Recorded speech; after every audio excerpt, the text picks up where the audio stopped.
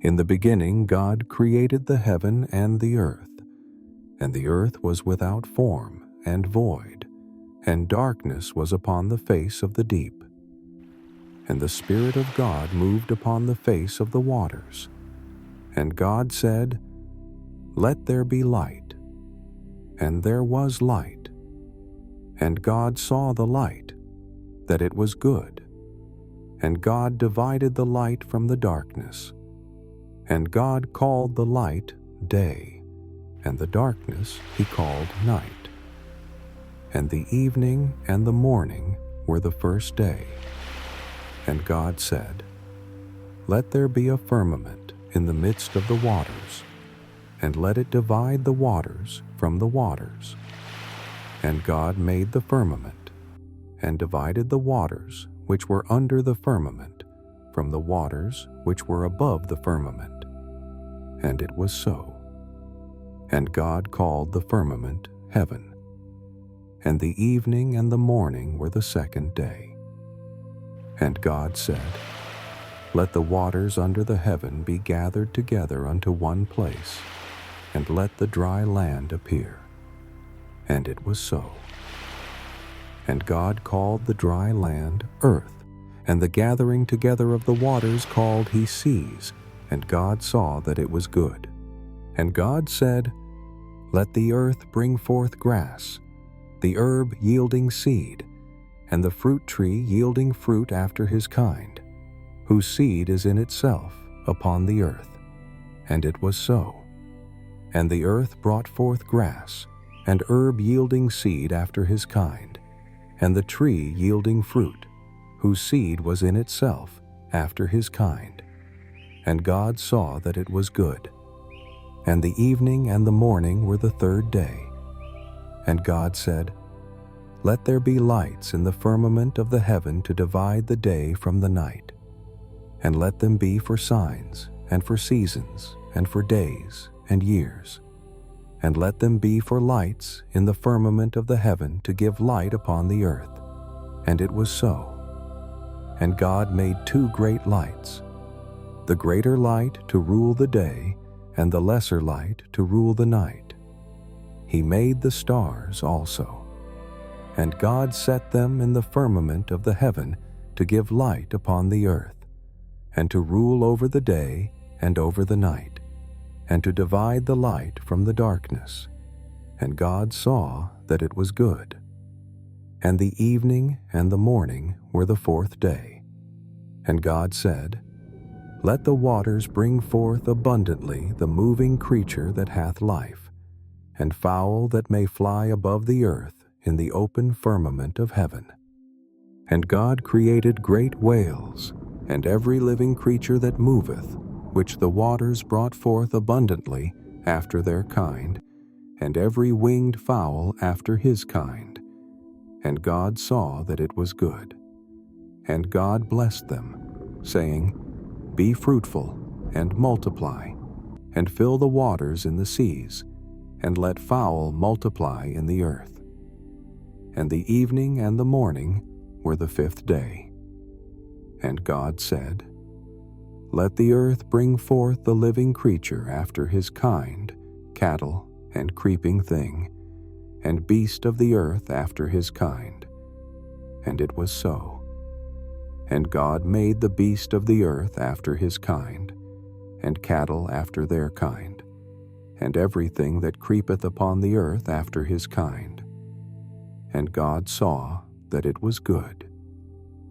And God said, "Let us make man in our image, after our likeness, and let them have dominion over the fish of the sea, and over the fowl of the air, and over the cattle, and over all the earth, and over every creeping thing that creepeth upon the earth." So God created man in his own image. In the image of God created he him. Male and female created he them. And God blessed them. And God said unto them, "Be fruitful, and multiply, and replenish the earth, and subdue it, and have dominion over the fish of the sea, and over the fowl of the air, and over every living thing that moveth upon the earth." And God said, Behold, I have given you every herb-bearing seed, which is upon the face of all the earth, and every tree, in the which is the fruit of a tree yielding seed. To you it shall be for meat, and to every beast of the earth, and to every fowl of the air, and to every thing that creepeth upon the earth, wherein there is life, I have given every green herb for meat. And it was so. And God saw everything that he had made, and behold, it was very good. And the evening and the morning were the sixth day. Thus the heavens and the earth were finished, and all the host of them. And on the seventh day God ended his work which he had made, and he rested on the seventh day from all his work which he had made. And God blessed the seventh day and sanctified it, because that in it he had rested from all his work which God created and made. These are the generations of the heavens and of the earth when they were created, in the day that the Lord God made the earth and the heavens, and every plant of the field before it was in the earth, and every herb of the field before it grew. For the Lord God had not caused it to rain upon the earth, and there was not a man to till the ground. But there went up a mist from the earth, and watered the whole face of the ground. And the Lord God formed man of the dust of the ground, and breathed into his nostrils the breath of life, and man became a living soul. And the Lord God planted a garden eastward in Eden, and there he put the man whom he had formed. And out of the ground made the Lord God to grow every tree that is pleasant to the sight, and good for food. The tree of life also in the midst of the garden, and the tree of knowledge of good and evil.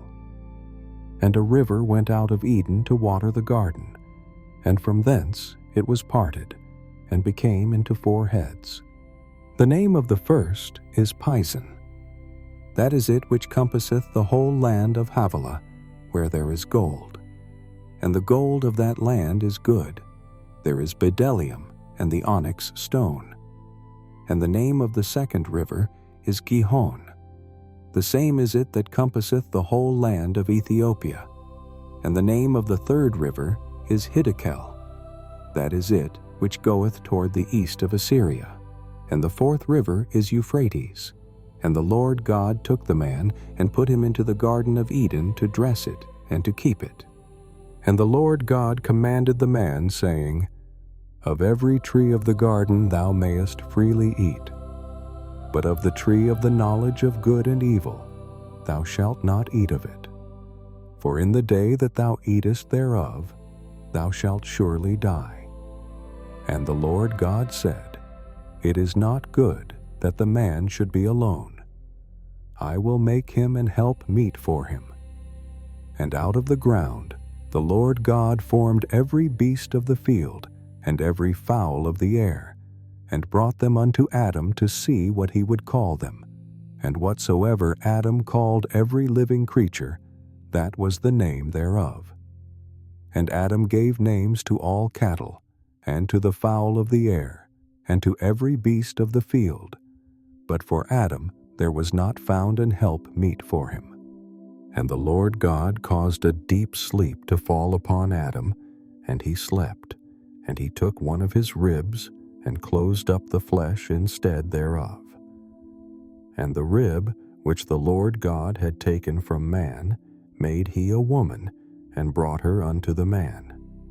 And Adam said, This is now bone of my bones, and flesh of my flesh. She shall be called woman, because she was taken out of man. Therefore shall a man leave his father and his mother, and shall cleave unto his wife, and they shall be one flesh. And they were both naked, the man and his wife, and were not ashamed. Now the serpent was more subtle than any beast of the field which the Lord God had made. And he said unto the woman, Yea, hath God said, Ye shall not eat of every tree of the garden? And the woman said unto the serpent, We may eat of the fruit of the trees of the garden. But of the fruit of the tree which is in the midst of the garden, God hath said, Ye shall not eat of it, neither shall ye touch it, lest ye die. And the serpent said unto the woman, Ye shall not surely die. For God doth know that in the day ye eat thereof, then your eyes shall be opened, and ye shall be as gods, knowing good and evil. And when the woman saw that the tree was good for food, and that it was pleasant to the eyes, and a tree to be desired to make one wise, she took of the fruit thereof, and did eat, and gave also unto her husband with her, and he did eat. And the eyes of them both were opened, and they knew that they were naked, and they sewed fig leaves together, and made themselves aprons. And they heard the voice of the Lord God walking in the garden in the cool of the day, and Adam and his wife hid themselves from the presence of the Lord God amongst the trees of the garden. And the Lord God called unto Adam, and said unto him, Where art thou? And he said, I heard thy voice in the garden, and I was afraid, because I was naked, and I hid myself. And he said, Who told thee that thou wast naked? Hast thou eaten of the tree, whereof I commanded thee that thou shouldest not eat?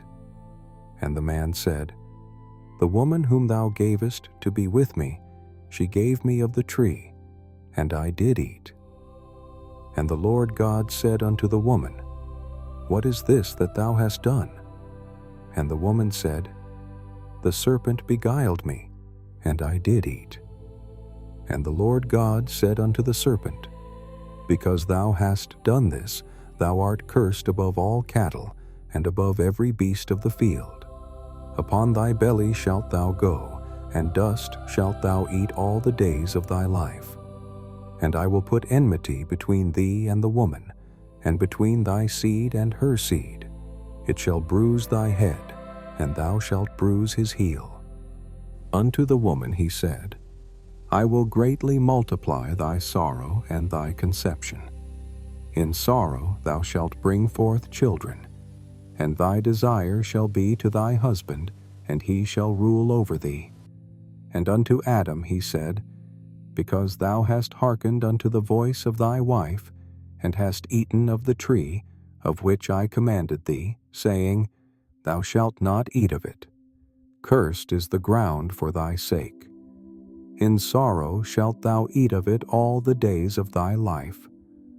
Thorns also and thistles shall it bring forth to thee, and thou shalt eat the herb of the field.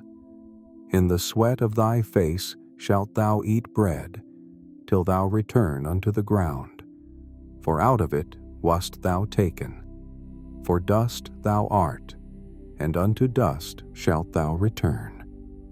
And Adam called his wife's name Eve, because she was the mother of all living. Unto Adam also and to his wife did the Lord God make coats of skins, and clothed them. And the Lord God said, Behold, the man is become as one of us, to know good and evil. And now, lest he put forth his hand, and take also of the tree of life, and eat, and live forever. Therefore the Lord God sent him forth from the Garden of Eden, to till the ground from whence he was taken. So he drove out the man, and he placed at the east of the Garden of Eden cherubims, and a flaming sword which turned every way, to keep the way of the tree of life. And Adam knew Eve his wife, and she conceived, and bare Cain, and said, I have gotten a man from the Lord. And she again bare his brother Abel. And Abel was a keeper of sheep, but Cain was a tiller of the ground. And in process of time it came to pass that Cain brought of the fruit of the ground an offering unto the Lord. And Abel he also brought of the firstlings of his flock and of the fat thereof. And the Lord had respect unto Abel and to his offering, but unto Cain and to his offering he had not respect. And Cain was very wroth, and his countenance fell. And the Lord said unto Cain, Why art thou wroth? And why is thy countenance fallen? If thou doest well, shalt thou not be accepted? And if thou doest not well, sin lieth at the door. And unto thee shall be his desire, and thou shalt rule over him. And Cain talked with Abel his brother. And it came to pass, when they were in the field, that Cain rose up against Abel his brother, and slew him. And the Lord said unto Cain, Where is Abel thy brother? And he said, I know not. Am I my brother's keeper? And he said, What hast thou done? The voice of thy brother's blood crieth unto me from the ground. And now art thou cursed from the earth, which hath opened her mouth to receive thy brother's blood from thy hand. When thou tillest the ground, it shall not henceforth yield unto thee her strength. A fugitive and a vagabond shalt thou be in the earth. And Cain said unto the Lord, My punishment is greater than I can bear. Behold, thou hast driven me out this day from the face of the earth, and from thy face shall I be hid, and I shall be a fugitive and a vagabond in the earth. And it shall come to pass, that every one that findeth me shall slay me. And the Lord said unto him, Therefore whosoever slayeth Cain, vengeance shall be taken on him sevenfold. And the Lord set a mark upon Cain, lest any finding him should kill him. And Cain went out from the presence of the Lord, and dwelt in the land of Nod, on the east of Eden. And Cain knew his wife, and she conceived, and bare Enoch. And he builded a city, and called the name of the city after the name of his son, Enoch. And unto Enoch was born Irod, and Irod begat Mehujael, and Mehujael begat Methusael, and Methusael begat Lamech. And Lamech took unto him 2 wives. The name of the one was Ada, and the name of the other Zillah. And Ada bare Jabal. He was the father of such as dwell in tents, and of such as have cattle. And his brother's name was Jubal. He was the father of all such as handle the harp and organ. And Zillah, she also bare Tubal-Cain, an instructor of every artificer in brass and iron. And the sister of Tubal-Cain was Naamah. And Lamech said unto his wives, Ada and Zillah, hear my voice.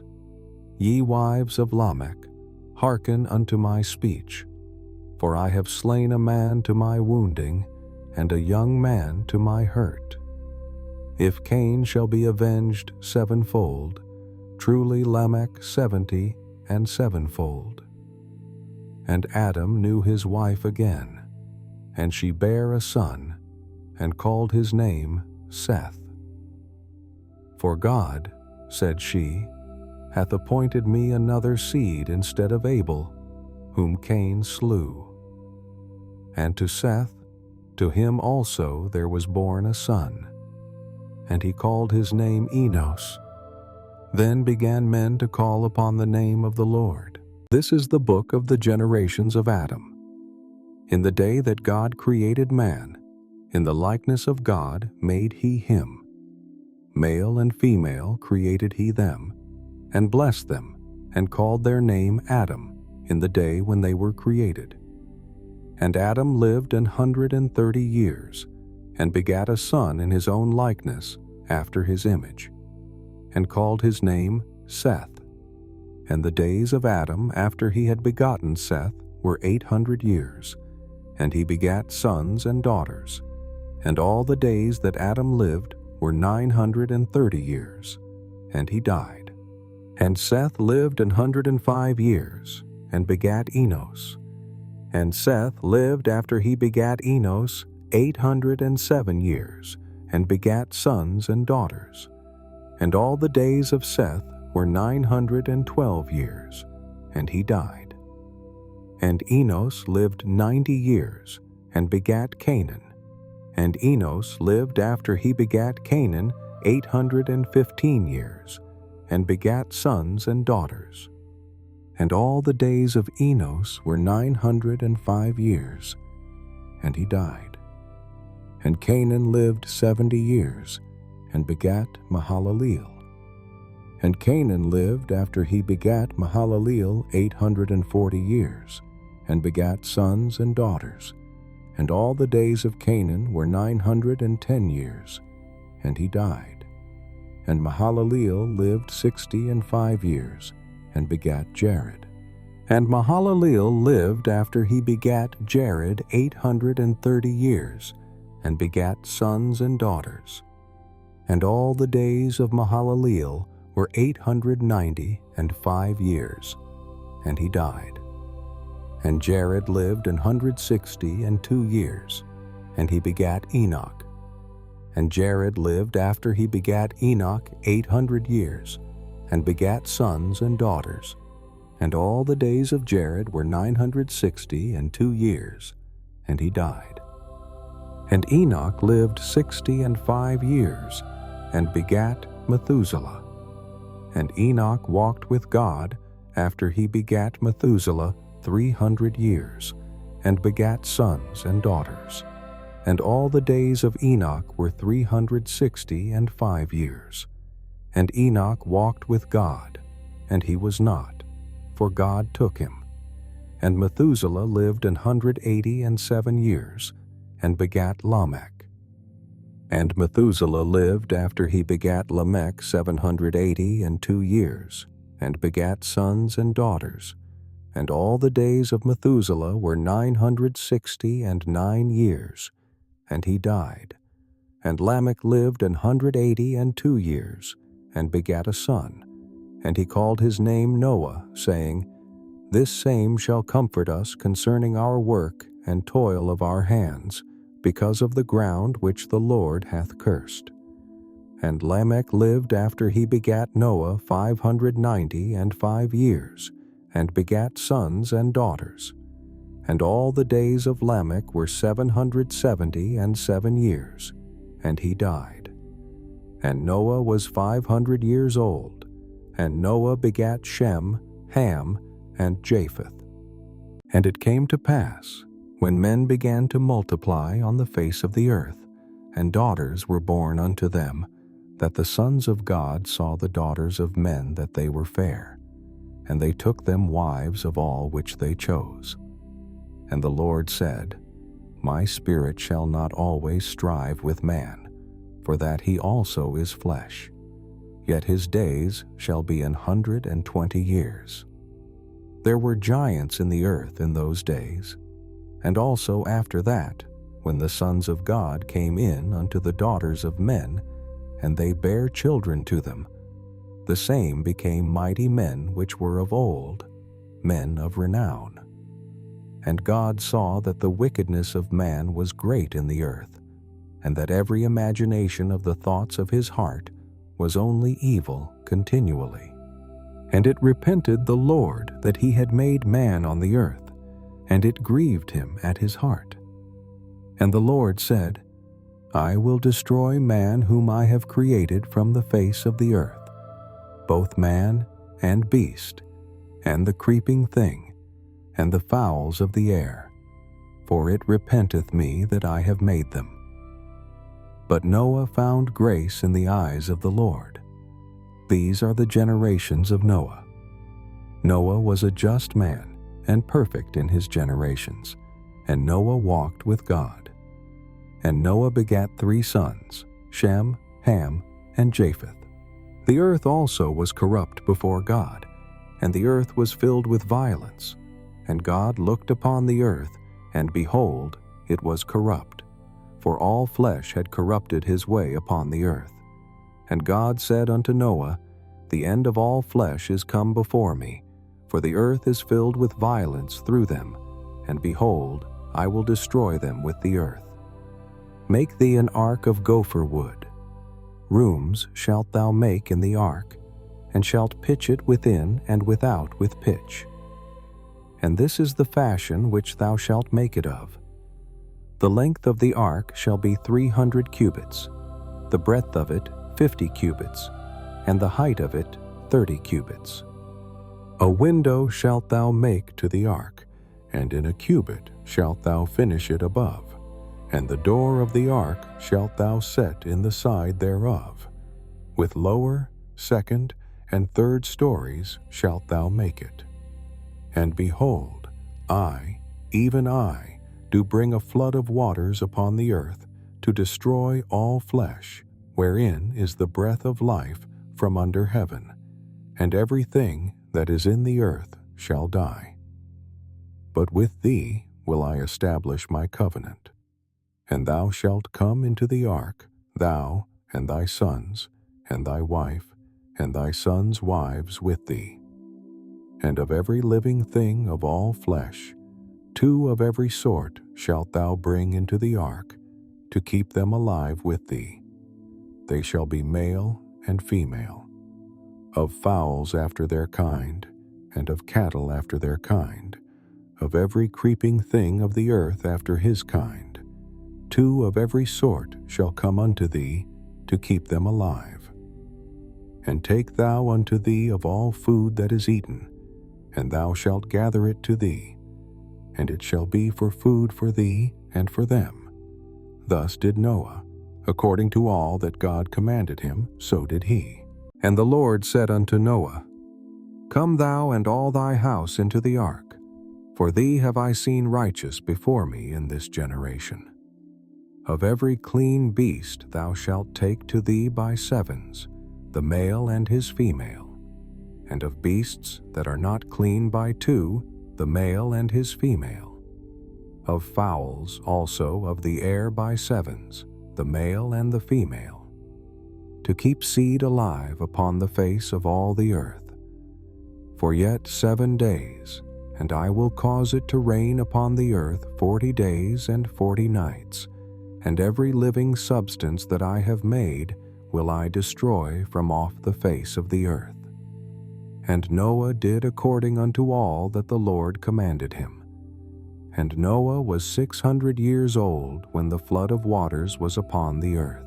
And Noah went in, and his sons, and his wife, and his sons' wives with him, into the ark, because of the waters of the flood.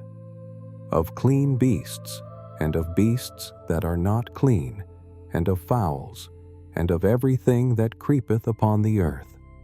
There went in 2 and 2 unto Noah into the ark, the male and the female, as God had commanded Noah. And it came to pass after 7 days, that the waters of the flood were upon the earth.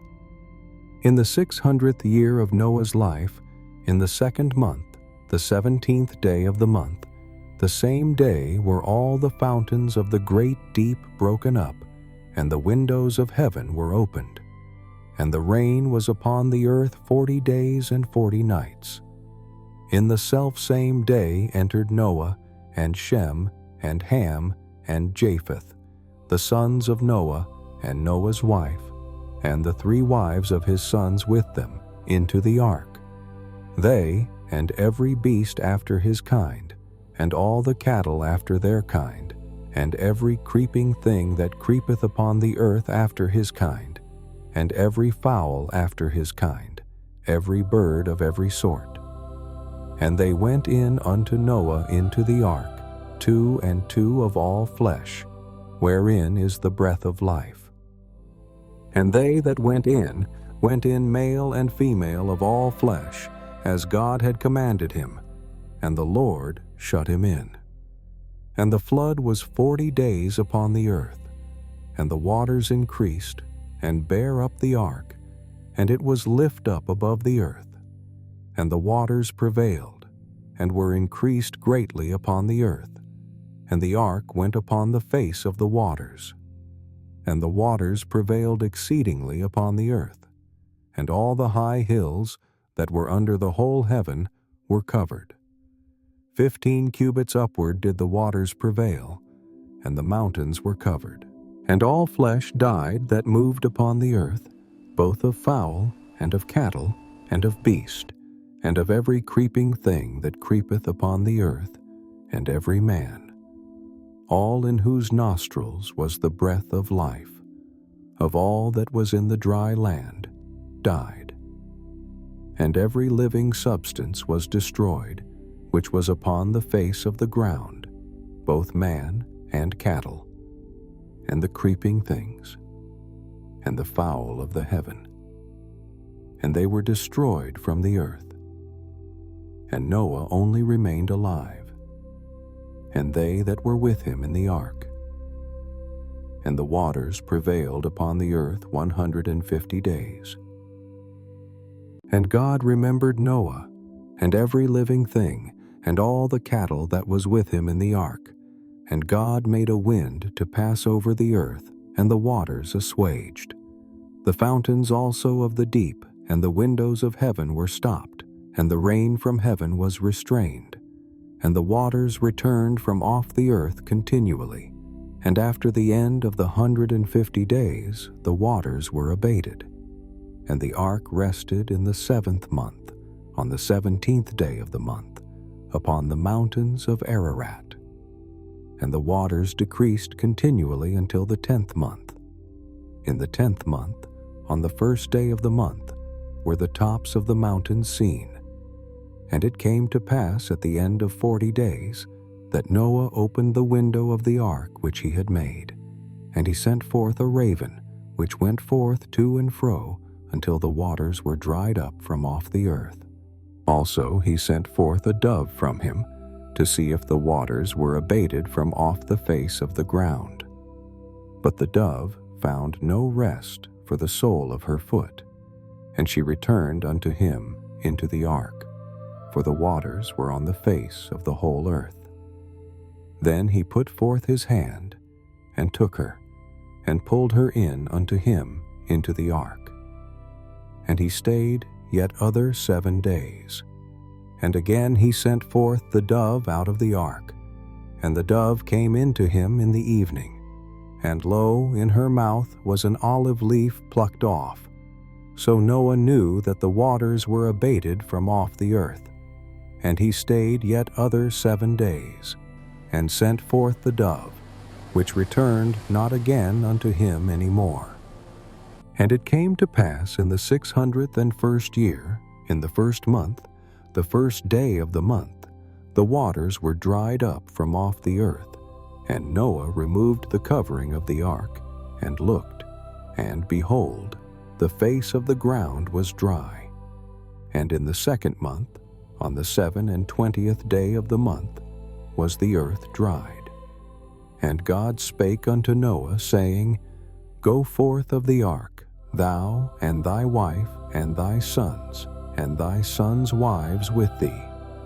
Bring forth with thee every living thing that is with thee, of all flesh, both of fowl and of cattle, and of every creeping thing that creepeth upon the earth, that they may breed abundantly in the earth, and be fruitful, and multiply upon the earth.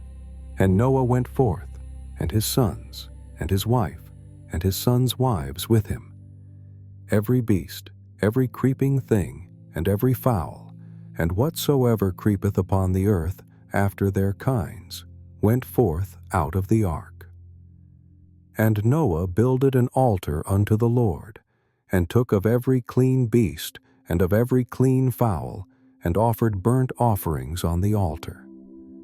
And the Lord smelled a sweet savor, and the Lord said in his heart, I will not again curse the ground any more for man's sake, for the imagination of man's heart is evil from his youth.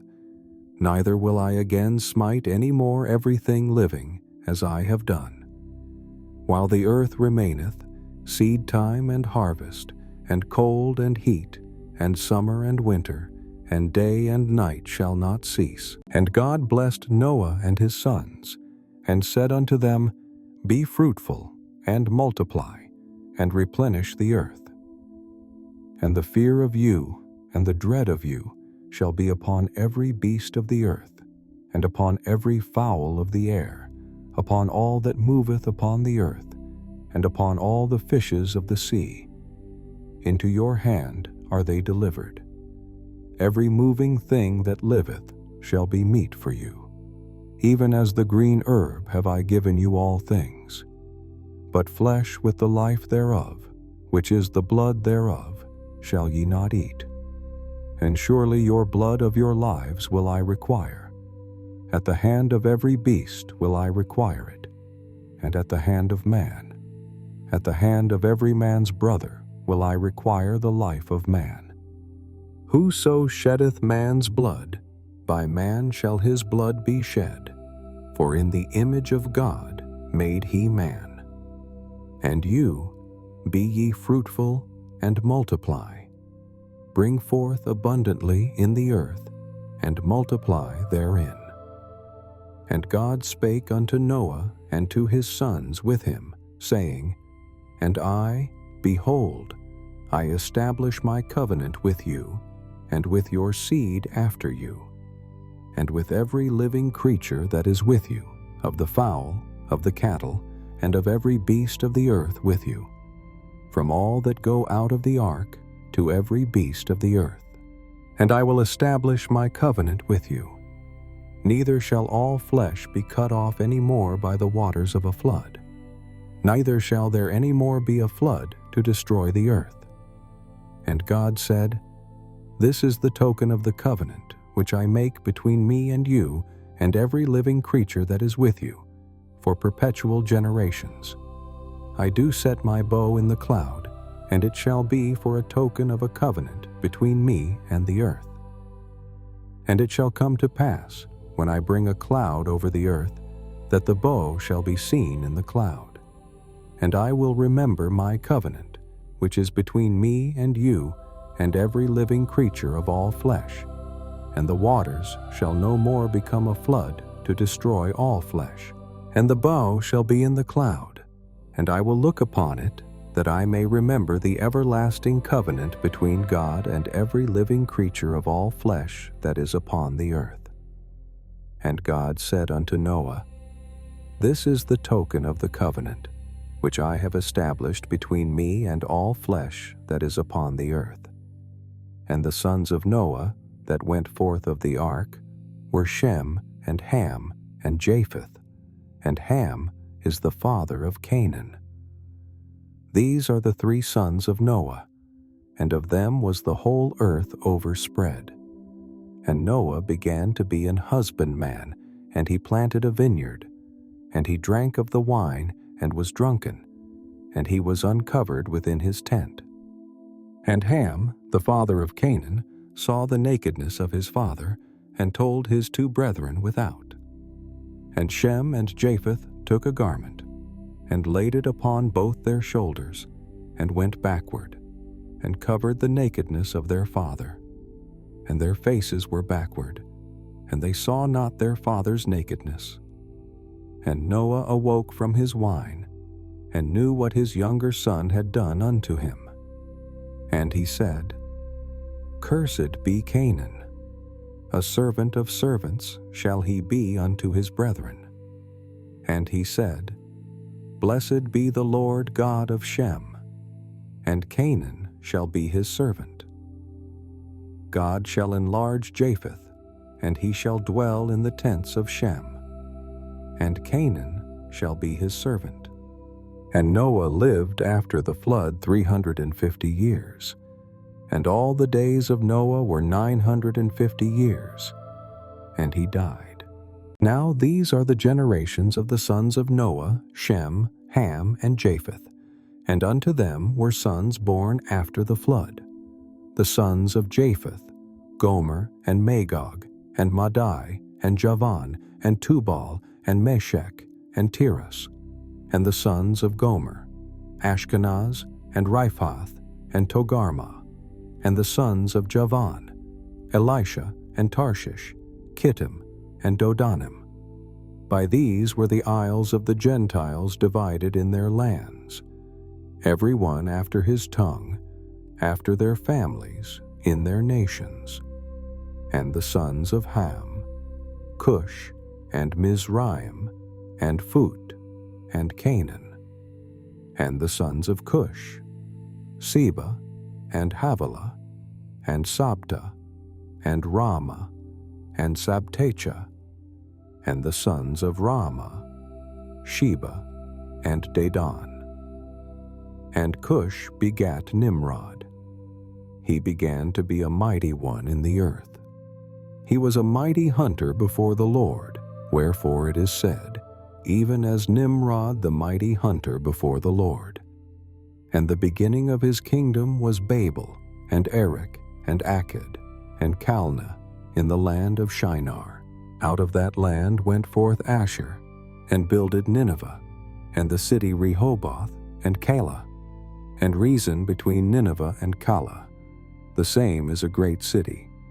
And Mizraim begat Ludim, and Anamim, and Lehabim, and Naphtuhim, and Pathrusim, and Casluhim, out of whom came Philistim, and Caphtorim. And Canaan begat Sidon his firstborn, and Heth, and the Jebusite, and the Amorite, and the Girgasite, and the Hivite, and the Archite, and the Sinite, and the Arvadite, and the Zemarite, and the Hamathite. And afterward were the families of the Canaanites spread abroad. And the border of the Canaanites was from Sidon, as thou comest to Gerar, unto Gaza, as thou goest unto Sodom, and Gomorrah, and Admah, and Zeboim, even unto Lasha. These are the sons of Ham, after their families, after their tongues, in their countries, and in their nations. Unto Shem also, the father of all the children of Eber, the brother of Japheth the elder, even to him were children born. The children of Shem, Elam, and Asher, and Arphaxad, and Lud, and Aram. And the children of Aram, Uz, and Hul, and Gether, and Mash. And Arphaxad begat Salah, and Salah begat Eber. And unto Eber were born 2 sons. The name of one was Peleg, for in his days was the earth divided, and his brother's name was Joktan. And Joktan begat Almodad, and Sheleph, and Hazarmaveth, and Jerah, and Hadoram, and Uzal, and Diklah, and Obal, and Abimael, and Sheba, and Ophir, and Havilah, and Jobab. All these were the sons of Joktan. And their dwelling was from Mesha, as thou goest unto Sephar, a mount of the east. These are the sons of Shem, after their families, after their tongues, in their lands, after their nations. These are the families of the sons of Noah, after their generations, in their nations, and by these were the nations divided in the earth after the flood. And the whole earth was of one language and of one speech. And it came to pass, as they journeyed from the east, that they found a plain in the land of Shinar, and they dwelt there. And they said one to another, Go to, let us make brick, and burn them throughly. And they had brick for stone, and slime had they for mortar. And they said, Go to, let us build us a city and a tower, whose top may reach unto heaven. And let us make us a name, lest we be scattered abroad upon the face of the whole earth. And the Lord came down to see the city and the tower, which the children of men builded. And the Lord said, Behold, the people is one, and they have all one language, and this they begin to do. And now nothing will be restrained from them, which they have imagined to do. Go to, let us go down, and there confound their language, that they may not understand one another's speech. So the Lord scattered them abroad from thence upon the face of all the earth, and they left off to build the city. Therefore is the name of it called Babel, because the Lord did there confound the language of all the earth, and from thence did the Lord scatter them abroad upon the face of all the earth. These are the generations of Shem. Shem was 100 years old, and begat Arphaxad 2 years after the flood. And Shem lived after he begat Arphaxad 500 years, and begat sons and daughters. And Arphaxad lived 35 years, and begat Salah. And Arphaxad lived after he begat Salah 403 years, and begat sons and daughters. And Salah lived 30 years, and begat Eber. And Salah lived after he begat Eber 403 years, and begat sons and daughters. And Eber lived 34 years, and begat Peleg. And Eber lived after he begat Peleg 430 years, and begat sons and daughters. And Peleg lived 30 years, and begat Reu. And Peleg lived after he begat Reu 209 years, and begat sons and daughters. And Reu lived 32 years, and begat Serug. And Reu lived after he begat Serug 207 years, and begat sons and daughters. And Serug lived 30 years, and begat Nahor. And Serug lived after he begat Nahor 200 years, and begat sons and daughters. And Nahor lived 29 years, and begat Terah. And Nahor lived after he begat Terah 119 years, and begat sons and daughters. And Terah lived 70 years, and begat Abram, Nahor, and Haran. Now these are the generations of Terah. Terah begat Abram, Nahor, and Haran. And Haran begat Lot. And Haran died before his father Terah in the land of his nativity, in Ur of the Chaldees. And Abram and Nahor took them wives. The name of Abram's wife was Sarai, and the name of Nahor's wife Milcah, the daughter of Haran, the father of Milcah, and the father of Iscah. But Sarai was barren. She had no child. And Terah took Abram his son, and Lot the son of Haran his son's son, and Sarai his daughter-in-law, his son Abram's wife.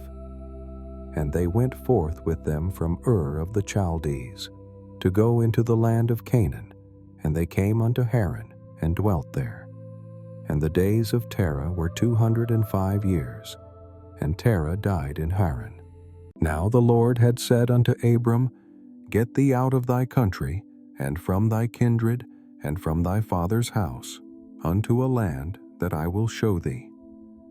And I will make of thee a great nation, and I will bless thee, and make thy name great, and thou shalt be a blessing. And I will bless them that bless thee, and curse him that curseth thee. And in thee shall all families of the earth be blessed. So Abram departed, as the Lord had spoken unto him, and Lot went with him. And Abram was 75 years old when he departed out of Haran. And Abram took Sarai his wife, and Lot his brother's son, and all their substance that they had gathered, and the souls that they had gotten in Haran. And they went forth to go into the land of Canaan, and into the land of Canaan they came. And Abram passed through the land unto the place of Shechem, unto the plain of Moreh. And the Canaanite was then in the land. And the Lord appeared unto Abram, and said, Unto thy seed will I give this land. And there builded he an altar unto the Lord, who appeared unto him. And he removed from thence unto a mountain on the east of Bethel, and pitched his tent, having Bethel on the west, and Hai on the east. And there he builded an altar unto the Lord, and called upon the name of the Lord. And Abram journeyed, going on still toward the south. And there was a famine in the land, and Abram went down into Egypt to sojourn there, for the famine was grievous in the land. And it came to pass, when he was come near to enter into Egypt, that he said unto Sarai his wife, Behold now, I know that thou art a fair woman to look upon. Therefore it shall come to pass, when the Egyptians shall see thee, that they shall say, This is his wife, and they will kill me, but they will save thee alive. Say, I pray thee, thou art my sister, that it may be well with me for thy sake, and my soul shall live because of thee. And it came to pass, that, when Abram was come into Egypt, the Egyptians beheld the woman that she was very fair. The princes also of Pharaoh saw her, and commended her before Pharaoh. And the woman was taken into Pharaoh's house. And he entreated Abram well for her sake. And he had sheep, and oxen, and he asses, and men servants, and maidservants, and she asses, and camels. And the Lord plagued Pharaoh and his house with great plagues because of Sarai Abram's wife. And Pharaoh called Abram, and said, What is this that thou hast done unto me? Why didst thou not tell me that she was thy wife? Why saidst thou, She is my sister? So I might have taken her to me to wife. Now therefore behold thy wife, take her, and go thy way. And Pharaoh commanded his men concerning him, and they sent him away, and his wife, and all that he had. And Abram went up out of Egypt, he and his wife, and all that he had, and Lot with him, into the south. And Abram was very rich in cattle, in silver, and in gold. And he went on his journeys from the south even to Bethel, unto the place where his tent had been at the beginning, between Bethel and Hai, unto the place of the altar which he had made there at the first. And there Abram called on the name of the Lord. And Lot also, which went with Abram, had flocks, and herds, and tents. And the land was not able to bear them, that they might dwell together, for their substance was great, so that they could not dwell together. And there was a strife between the herdmen of Abram's cattle and the herdmen of Lot's cattle. And the Canaanite and the Perizzite dwelled then in the land. And Abram said unto Lot, Let there be no strife, I pray thee, between me and thee, and between my herdmen and thy herdmen, for we be brethren. Is not the whole land before thee? Separate thyself, I pray thee, from me. If thou wilt take the left hand, then I will go to the right. Or if thou depart to the right hand, then I will go to the left. And Lot lifted up his eyes, and beheld all the plain of Jordan, that it was well watered everywhere, before the Lord destroyed Sodom and Gomorrah, even as the garden of the Lord, like the land of Egypt, as thou comest unto Zoar. Then Lot chose him all the plain of Jordan, and Lot journeyed east, and they separated themselves the one from the other. Abram dwelled in the land of Canaan, and Lot dwelled in the cities of the plain, and pitched his tent toward Sodom. But the men of Sodom were wicked and sinners before the Lord exceedingly. And the Lord said unto Abram, after that Lot was separated from him, Lift up now thine eyes, and look from the place where thou art northward, and southward, and eastward, and westward. For all the land which thou seest, to thee will I give it, and to thy seed forever. And I will make thy seed as the dust of the earth, so that if a man can number the dust of the earth, then shall thy seed also be numbered. Arise, walk through the land in the length of it and in the breadth of it, for I will give it unto thee.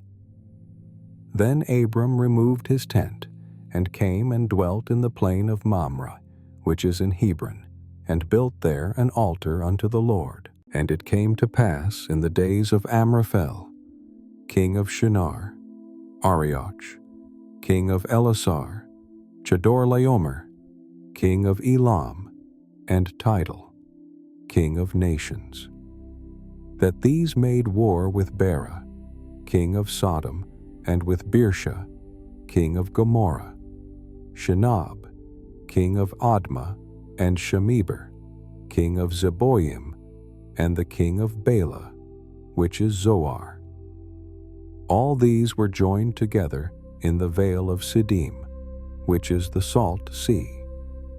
12 years they served Chedorlaomer, and in the 13th year they rebelled. And in the 14th year came Chedorlaomer and the kings that were with him, and smote the Rephaims in Ashtaroth, Karnaim, and the Zuzims in Ham, and the Emims in Shaveh, Kiriathaim, and the Horites in their Mount Seir unto Elparan, which is by the wilderness. And they returned and came to En-Mishpat, which is Kadesh, and smote all the country of the Amalekites, and also the Amorites that dwelt in Hazazontamar. And there went out the king of Sodom, and the king of Gomorrah, and the king of Admah, and the king of Zeboim, and the king of Bela. The same is Zoar. And they joined battle with them in the vale of Siddim, with Chedorlaomer, the king of Elam, and with Tidal, king of nations, and Amraphel, king of Shinar, and Arioch, king of Elasar. 4 kings with 5. And the vale of Siddim was full of slime pits, and the kings of Sodom and Gomorrah fled and fell there. And they that remained fled to the mountain, and they took all the goods of Sodom and Gomorrah, and all their victuals, and went their way. And they took Lot, Abram's brother's son, who dwelt in Sodom, and his goods, and departed. And there came one that had escaped, and told Abram the Hebrew, for he dwelt in the plain of Mamre, the Amorite brother of Eshcol, and brother of Aner. And these were confederate with Abram. And when Abram heard that his brother was taken captive, he armed his trained servants, born in his own house, 318, and pursued them unto Dan. And he divided himself against them, he and his servants, by night, and smote them and pursued them unto Hobah, which is on the left hand of Damascus. And he brought back all the goods, and also brought again his brother Lot, and his goods, and the women also, and the people. And the king of Sodom went out to meet him after his return from the slaughter of Chedorlaomer, and of the kings that were with him at the valley of Shaveh, which is the king's dale. And Melchizedek, king of Salem, brought forth bread and wine, and he was the priest of the Most High God. And he blessed him and said, Blessed be Abram of the Most High God, possessor of heaven and earth. And blessed be the Most High God, which hath delivered thine enemies into thy hand. And he gave him tithes of all. And the king of Sodom said unto Abram, Give me the persons, and take the goods to thyself. And Abram said to the king of Sodom, I have lift up mine hand unto the Lord, the Most High God, the possessor of heaven and earth, that I will not take from a thread even to a shoe latchet, and that I will not take anything that is thine, lest thou shouldest say, I have made Abram rich. Save only that which the young men have eaten, and the portion of the men which went with me. Aner, Eshcol, and Mamre, let them take their portion. After these things, the word of the Lord came unto Abram in a vision, saying, Fear not, Abram, I am thy shield, and thy exceeding great reward. And Abram said, Lord God, what wilt thou give me? Seeing I go childless, and the steward of my house is this Eliezer of Damascus. And Abram said, Behold to me, thou hast given no seed, and, lo, one born in my house is mine heir. And behold, the word of the Lord came unto him, saying, This shall not be thine heir, but he that shall come forth out of thine own bowels shall be thine heir. And he brought him forth abroad, and said, Look now toward heaven, and tell the stars, if thou be able to number them. And he said unto him, So shall thy seed be. and he believed in the Lord, and he counted it to him for righteousness. And he said unto him, I am the Lord that brought thee out of Ur of the Chaldees to give thee this land to inherit it. And he said, Lord God, whereby shall I know that I shall inherit it? And he said unto him, Take me an heifer of 3 years old, and a she-goat of 3 years old, and a ram of 3 years old, and a turtle dove, and a young pigeon. And he took unto him all these, and divided them in the midst, and laid each piece one against another. But the birds divided he not. And when the fowls came down upon the carcasses, Abram drove them away. And when the sun was going down, a deep sleep fell upon Abram. And, lo, an horror of great darkness fell upon him.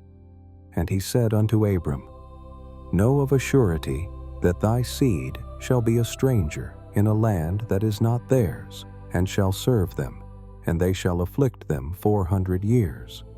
And also that nation whom they shall serve will I judge, and afterward shall they come out with great substance.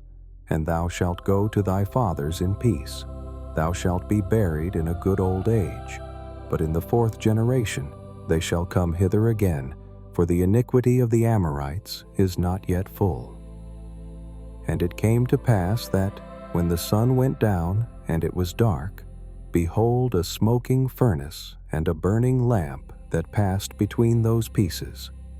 In the same day the Lord made a covenant with Abram, saying, Unto thy seed have I given this land from the river of Egypt unto the great river, the river Euphrates, the Kenites, and the Kenizzites, and the Cadmonites, and the Hittites, and the Perizzites, and the Rephaims, and the Amorites, and the Canaanites, and the Girgashites, and the Jebusites.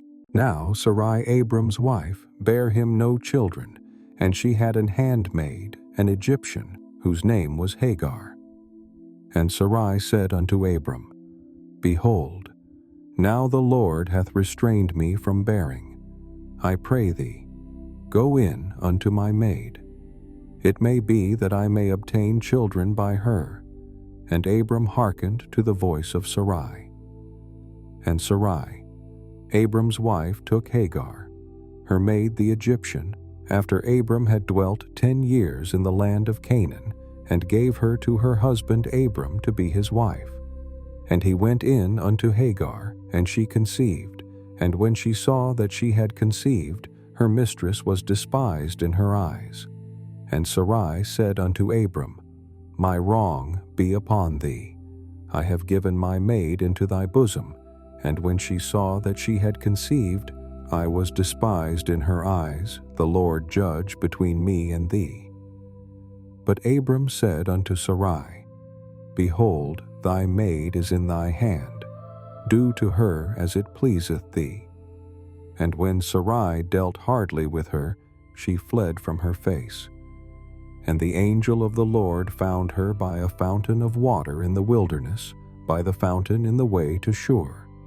And he said, Hagar Sarai's maid, whence camest thou, and whither wilt thou go? And she said, I flee from the face of my mistress Sarai. And the angel of the Lord said unto her, Return to thy mistress, and submit thyself under her hands. And the angel of the Lord said unto her, I will multiply thy seed exceedingly, that it shall not be numbered for multitude. And the angel of the Lord said unto her, Behold, thou art with child, and shalt bear a son, and shalt call his name Ishmael, because the Lord hath heard thy affliction. And he will be a wild man. His hand will be against every man, and every man's hand against him, and he shall dwell in the presence of all his brethren. And she called the name of the Lord that spake unto her, Thou God seest me, for, she said, Have I also here looked after him that seeth me? Wherefore the well was called Beer-lahai-roi. Behold, it is between Kadesh and Bered. And Hagar, bare Abram a son, and Abram called his son's name, which Hagar bare Ishmael. And Abram was 86 years old, when Hagar bare Ishmael to Abram. And when Abram was 90 years old and 9, the Lord appeared to Abram and said unto him, I am the Almighty God. Walk before me, and be thou perfect. And I will make my covenant between me and thee, and will multiply thee exceedingly. And Abram fell on his face, and God talked with him, saying, As for me, behold, my covenant is with thee, and thou shalt be a father of many nations. Neither shall thy name any more be called Abram, but thy name shall be Abraham. For a father of many nations have I made thee, and I will make thee exceeding fruitful, and I will make nations of thee, and kings shall come out of thee. And I will establish my covenant between me and thee, and thy seed after thee in their generations, for an everlasting covenant, to be a God unto thee and to thy seed after thee. And I will give unto thee and to thy seed after thee the land wherein thou art a stranger, all the land of Canaan, for an everlasting possession, and I will be their God. And God said unto Abraham, Thou shalt keep my covenant. Therefore thou and thy seed after thee in their generations. This is my covenant, which ye shall keep between me and you, and thy seed after thee. Every man, child among you, shall be circumcised, and ye shall circumcise the flesh of your foreskin, and it shall be a token of the covenant betwixt me and you. And he that is 8 days old shall be circumcised among you, every man, child in your generations, he that is born in the house, or bought with money of any stranger which is not of thy seed. He that is born in thy house, and he that is bought with thy money, must needs be circumcised, and my covenant shall be in your flesh for an everlasting covenant. And the uncircumcised man-child, whose flesh of his foreskin is not circumcised, that soul shall be cut off from his people. He hath broken my covenant. And God said unto Abraham, As for Sarai, thy wife, thou shalt not call her name Sarai, but Sarah shall her name be. And I will bless her, and give thee a son also of her. Yea, I will bless her, and she shall be a mother of nations. Kings of people shall be of her. Then Abraham fell upon his face and laughed, and said in his heart, Shall a child be born unto him that is 100 years old, and shall Sarah, that is 90 years old, bear? And Abraham said unto God, O that Ishmael might live before thee. And God said, Sarah, thy wife shall bear thee a son indeed, and thou shalt call his name Isaac, and I will establish my covenant with him for an everlasting covenant, and with his seed after him. And as for Ishmael, I have heard thee. Behold, I have blessed him, and will make him fruitful, and will multiply him exceedingly. 12 princes shall he beget, and I will make him a great nation. But my covenant will I establish with Isaac, which Sarah shall bear unto thee at this set time in the next year. And he left off talking with him. And God went up from Abraham, and Abraham took Ishmael his son, and all that were born in his house, and all that were bought with his money, every male among the men of Abraham's house, and circumcised the flesh of their foreskin in the selfsame day as God had said unto him. And Abraham was 90 years old and 9 when he was circumcised in the flesh of his foreskin. And Ishmael his son was 13 years old when he was circumcised in the flesh of his foreskin. In the selfsame day was Abraham circumcised, and Ishmael his son. And all the men of his house born in the house, and bought with money of the stranger, were circumcised with him. And the Lord appeared unto him in the plains of Mamre, and he sat in the tent door in the heat of the day, and he lifted up his eyes and looked, and lo, 3 men stood by him.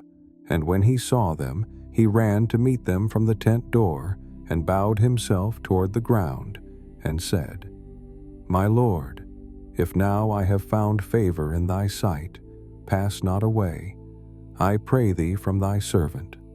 Let a little water, I pray you, be fetched, and wash your feet, and rest yourselves under the tree, and I will fetch a morsel of bread, and comfort ye your hearts.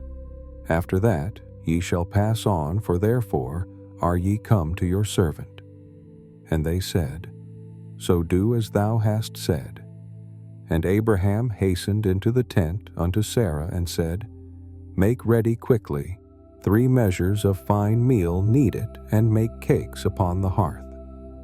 And Abraham ran unto the herd, and fetched a calf, tender and good, and gave it unto a young man, and he hasted to dress it. And he took butter and milk, and the calf which he had dressed, and set it before them. And he stood by them under the tree, and they did eat. And they said unto him, Where is Sarah thy wife? And he said, Behold, in the tent. And he said, I will certainly return unto thee according to the time of life. And lo, Sarah thy wife shall have a son. And Sarah heard it in the tent door which was behind him.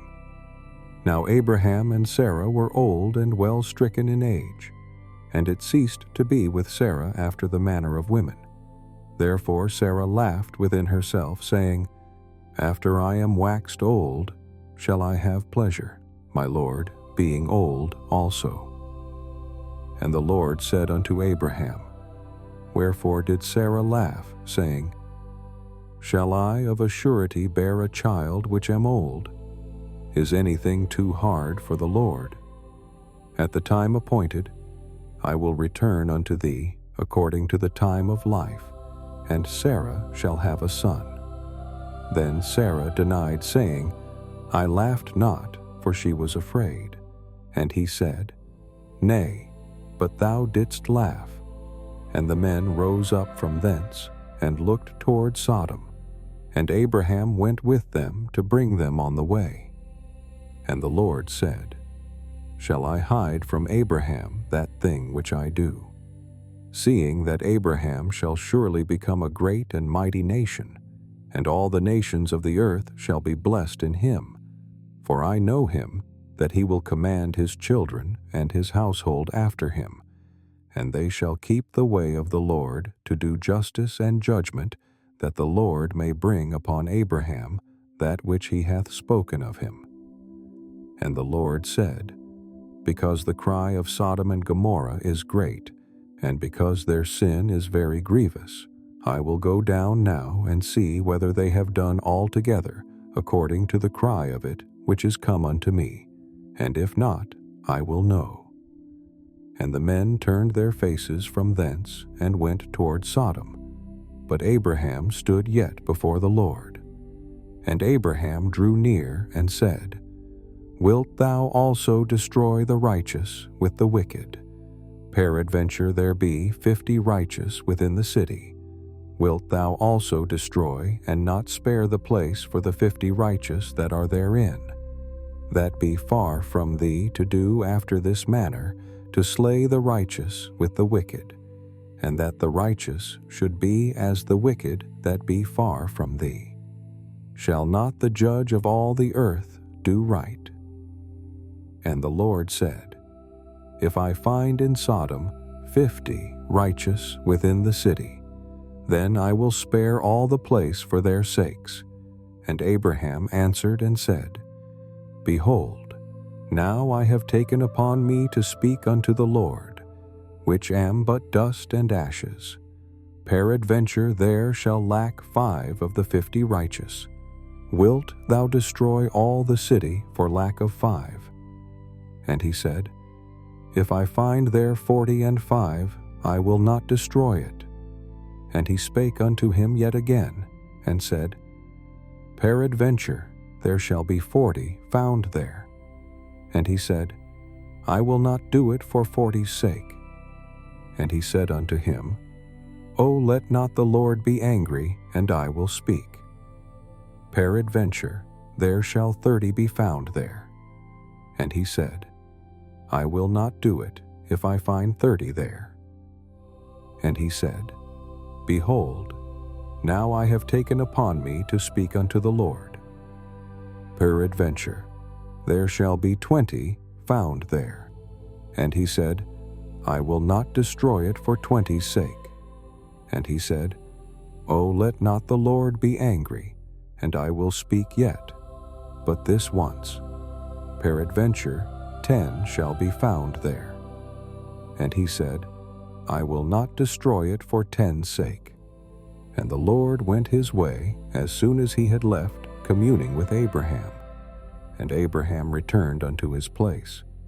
And there came 2 angels to Sodom at even. And Lot sat in the gate of Sodom. And Lot, seeing them, rose up to meet them. And he bowed himself with his face toward the ground. And he said, Behold now, my lords, turn in, I pray you, into your servant's house, and tarry all night, and wash your feet, and ye shall rise up early, and go on your ways. And they said, Nay, but we will abide in the street all night. And he pressed upon them greatly. And they turned in unto him, and entered into his house. And he made them a feast, and did bake unleavened bread, and they did eat. But before they lay down, the men of the city, even the men of Sodom, compassed the house round, both old and young, all the people from every quarter. And they called unto Lot, and said unto him, Where are the men which came into thee this night? Bring them out unto us, that we may know them. And Lot went out at the door unto them, and shut the door after him, and said, I pray you, brethren, do not so wickedly. Behold now, I have 2 daughters which have not known man. Let me, I pray you, bring them out unto you, and do ye to them as is good in your eyes. Only unto these men do nothing. For therefore came they under the shadow of my roof. And they said, Stand back. And they said again, This one fellow came in to sojourn, and he will needs be a judge. Now will we deal worse with thee than with them. And they pressed sore upon the man, even Lot, and came near to break the door. But the men put forth their hand, and pulled Lot into the house to them, and shut to the door. And they smote the men that were at the door of the house with blindness, both small and great, so that they wearied themselves to find the door. And the men said unto Lot, Hast thou here any besides, son-in-law, and thy sons, and thy daughters, and whatsoever thou hast in the city? Bring them out of this place, for we will destroy this place, because the cry of them is waxen great before the face of the Lord, and the Lord hath sent us to destroy it.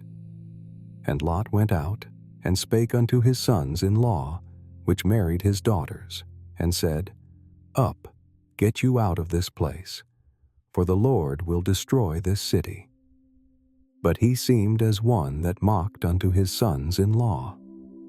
And when the morning arose, then the angels hastened Lot, saying, Arise, take thy wife and thy 2 daughters, which are here, lest thou be consumed in the iniquity of the city. And while he lingered, the men laid hold upon his hand, and upon the hand of his wife, and upon the hand of his 2 daughters, the Lord being merciful unto him. And they brought him forth, and set him without the city. And it came to pass, when they had brought them forth abroad, that he said, escape for thy life. Look not behind thee, neither stay thou in all the plain. Escape to the mountain, lest thou be consumed. And Lot said unto them, O, not so, my lord. Behold now, thy servant hath found grace in thy sight, and thou hast magnified thy mercy, which thou hast showed unto me in saving my life. And I cannot escape to the mountain, lest some evil take me, and I die. Behold now, this city is near to flee unto, and it is a little one. Oh, let me escape thither, is it not a little one? And my soul shall live. And he said unto him, See, I have accepted thee concerning this thing also, that I will not overthrow this city for the which thou hast spoken. Haste thee, escape thither, for I cannot do anything till thou be come thither. Therefore the name of the city was called Zoar. The sun was risen upon the earth when Lot entered into Zoar. Then the Lord rained upon Sodom and upon Gomorrah brimstone and fire from the Lord out of heaven. And he overthrew those cities and all the plain, and all the inhabitants of the cities, and that which grew upon the ground. But his wife looked back from behind him, and she became a pillar of salt. And Abraham gat up early in the morning to the place where he stood before the Lord. And he looked toward Sodom and Gomorrah, and toward all the land of the plain, and beheld, and lo, the smoke of the country went up as the smoke of a furnace. And it came to pass, when God destroyed the cities of the plain, that God remembered Abraham, and sent Lot out of the midst of the overthrow, when he overthrew the cities in the which Lot dwelt. And Lot went up out of Zoar, and dwelt in the mountain, and his 2 daughters with him. For he feared to dwell in Zoar, and he dwelt in a cave, he and his 2 daughters. And the firstborn said unto the younger, Our father is old, and there is not a man in the earth to come in unto us after the manner of all the earth. Come, let us make our father drink wine, and we will lie with him, that we may preserve seed of our father. And they made their father drink wine that night. And the firstborn went in, and lay with her father. And he perceived not when she lay down, nor when she arose. And it came to pass on the morrow, that the firstborn said unto the younger, Behold, I lay yesternight with my father. Let us make him drink wine this night also, and go thou in, and lie with him, that we may preserve seed of our father. And they made their father drink wine that night also.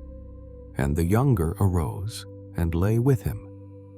And he perceived not when she lay down, nor when she arose.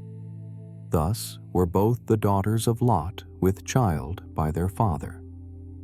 And the firstborn bare a son, and called his name Moab. The same is the father of the Moabites unto this day. And the younger, she also bare a son, and called his name Benami. The same is the father of the children of Ammon unto this day.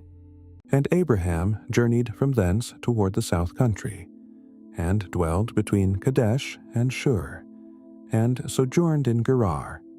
And Abraham said of Sarah his wife, She is my sister. And Abimelech king of Gerar sent, and took Sarah. But God came to Abimelech in a dream by night, and said to him, Behold, thou art but a dead man, for the woman which thou hast taken, for she is a man's wife. But Abimelech had not come near her. And he said, Lord, wilt thou slay also a righteous nation? Said he not unto me, She is my sister? And she, even she herself said, He is my brother. In the integrity of my heart and innocency of my hands have I done this. And God said unto him in a dream, Yea, I know that thou didst this in the integrity of thy heart. for I also withheld thee from sinning against me. Therefore suffered I thee not to touch her. Now therefore restore the man his wife, for he is a prophet, and he shall pray for thee, and thou shalt live. And if thou restore her not, know thou that thou shalt surely die, thou and all that are thine. Therefore Abimelech rose early in the morning, and called all his servants, and told all these things in their ears. And the men were sore afraid. Then Abimelech called Abraham, and said unto him, What hast thou done unto us? And what have I offended thee, that thou hast brought on me and on my kingdom a great sin? Thou hast done deeds unto me that ought not to be done. And Abimelech said unto Abraham, What sawest thou that thou hast done this thing? And Abraham said, Because I thought, Surely the fear of God is not in this place, and they will slay me for my wife's sake. And yet indeed she is my sister. She is the daughter of my father, but not the daughter of my mother. And she became my wife. And it came to pass, when God caused me to wander from my father's house, that I said unto her, This is thy kindness which thou shalt show unto me. At every place whither we shall come, say of me, He is my brother. And Abimelech took sheep, and oxen, and men servants, and women servants, and gave them unto Abraham, and restored him Sarah his wife. And Abimelech said, Behold, my land is before thee. Dwell where it pleaseth thee. And unto Sarah he said, Behold, I have given thy brother 1,000 pieces of silver. Behold, he is to thee a covering of the eyes, unto all that are with thee, and with all other. Thus she was reproved. So Abraham prayed unto God, and God healed Abimelech, and his wife, and his maidservants, and they bare children. For the Lord had fast closed up all the wombs of the house of Abimelech, because of Sarah Abraham's wife. And the Lord visited Sarah as he had said. And the Lord did unto Sarah as he had spoken. For Sarah conceived, and bare Abraham a son in his old age, at the set time of which God had spoken to him. And Abraham called the name of his son that was born unto him, whom Sarah bare to him, Isaac. And Abraham circumcised his son Isaac, being 8 days old, as God had commanded him.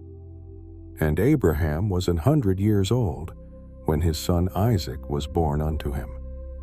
And Sarah said, God hath made me to laugh, so that all that hear will laugh with me.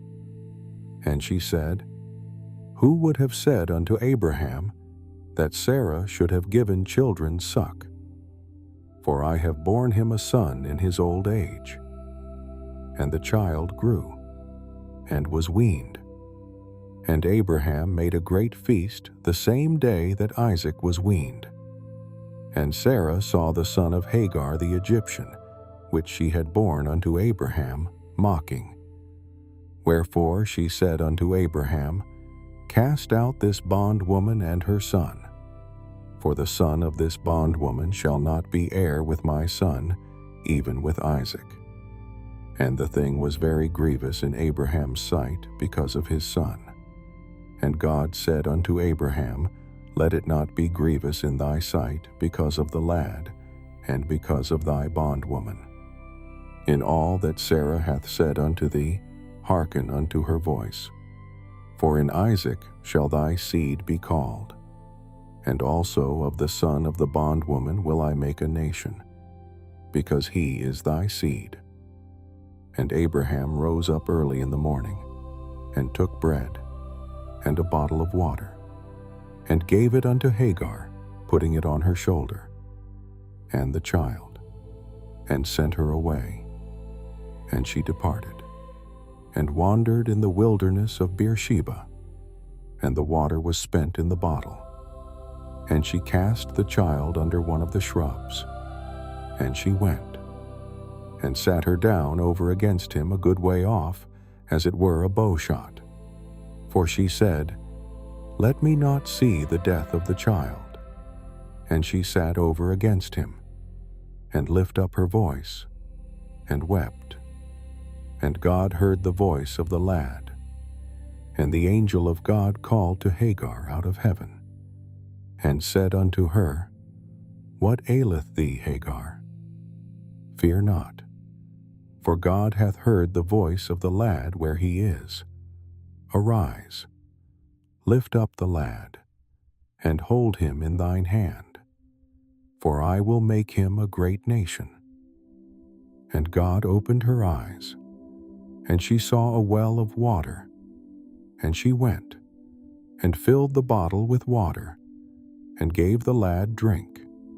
And God was with the lad, and he grew, and dwelt in the wilderness, and became an archer, and he dwelt in the wilderness of Paran. And his mother took him a wife out of the land of Egypt. And it came to pass at that time that Abimelech and Phicol, the chief captain of his host, spake unto Abraham, saying, God is with thee in all that thou doest. Now therefore swear unto me here by God, that thou wilt not deal falsely with me, nor with my son, nor with my son's son. But according to the kindness that I have done unto thee, thou shalt do unto me, and to the land wherein thou hast sojourned. And Abraham said, I will swear. And Abraham reproved Abimelech because of a well of water, which Abimelech's servants had violently taken away. And Abimelech said, I wot not who hath done this thing, neither didst thou tell me, neither yet heard I of it, but today. And Abraham took sheep and oxen, and gave them unto Abimelech, and both of them made a covenant. And Abraham set 7 ewe lambs of the flock by themselves. And Abimelech said unto Abraham, What mean these 7 ewe lambs which thou hast set by themselves? And he said, For these 7 ewe lambs shalt thou take of my hand, that they may be a witness unto me that I have digged this well. Wherefore he called that place Beersheba, because there they swear both of them. Thus they made a covenant at Beersheba. Then Abimelech rose up, and Phicol the chief captain of his host, and they returned into the land of the Philistines. And Abraham planted a grove in Beersheba, and called there on the name of the Lord, the everlasting God. And Abraham sojourned in the Philistines' land many days. And it came to pass after these things, that God did tempt Abraham, and said unto him, Abraham. And he said, Behold, here I am. And he said, Take now thy son, thine only son Isaac, whom thou lovest, and get thee into the land of Moriah, and offer him there for a burnt offering upon one of the mountains which I will tell thee of. And Abraham rose up early in the morning, and saddled his ass, and took 2 of his young men with him, and Isaac his son, and clave the wood for the burnt offering, and rose up, and went unto the place of which God had told him. Then on the 3rd day Abraham lifted up his eyes, and saw the place afar off. And Abraham said unto his young men, Abide ye here with the ass, and I and the lad will go yonder and worship, and come again to you. And Abraham took the wood of the burnt offering, and laid it upon Isaac his son. And he took the fire in his hand, and a knife. And they went both of them together. And Isaac spake unto Abraham his father, and said, My father. And he said, Here am I, my son. And he said, Behold the fire and the wood. But where is the lamb for a burnt offering?" And Abraham said, "My son, God will provide himself a lamb for a burnt offering." So they went both of them together, and they came to the place which God had told him of. And Abraham built an altar there, and laid the wood in order, and bound Isaac his son, and laid him on the altar upon the wood. And Abraham stretched forth his hand, and took the knife to slay his son. And the angel of the Lord called unto him out of heaven, and said, "Abraham, Abraham." And he said, "Here am I." And he said, "Lay not thine hand upon the lad, neither do thou anything unto him. For now I know that thou fearest God, seeing thou hast not withheld thy son, thine only son, from me." And Abraham lifted up his eyes and looked. And behold, behind him a ram caught in a thicket by his horns. And Abraham went and took the ram, and offered him up for a burnt offering in the stead of his son. And Abraham called the name of that place Jehovah-Jireh. As it is said to this day, "In the mount of the Lord it shall be seen." And the angel of the Lord called unto Abraham out of heaven the second time, and said, "By myself have I sworn, saith the Lord, for because thou hast done this thing, and hast not withheld thy son, thine only son, that in blessing I will bless thee, and in multiplying I will multiply thy seed as the stars of the heaven, and as the sand which is upon the seashore, and thy seed shall possess the gate of his enemies, and in thy seed shall all the nations of the earth be blessed, because thou hast obeyed my voice." So Abraham returned unto his young men, and they rose up and went together to Beersheba. And Abraham dwelt at Beersheba. And it came to pass after these things that it was told, "Abraham, behold, Milcah, she hath also borne children unto thy brother Nahor, Huz his firstborn, and Buz his brother, and Kemuel the father of Aram, and Chesed, and Hazo, and Pildash, and Jidlaph, and Bethuel. And Bethuel begat Rebekah. These 8 Milcah did bear to Nahor, Abraham's brother, and his concubine, whose name was Reumah. She bare also Tebah, and Gaham, and Thahash, and Maachah. And Sarah was 107 and 20 years old. These were the years of the life of Sarah. And Sarah died in Kirjatharba. The same is Hebron in the land of Canaan. And Abraham came to mourn for Sarah, and to weep for her. And Abraham stood up from before his dead, and spake unto the sons of Heth, saying, I am a stranger and a sojourner with you. Give me a possession of a burying place with you, that I may bury my dead out of my sight. And the children of Heth answered Abraham, saying unto him, Hear us, my lord. Thou art a mighty prince among us. In the choice of our sepulchres bury thy dead. None of us shall withhold from thee his sepulchre, but that thou mayest bury thy dead. And Abraham stood up, and bowed himself to the people of the land, even to the children of Heth.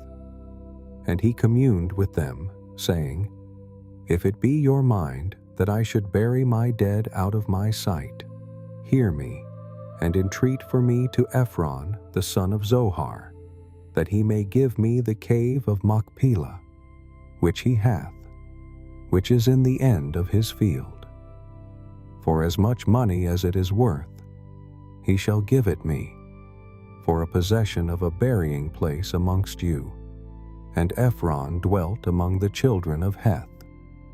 And Ephron the Hittite answered Abraham in the audience of the children of Heth, even of all that went in at the gate of his city, saying, Nay, my lord, hear me.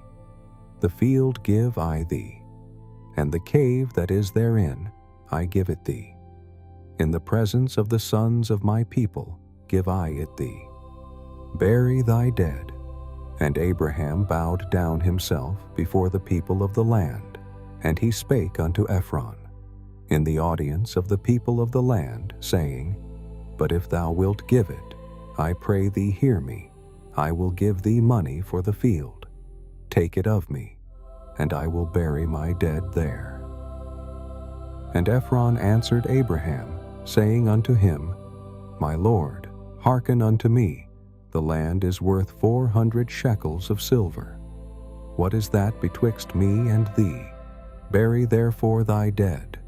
And Abraham hearkened unto Ephron, and Abraham weighed to Ephron the silver which he had named in the audience of the sons of Heth, 400 shekels of silver, current money with the merchant, and the field of Ephron, which was in Machpelah, which was before Mamre, the field, and the cave which was therein, and all the trees that were in the field, that were in all the borders round about, were made sure unto Abraham for a possession, in the presence of the children of Heth, before all that went in at the gate of his city. And after this, Abraham buried Sarah his wife, in the cave of the field of Machpelah, before Mamre. The same is Hebron in the land of Canaan. And the field, and the cave that is therein, were made sure unto Abraham, for a possession of a burying place by the sons of Heth. And Abraham was old, and well stricken in age. And the Lord had blessed Abraham in all things. And Abraham said unto his eldest servant of his house, that ruled over all that he had, Put, I pray thee, thy hand under my thigh, and I will make thee swear by the Lord, the God of heaven and the God of the earth, that thou shalt not take a wife unto my son of the daughters of the Canaanites, among whom I dwell. But thou shalt go unto my country and to my kindred, and take a wife unto my son Isaac. And the servant said unto him, Peradventure, the woman will not be willing to follow me unto this land.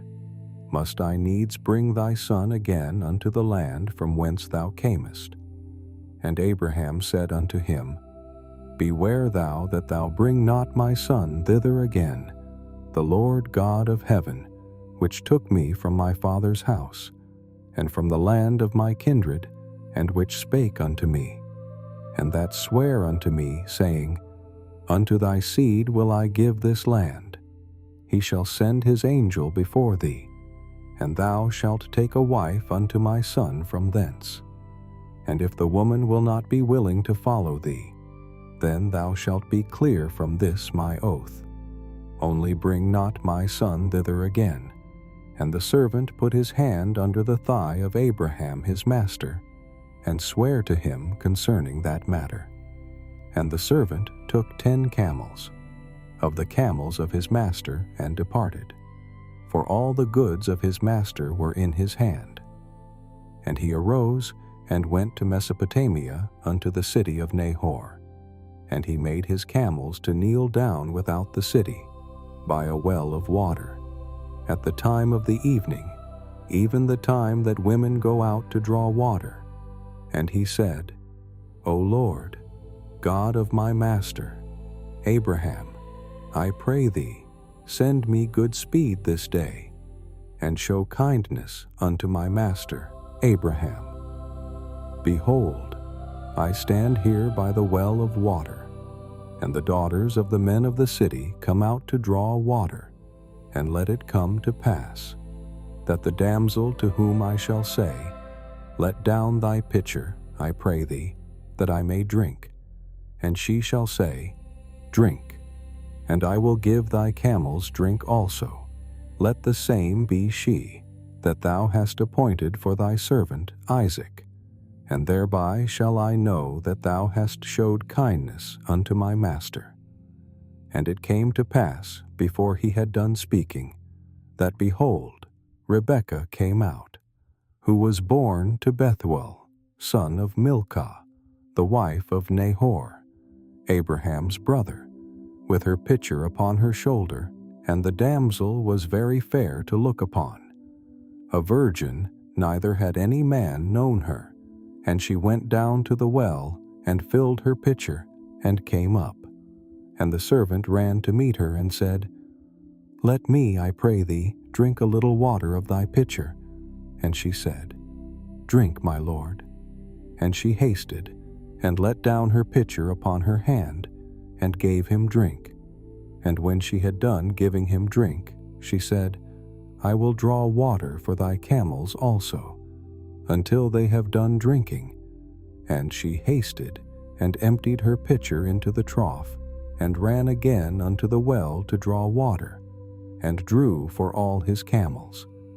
And the man, wondering at her, held his peace, to wit, whether the Lord had made his journey prosperous or not. And it came to pass, as the camels had done drinking, that the man took a golden earring of 1/2 shekel weight, and 2 bracelets for her hands, of 10 shekels weight of gold, and said, Whose daughter art thou? Tell me, I pray thee, is there room in thy father's house for us to lodge in? And she said unto him, I am the daughter of Bethuel, the son of Milcah, which she bare unto Nahor.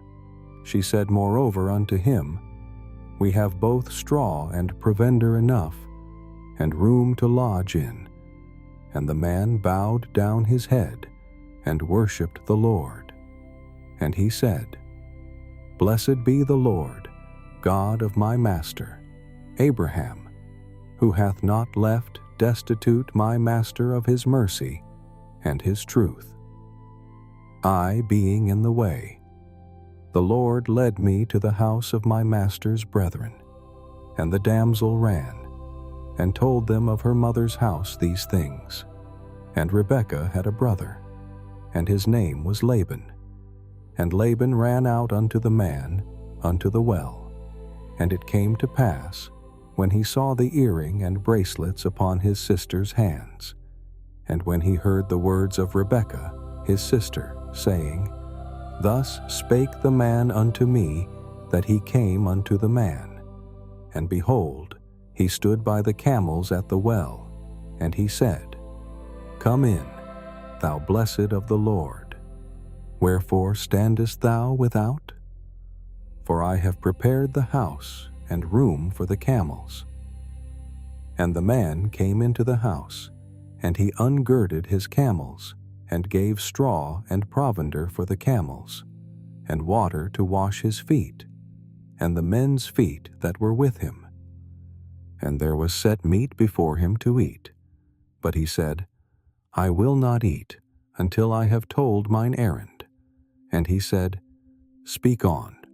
And he said, I am Abraham's servant, and the Lord hath blessed my master greatly, and he is become great, and he hath given him flocks, and herds, and silver, and gold, and menservants, and maidservants, and camels, and asses.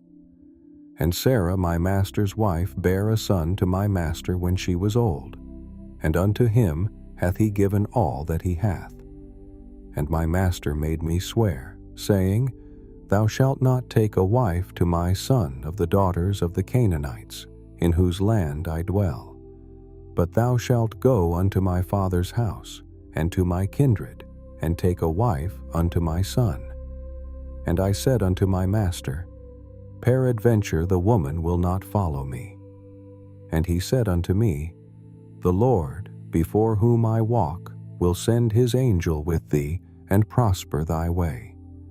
And thou shalt take a wife for my son of my kindred, and of my father's house. Then shalt thou be clear from this my oath, when thou comest to my kindred. And if they give not thee one, thou shalt be clear from my oath. And I came this day unto the well, and said, O Lord, God of my master Abraham, if now thou do prosper my way which I go, behold, I stand by the well of water, and it shall come to pass, that when the virgin cometh forth to draw water, and I say to her, Give me, I pray thee, a little water of thy pitcher to drink, and she say to me, Both drink thou, and I will also draw for thy camels. Let the same be the woman whom the Lord hath appointed out for my master's son. And before I had done speaking in mine heart, behold, Rebekah came forth with her pitcher on her shoulder, and she went down unto the well, and drew water. And I said unto her, Let me drink, I pray thee. And she made haste, and let down her pitcher from her shoulder, and said, Drink, and I will give thy camels drink also. So I drank, and she made the camels drink also. And I asked her, and said, Whose daughter art thou? And she said, The daughter of Bethuel, Nahor's son, whom Milcah bare unto him. And I put the earring upon her face, and the bracelets upon her hands. And I bowed down my head, and worshipped the Lord, and blessed the Lord God of my master Abraham, which had led me in the right way to take my master's brother's daughter unto his son. And now, if ye will deal kindly and truly with my master, tell me, and if not, tell me, that I may turn to the right hand, or to the left. Then Laban and Bethuel answered and said, The thing proceedeth from the Lord. We cannot speak unto thee bad or good. Behold, Rebekah is before thee. Take her, and go, and let her be thy master's son's wife, as the Lord hath spoken. And it came to pass, that when Abraham's servant heard their words, he worshipped the Lord, bowing himself to the earth. And the servant brought forth jewels of silver, and jewels of gold, and raiment, and gave them to Rebekah. He gave also to her brother and to her mother precious things. And they did eat and drink, he and the men that were with him, and tarried all night. And they rose up in the morning, and he said, Send me away unto my master. And her brother and her mother said, Let the damsel abide with us a few days, at the least 10. After that she shall go.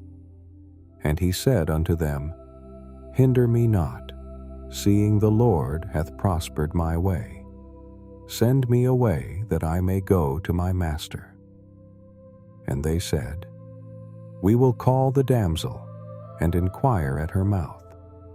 And they called Rebekah, and said unto her, Wilt thou go with this man? And she said, I will go. And they sent away Rebekah their sister, and her nurse, and Abraham's servant, and his men. And they blessed Rebekah, and said unto her, Thou art our sister. Be thou the mother of thousands of millions, and let thy seed possess the gate of those which hate them. And Rebekah arose, and her damsels, and they rode upon the camels, and followed the man. And the servant took Rebekah, and went his way. And Isaac came from the way of the well Lahairoi, for he dwelt in the south country. And Isaac went out to meditate in the field at the eventide. And he lifted up his eyes, and saw, and behold, the camels were coming. And Rebekah lifted up her eyes, and when she saw Isaac, she lighted off the camel. For she had said unto the servant, What man is this that walketh in the field to meet us? And the servant had said, It is my master. Therefore she took a veil, and covered herself. And the servant told Isaac all things that he had done. And Isaac brought her into his mother Sarah's tent, and took Rebekah, and she became his wife, and he loved her. And Isaac was comforted after his mother's death. Then again Abraham took a wife, and her name was Keturah. And she bare him Zimron, and Jokshan, and Medan, and Midian, and Ishbak, and Shua. And Jokshan begat Sheba, and Dedan. And the sons of Dedan were Ashurim, and Letushim, and Leumim. And the sons of Midian, Ephah, and Epher, and Hanok, and Abida, and Eldah. All these were the children of Keturah. And Abraham gave all that he had unto Isaac. But unto the sons of the concubines which Abraham had, Abraham gave gifts, and sent them away from Isaac his son, while he yet lived, eastward unto the east country. And these are the days of the years of Abraham's life which he lived, 160 years. Then Abraham gave up the ghost, and died in a good old age, an old man, and full of years, and was gathered to his people. And his sons, Isaac and Ishmael, buried him in the cave of Machpelah, in the field of Ephron, the son of Zohar the Hittite, which is before Mamre, the field which Abraham purchased of the sons of Heth. There was Abraham buried, and Sarah his wife. And it came to pass after the death of Abraham, that God blessed his son Isaac, and Isaac dwelt by the well Lahairoi. Now these are the generations of Ishmael, Abraham's son, whom Hagar the Egyptian, Sarah's handmaid, bare unto Abraham. And these are the names of the sons of Ishmael, by their names, according to their generations. The firstborn of Ishmael, Nebajoth, and Kedar, and Adbeel, and Mibsam, and Mishma, and Dumah, and Massa, Hadar, and Tema, Jetur, Naphish, and Kedemah. These are the sons of Ishmael, and these are their names, by their towns, and by their castles, 12 princes according to their nations. And these are the years of the life of Ishmael, 137 years. And he gave up the ghost and died, and was gathered unto his people. And they dwelt from Havilah unto Shur, that is before Egypt, as thou goest toward Assyria. And he died in the presence of all his brethren. And these are the generations of Isaac, Abraham's son. Abraham begat Isaac. And Isaac was 40 years old when he took Rebekah to wife, the daughter of Bethuel the Syrian of Paddan Aram, the sister to Laban the Syrian. And Isaac entreated the Lord for his wife, because she was barren, and the Lord was entreated of him, and Rebekah his wife conceived. And the children struggled together within her, and she said, If it be so, why am I thus? And she went to inquire of the Lord. And the Lord said unto her, 2 nations are in thy womb, and 2 manner of people shall be separated from thy bowels. And the one people shall be stronger than the other people, and the elder shall serve the younger. And when her days to be delivered were fulfilled, behold, there were twins in her womb. And the first came out red, all over like an hairy garment, and they called his name Esau. And after that came his brother out, and his hand took hold on Esau's heel, and his name was called Jacob. And Isaac was 80 years old when she bare them. And the boys grew, and Esau was a cunning hunter, a man of the field, and Jacob was a plain man, dwelling in tents. And Isaac loved Esau, because he did eat of his venison. But Rebekah loved Jacob. And Jacob sawed pottage, and Esau came from the field, and he was faint.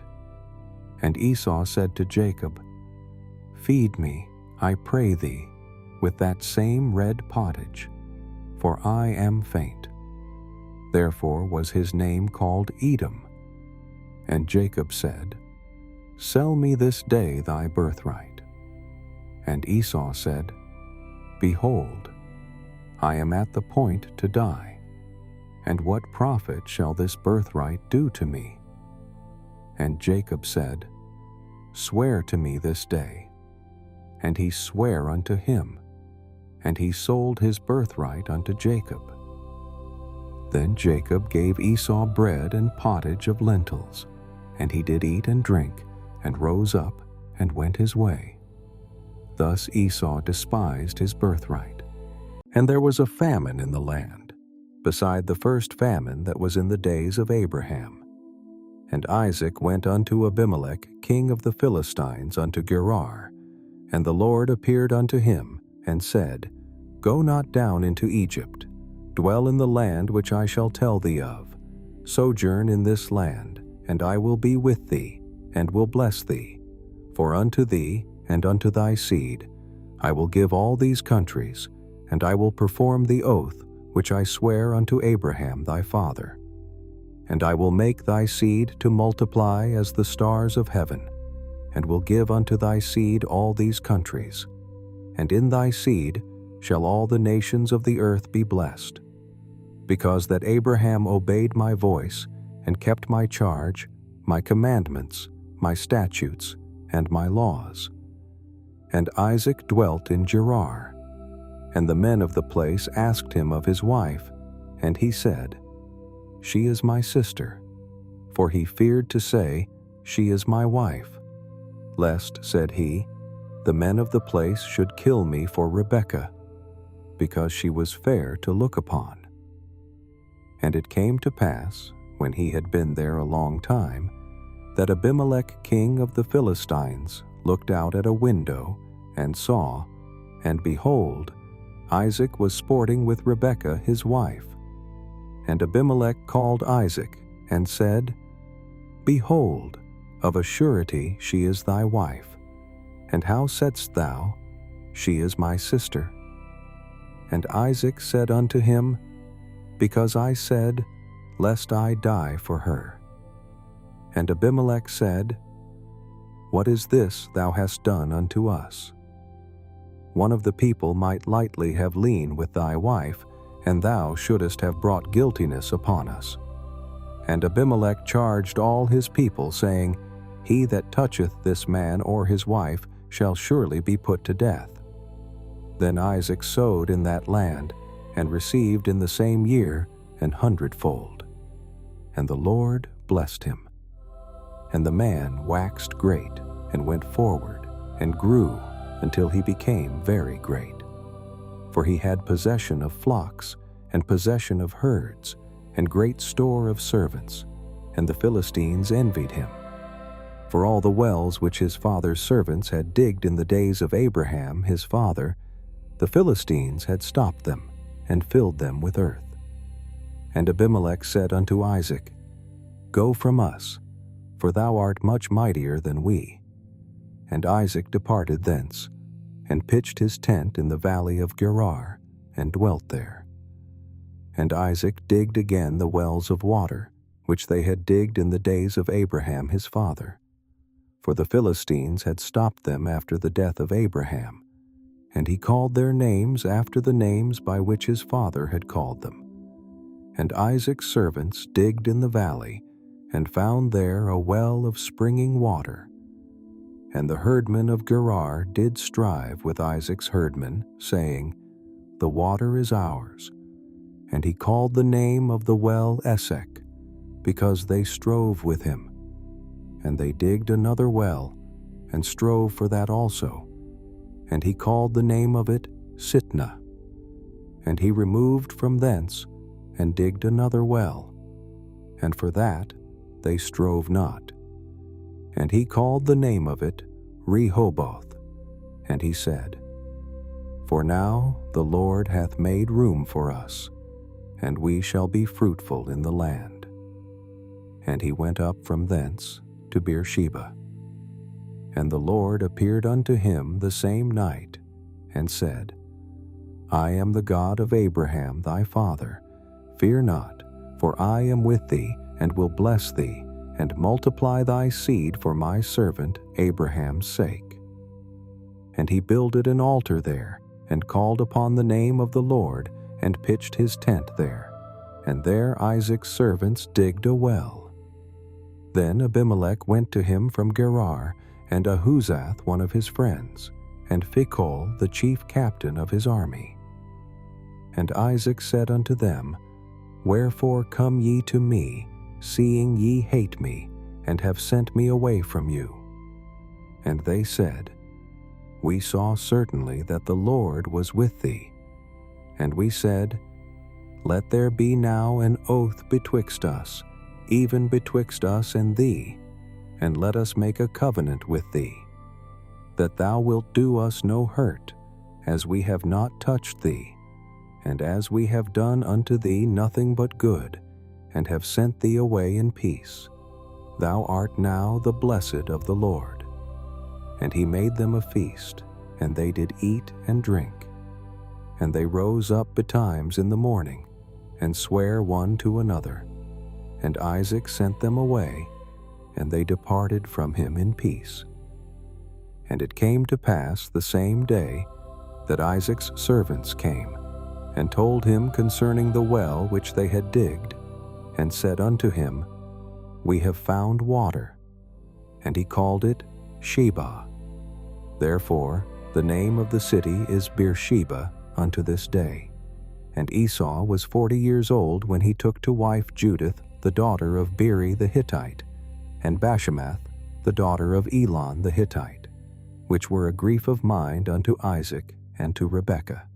And it came to pass that when Isaac was old, and his eyes were dim, so that he could not see, he called Esau his eldest son, and said unto him, My son. And he said unto him, Behold, here am I. And he said, Behold now, I am old, I know not the day of my death. Now therefore take, I pray thee, thy weapons, thy quiver, thy bow, and go out to the field, and take me some venison, and make me savory meat, such as I love, and bring it to me, that I may eat, that my soul may bless thee before I die. And Rebekah heard when Isaac spake to Esau his son. And Esau went to the field to hunt for venison, and to bring it. And Rebekah spake unto Jacob her son, saying, Behold, I heard thy father speak unto Esau thy brother, saying, Bring me venison, and make me savory meat, that I may eat and bless thee before the Lord, before my death. Now therefore, my son, obey my voice according to that which I command thee. Go now to the flock, and fetch me from thence 2 good kids of the goats, and I will make them savory meat for thy father, such as he loveth. And thou shalt bring it to thy father, that he may eat, and that he may bless thee before his death. And Jacob said to Rebekah, his mother, Behold, Esau, my brother is a hairy man, and I am a smooth man. My father peradventure will feel me, and I shall seem to him as a deceiver, and I shall bring a curse upon me, and not a blessing. And his mother said unto him, Upon me be thy curse, my son, only obey my voice, and go fetch me them. And he went and fetched, and brought them to his mother. And his mother made savory meat, such as his father loved. And Rebekah took goodly raiment of her eldest son Esau, which were with her in the house, and put them upon Jacob her younger son. And she put the skins of the kids of the goats upon his hands, and upon the smooth of his neck. And she gave the savory meat and the bread, which she had prepared, into the hand of her son Jacob. And he came unto his father, and said, My father. And he said, Here am I, who art thou, my son? And Jacob said unto his father, I am Esau thy firstborn. I have done according as thou badest me arise. I pray thee sit and eat of my venison, that thy soul may bless me. And Isaac said unto his son, How is it that thou hast found it so quickly, my son?" And he said, "Because the Lord thy God brought it to me." And Isaac said unto Jacob, "Come near, I pray thee, that I may feel thee, my son, whether thou be my very son, Esau, or not."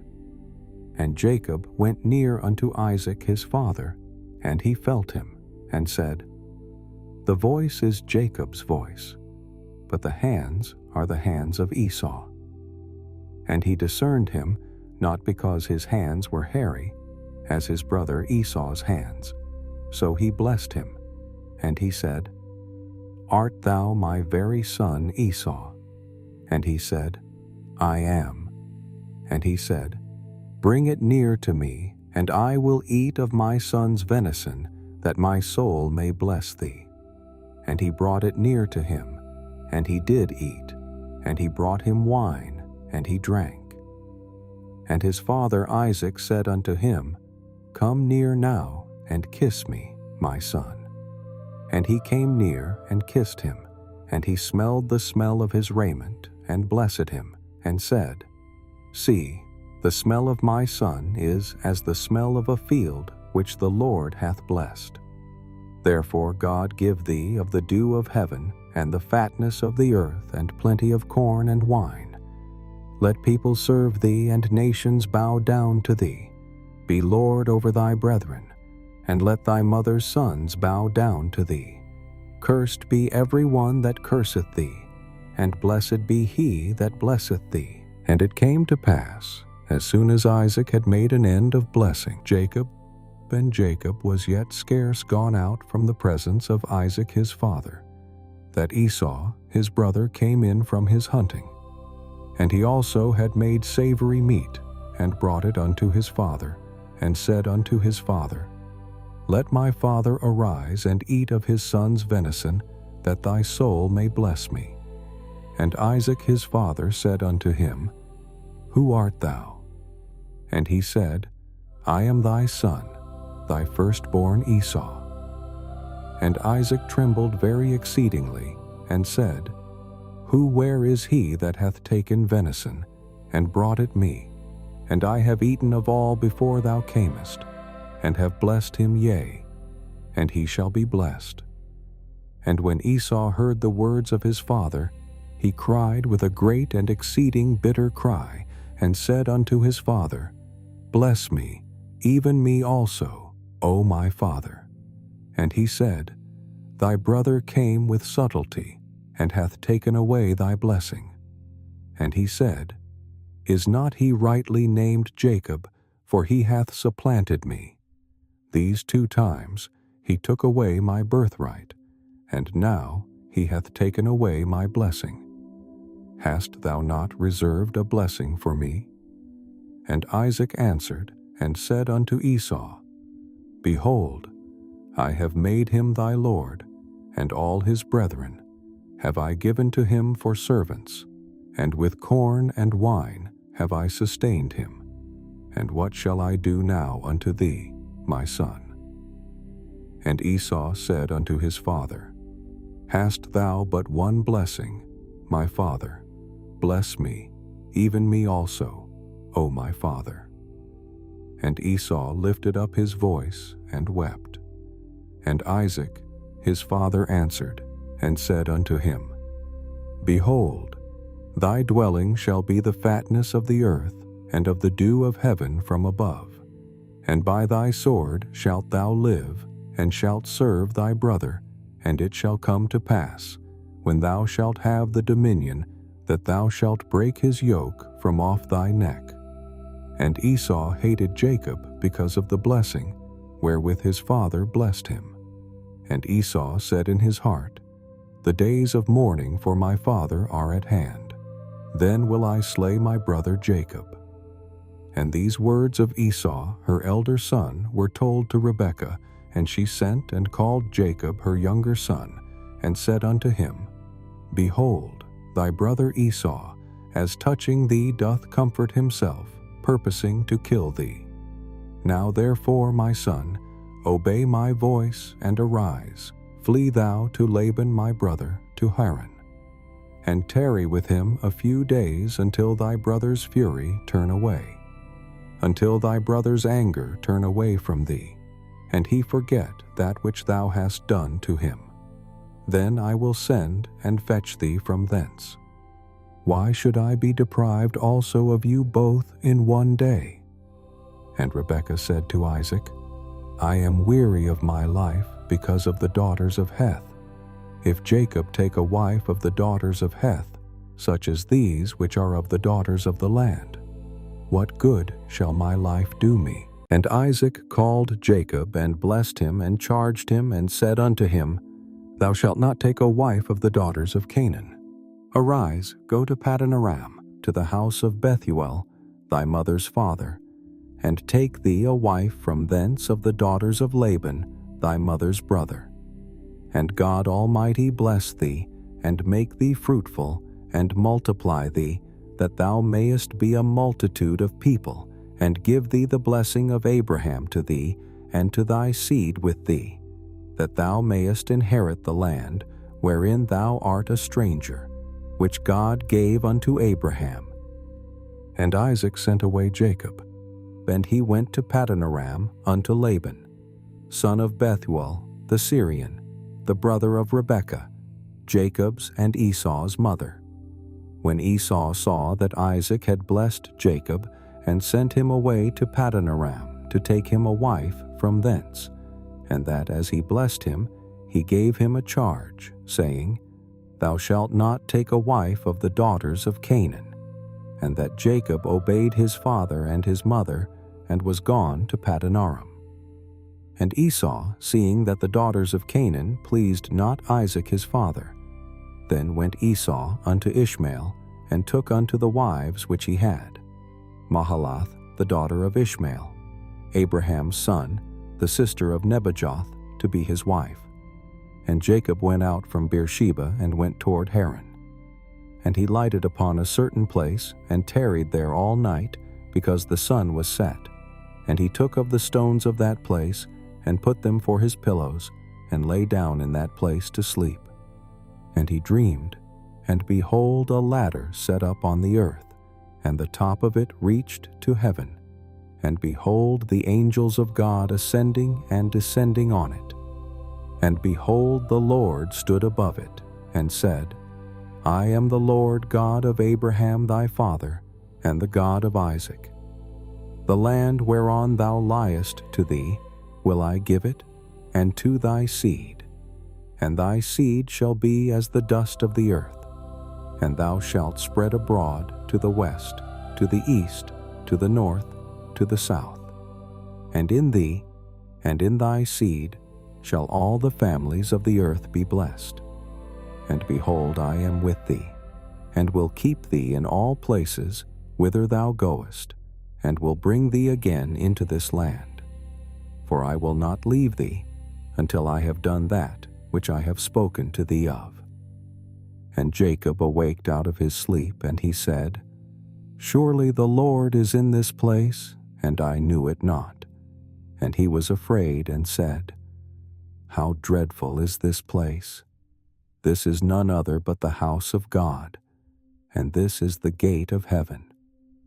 And Jacob rose up early in the morning, and took the stone that he had put for his pillows, and set it up for a pillar, and poured oil upon the top of it. And he called the name of that place Bethel.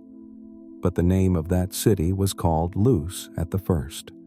And Jacob vowed a vow, saying, "If God will be with me, and will keep me in this way that I go, and will give me bread to eat, and raiment to put on, so that I come again to my father's house in peace, then shall the Lord be my God. And this stone, which I have set for a pillar, shall be God's house, and of all that thou shalt give me, I will surely give the tenth unto thee." Then Jacob went on his journey, and came into the land of the people of the east. And he looked, and behold, a well in the field. And lo, there were 3 flocks of sheep lying by it. For out of that well they watered the flocks, and a great stone was upon the well's mouth. And thither were all the flocks gathered, and they rolled the stone from the well's mouth, and watered the sheep, and put the stone again upon the well's mouth in his place. And Jacob said unto them, My brethren, whence be ye? And they said, Of Haran are we. And he said unto them, Know ye Laban, the son of Nahor? And they said, We know him. And he said unto them, Is he well? And they said, He is well. And behold, Rachel his daughter cometh with the sheep. And he said, Lo, it is yet high day, neither is it time that the cattle should be gathered together. Water ye the sheep, and go and feed them. And they said, We cannot until all the flocks be gathered together, until they roll the stone from the well's mouth, then we water the sheep. And while he yet spake with them, Rachel came with her father's sheep, for she kept them. And it came to pass, when Jacob saw Rachel, the daughter of Laban, his mother's brother, and the sheep of Laban, his mother's brother, that Jacob went near and rolled the stone from the well's mouth and watered the flock of Laban, his mother's brother. And Jacob kissed Rachel and lifted up his voice and wept. And Jacob told Rachel that he was her father's brother, and that he was Rebekah's son. And she ran and told her father. And it came to pass, when Laban heard the tidings of Jacob his sister's son, that he ran to meet him, and embraced him, and kissed him, and brought him to his house. And he told Laban all these things. And Laban said to him, Surely thou art my bone and my flesh. And he abode with him the space of a month. And Laban said unto Jacob, Because thou art my brother, shouldest thou therefore serve me for naught? Tell me, what shall thy wages be? And Laban had 2 daughters.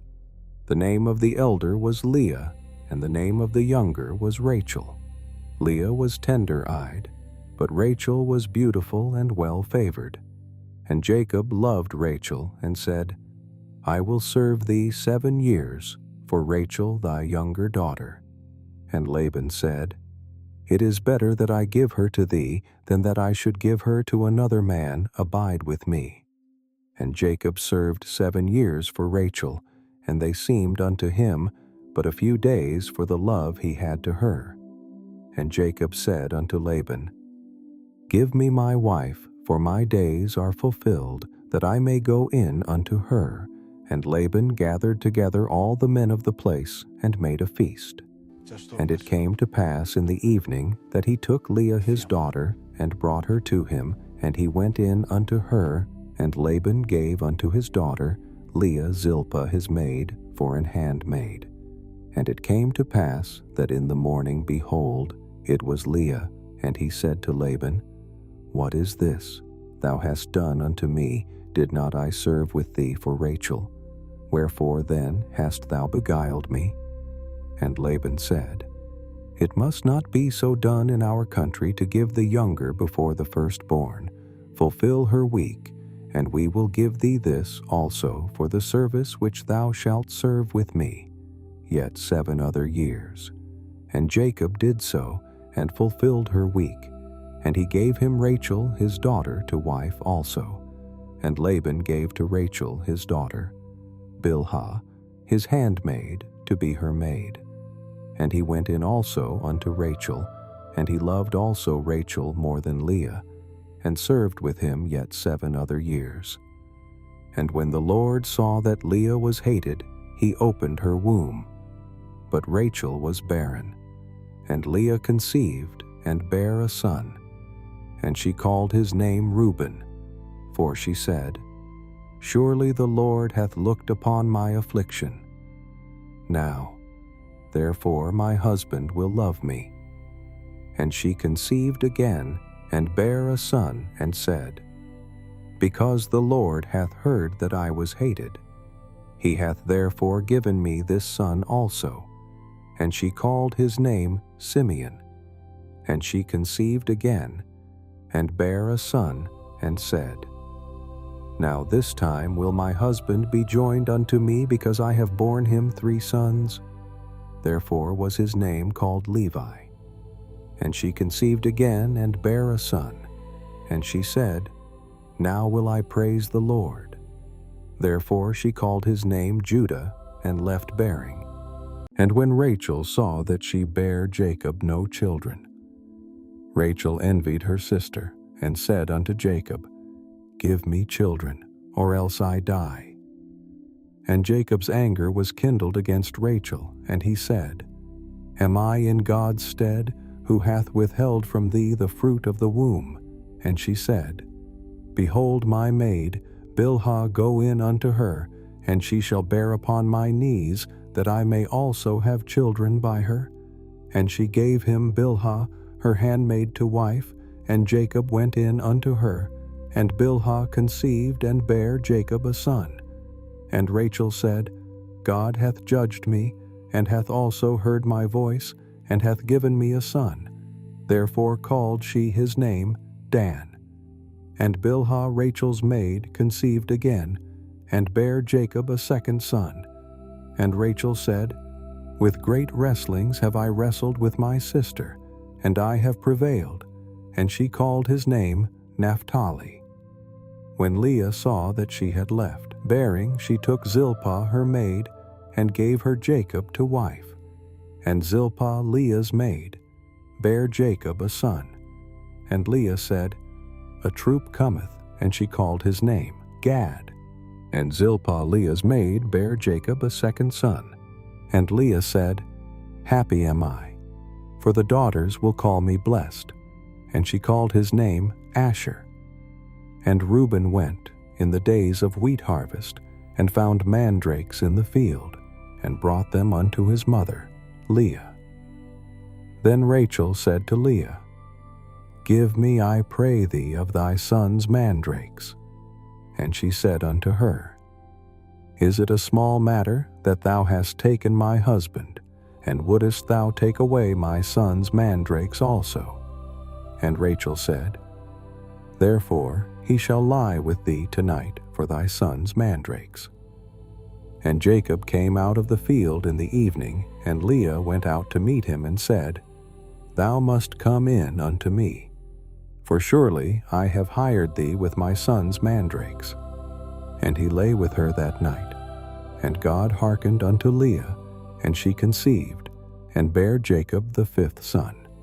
And Leah said, God hath given me my hire, because I have given my maiden to my husband.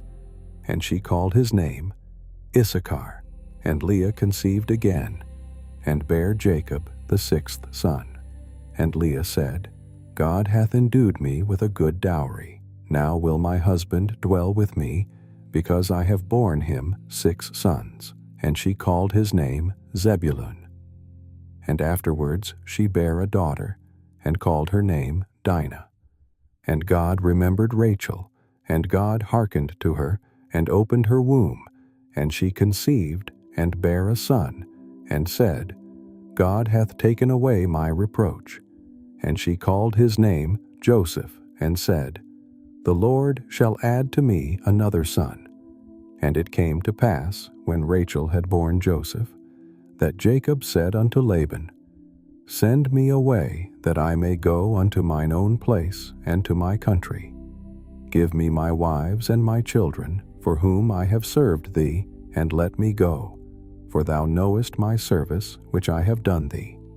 And Laban said unto him, I pray thee, if I have found favor in thine eyes, tarry, for I have learned by experience that the Lord hath blessed me for thy sake. And he said, Appoint me thy wages, and I will give it. And he said unto him, Thou knowest how I have served thee, and how thy cattle was with me. For it was little which thou hadst before I came, and it is now increased unto a multitude, and the Lord hath blessed thee since my coming. And now when shall I provide for mine own house also? And he said, What shall I give thee? And Jacob said, Thou shalt not give me anything. If thou wilt do this thing for me, I will again feed and keep thy flock. I will pass through all thy flock today, removing from thence all the speckled and spotted cattle, and all the brown cattle among the sheep, and the spotted and speckled among the goats, and of such shall be my hire. So shall my righteousness answer for me in time to come, when it shall come for my hire before thy face. Every one that is not speckled and spotted among the goats, and brown among the sheep, that shall be counted stolen with me. And Laban said, Behold, I would it might be according to thy word.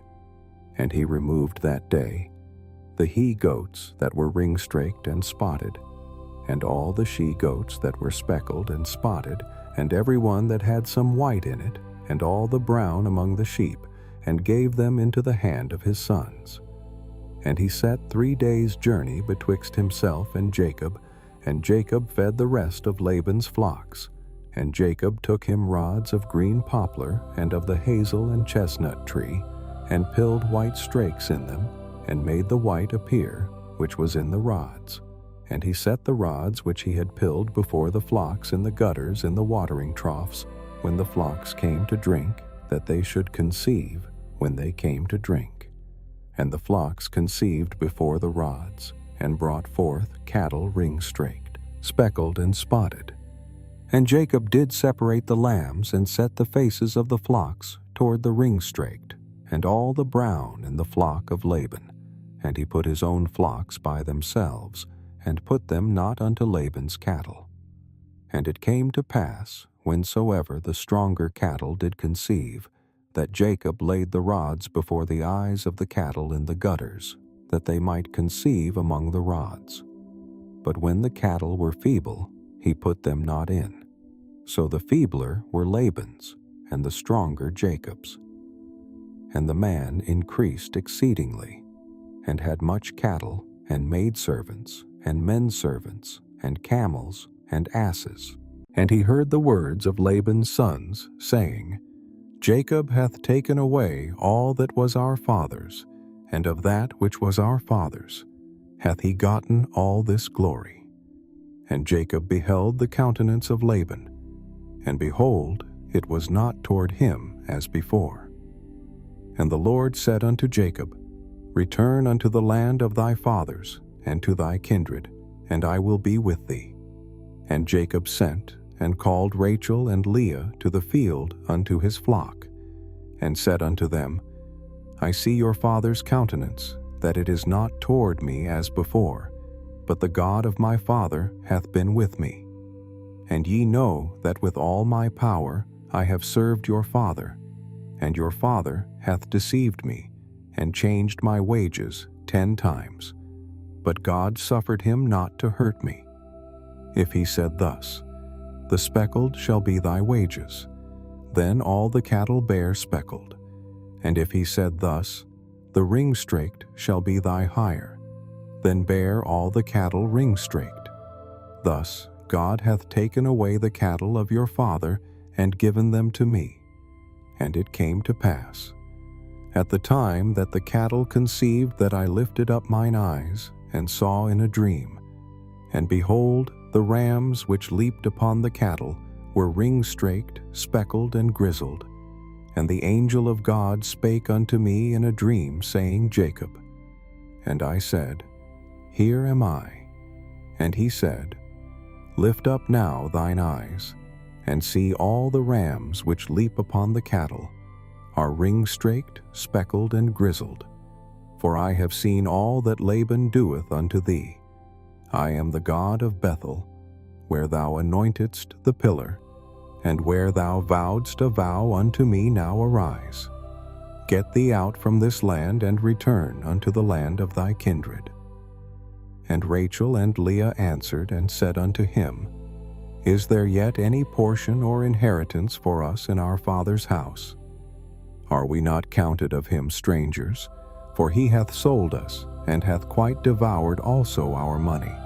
For all the riches which God hath taken from our father, that is ours and our children's.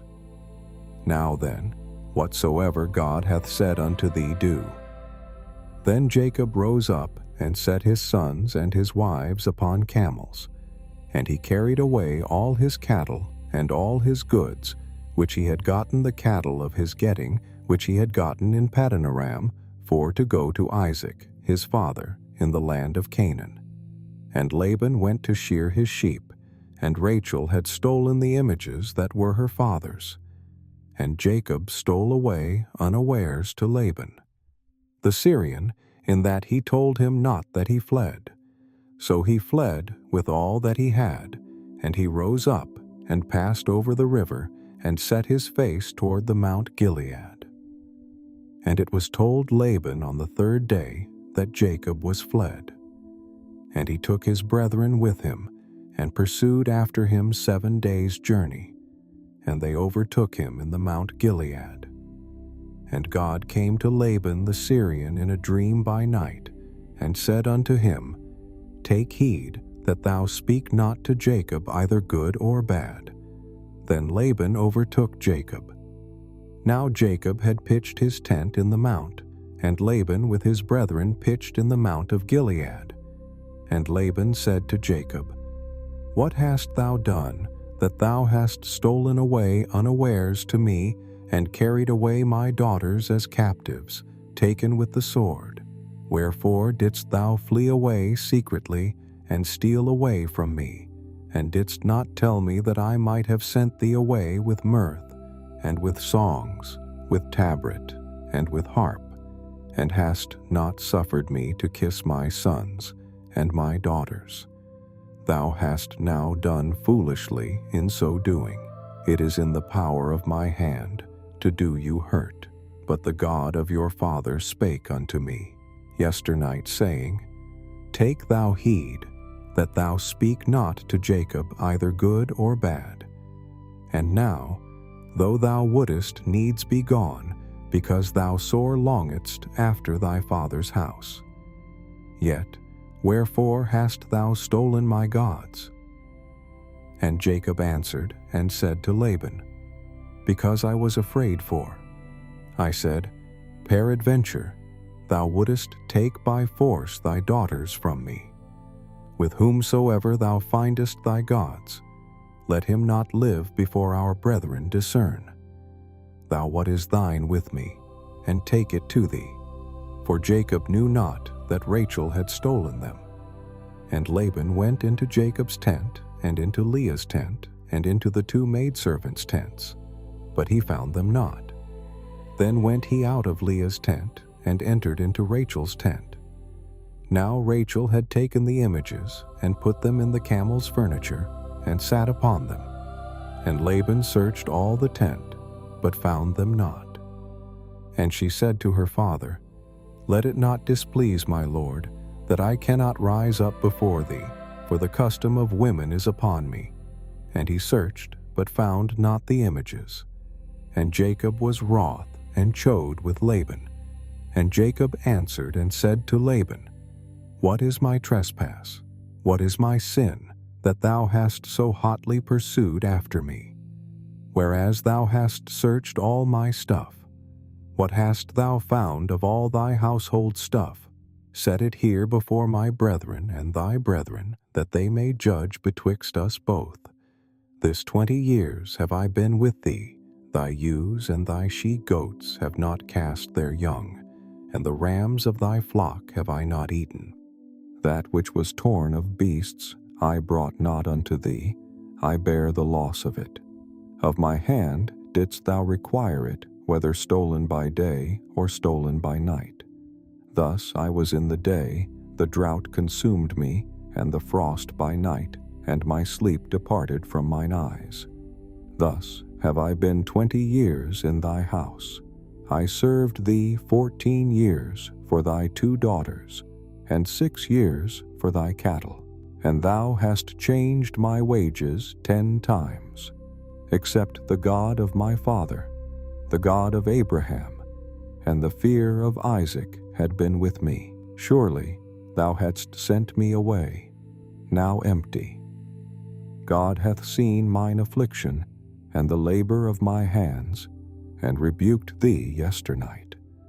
And Laban answered and said unto Jacob, These daughters are my daughters, and these children are my children, and these cattle are my cattle, and all that thou seest is mine. And what can I do this day unto these my daughters, or unto their children, which they have borne? Now therefore come thou, let us make a covenant, I and thou, and let it be for a witness between me and thee. And Jacob took a stone, and set it up for a pillar. And Jacob said unto his brethren, Gather stones. And they took stones, and made an heap. And they did eat there upon the heap. And Laban called it Jegar-sahadutha, but Jacob called it Gilead. And Laban said, This heap is a witness between me and thee this day. Therefore was the name of it called Gilead. And Mizpah, for he said, The Lord watch between me and thee, when we are absent one from another. If thou shalt afflict my daughters, or if thou shalt take other wives beside my daughters, no man is with us. See, God is witness betwixt me and thee. And Laban said to Jacob, Behold this heap, and behold this pillar, which I have cast betwixt me and thee. This heap be witness, and this pillar be witness, that I will not pass over this heap to thee, and that thou shalt not pass over this heap and this pillar unto me for harm. The God of Abraham and the God of Nahor, the God of their father, judge betwixt us. And Jacob sware by the fear of his father Isaac. Then Jacob offered sacrifice upon the mount, and called his brethren to eat bread. And they did eat bread, and tarried all night in the mount. And early in the morning Laban rose up and kissed his sons and his daughters, and blessed them. And Laban departed, and returned unto his place. And Jacob went on his way, and the angels of God met him. And when Jacob saw them, he said, This is God's host. And he called the name of that place Mahanaim. And Jacob sent messengers before him to Esau, his brother, unto the land of Seir, the country of Edom. And he commanded them, saying, Thus shall ye speak unto my lord Esau, thy servant. Jacob saith, Thus, I have sojourned with Laban, and stayed there until now. And I have oxen and asses, flocks and men servants and women servants. And I have sent to tell my lord, that I may find grace in thy sight. And the messengers returned to Jacob, saying, We came to thy brother Esau, and also he cometh to meet thee, and 400 men with him. Then Jacob was greatly afraid and distressed, and he divided the people that was with him, and the flocks and herds and the camels into 2 bands, and said, If Esau come to the one company and smite it, then the other company which is left shall escape. And Jacob said, O God of my father Abraham, and God of my father Isaac, the Lord, which saidst unto me, Return unto thy country and to thy kindred, and I will deal well with thee. I am not worthy of the least of all the mercies and of all the truth which thou hast showed unto thy servant, for with my staff I passed over this Jordan, and now I am become 2 bands. Deliver me, I pray thee, from the hand of my brother, from the hand of Esau. For I fear him, lest he will come and smite me and the mother with the children. And thou saidst, I will surely do thee good, and make thy seed as the sand of the sea, which cannot be numbered for multitude. And he lodged there that same night, and took of that which came to his hand a present for Esau his brother, 200 she-goats and 20 he-goats, 200 ewes and 20 rams, 30 milch camels with their colts, 40 kine and 10 bulls, 20 she-asses and 10 foals. And he delivered them into the hand of his servants, every drove by themselves, and said unto his servants, Pass over before me, and put a space betwixt drove and drove. And he commanded the foremost, saying, When Esau my brother meeteth thee, and asketh thee, saying, Whose art thou, and whither goest thou, and whose are these before thee? Then thou shalt say, They be thy servant, Jacob's. It is a present sent unto my lord Esau. And behold also, he is behind us.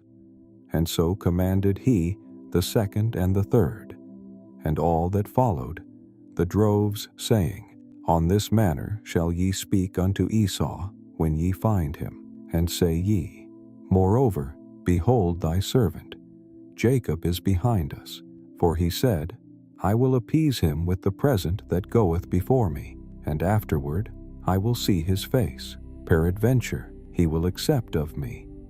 So went the present over before him, and himself lodged that night in the company.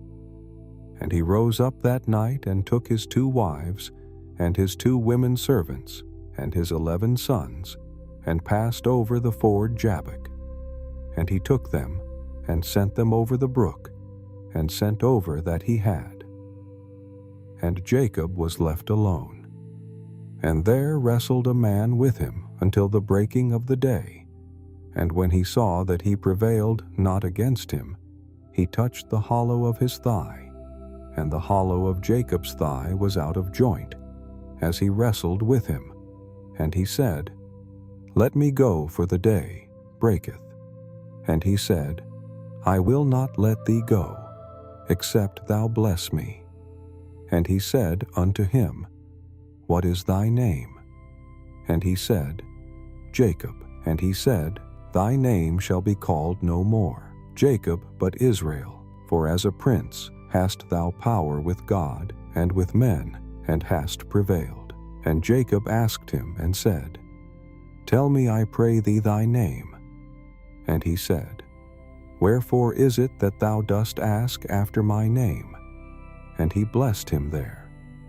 And Jacob called the name of the place Peniel, for I have seen God face to face, and my life is preserved. And as he passed over Penuel, the sun rose upon him, and he halted upon his thigh. Therefore the children of Israel eat not of the sinew which shrank, which is upon the hollow of the thigh unto this day, because he touched the hollow of Jacob's thigh and the sinew that shrank. And Jacob lifted up his eyes and looked, and behold, Esau came, and with him 400 men. And he divided the children unto Leah, and unto Rachel, and unto the 2 handmaids. And he put the handmaids and their children foremost, and Leah and her children after, and Rachel and Joseph hindermost. And he passed over before them, and bowed himself to the ground 7 times, until he came near to his brother. And Esau ran to meet him, and embraced him, and fell on his neck, and kissed him, and they wept. And he lifted up his eyes, and saw the women and the children, and said, Who are those with thee? And he said, The children which God hath graciously given thy servant. Then the handmaidens came near, they and their children, and they bowed themselves. And Leah also with her children came near, and bowed themselves. And after came Joseph near, and Rachel, and they bowed themselves. And he said, What meanest thou by all this drove which I met? And he said, These are to find grace in the sight of my Lord. And Esau said, I have enough. My brother keep that thou hast unto thyself. And Jacob said, Nay, I pray thee, if now I have found grace in thy sight, then receive my present at my hand.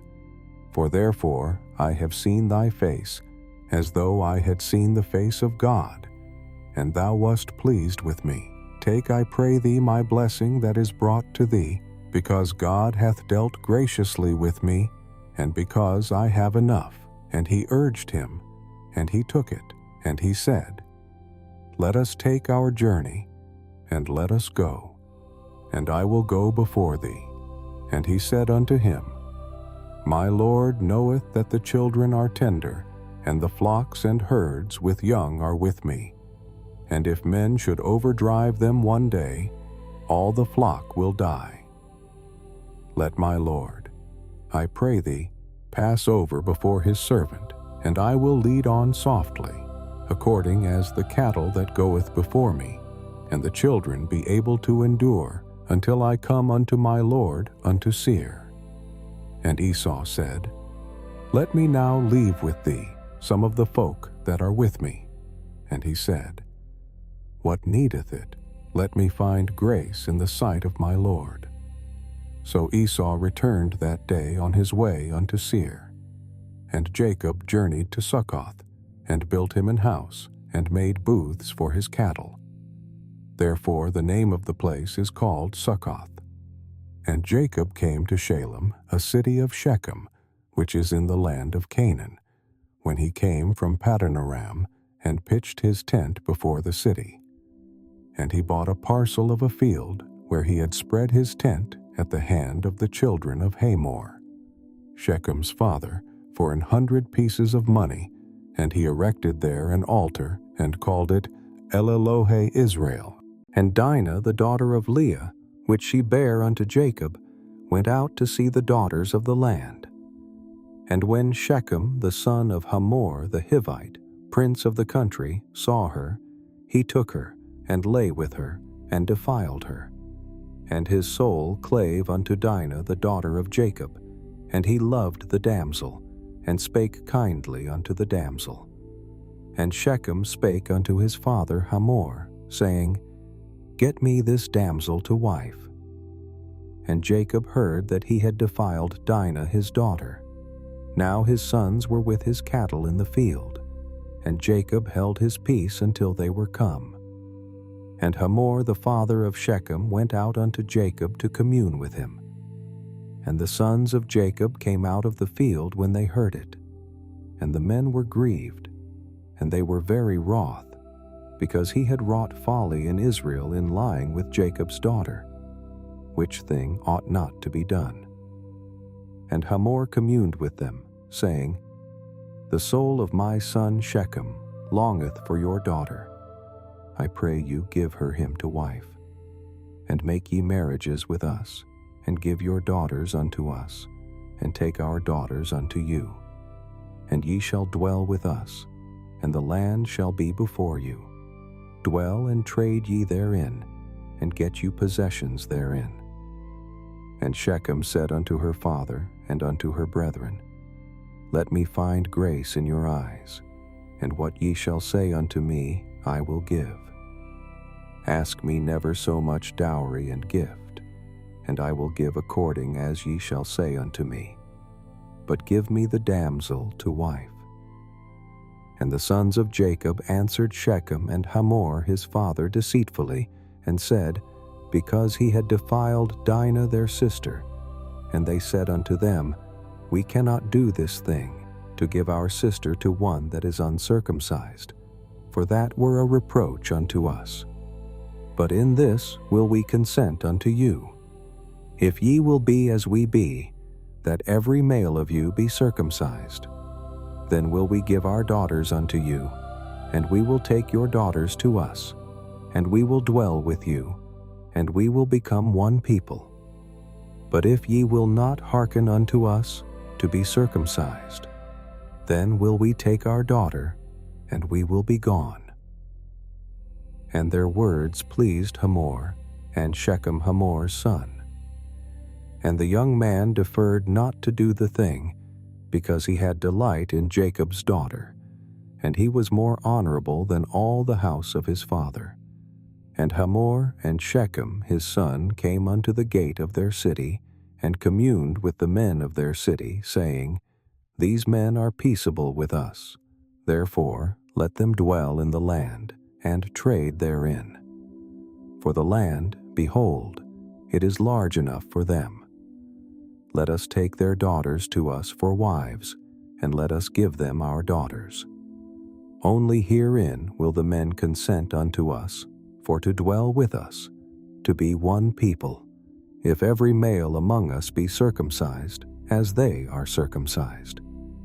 Shall not their cattle and their substance and every beast of theirs be ours? Only let us consent unto them, and they will dwell with us. And unto Hamor and unto Shechem his son hearkened all that went out of the gate of his city, and every male was circumcised, all that went out of the gate of his city. And it came to pass on the 3rd day, when they were sore, that 2 of the sons of Jacob, Simeon and Levi, Dinah's brethren, took each man his sword, and came upon the city boldly, and slew all the males. And they slew Hamor and Shechem his son with the edge of the sword, and took Dinah out of Shechem's house, and went out. The sons of Jacob came upon the slain, and spoiled the city, because they had defiled their sister. They took their sheep, and their oxen, and their asses, and that which was in the city, and that which was in the field, and all their wealth, and all their little ones, and their wives took they captive, and spoiled even all that was in the house. And Jacob said to Simeon and Levi, Ye have troubled me to make me to stink among the inhabitants of the land, among the Canaanites and the Perizzites. And I, being few in number, they shall gather themselves together against me and slay me, and I shall be destroyed, I and my house. And they said, Should he deal with our sister as with an harlot? And God said unto Jacob, Arise, go up to Bethel, and dwell there, and make there an altar unto God, that appeared unto thee when thou fleddest from the face of Esau thy brother. Then Jacob said unto his household, and to all that were with him, Put away the strange gods that are among you, and be clean, and change your garments, and let us arise and go up to Bethel, and I will make there an altar unto God, who answered me in the day of my distress, and was with me in the way which I went. And they gave unto Jacob all the strange gods which were in their hand, and all their earrings which were in their ears. And Jacob hid them under the oak which was by Shechem. And they journeyed, and the terror of God was upon the cities that were round about them, and they did not pursue after the sons of Jacob. So Jacob came to Luz, which is in the land of Canaan, that is Bethel, he and all the people that were with him. And he built there an altar, and called the place El Bethel, because there God appeared unto him when he fled from the face of his brother. But Deborah Rebekah's nurse died, and she was buried beneath Bethel under an oak, and the name of it was called Alon-Bachuth. And God appeared unto Jacob again when he came out of Paddan-aram, and blessed him. And God said unto him, Thy name is Jacob, thy name shall not be called any more Jacob, but Israel shall be thy name. And he called his name Israel. And God said unto him, I am God Almighty. Be fruitful, and multiply a nation, and a company of nations shall be of thee, and kings shall come out of thy loins. And the land which I gave Abraham and Isaac to thee, I will give it, and to thy seed after thee will I give the land. And God went up from him in the place where he talked with him. And Jacob set up a pillar in the place where he talked with him, even a pillar of stone, and he poured a drink offering thereon, and he poured oil thereon. And Jacob called the name of the place where God spake with him Bethel. And they journeyed from Bethel, and there was but a little way to come to Ephrath.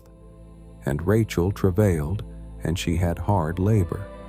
And it came to pass, when she was in hard labor, that the midwife said unto her, Fear not, thou shalt have this son also. And it came to pass, as her soul was in departing for, she died, that she called his name Benoni, but his father called him Benjamin. And Rachel died, and was buried in the way to Ephrath, which is Bethlehem. And Jacob set a pillar upon her grave, that is the pillar of Rachel's grave unto this day. And Israel journeyed and spread his tent beyond the tower of Edar. And it came to pass, when Israel dwelt in that land, that Reuben went and lay with Bilhah. his father's concubine, and Israel heard it. Now the sons of Jacob were 12. The sons of Leah, Reuben, Jacob's firstborn, and Simeon, and Levi, and Judah, and Issachar, and Zebulun. The sons of Rachel, Joseph, and Benjamin. And the sons of Bilhah, Rachel's handmaid Dan, and Naphtali.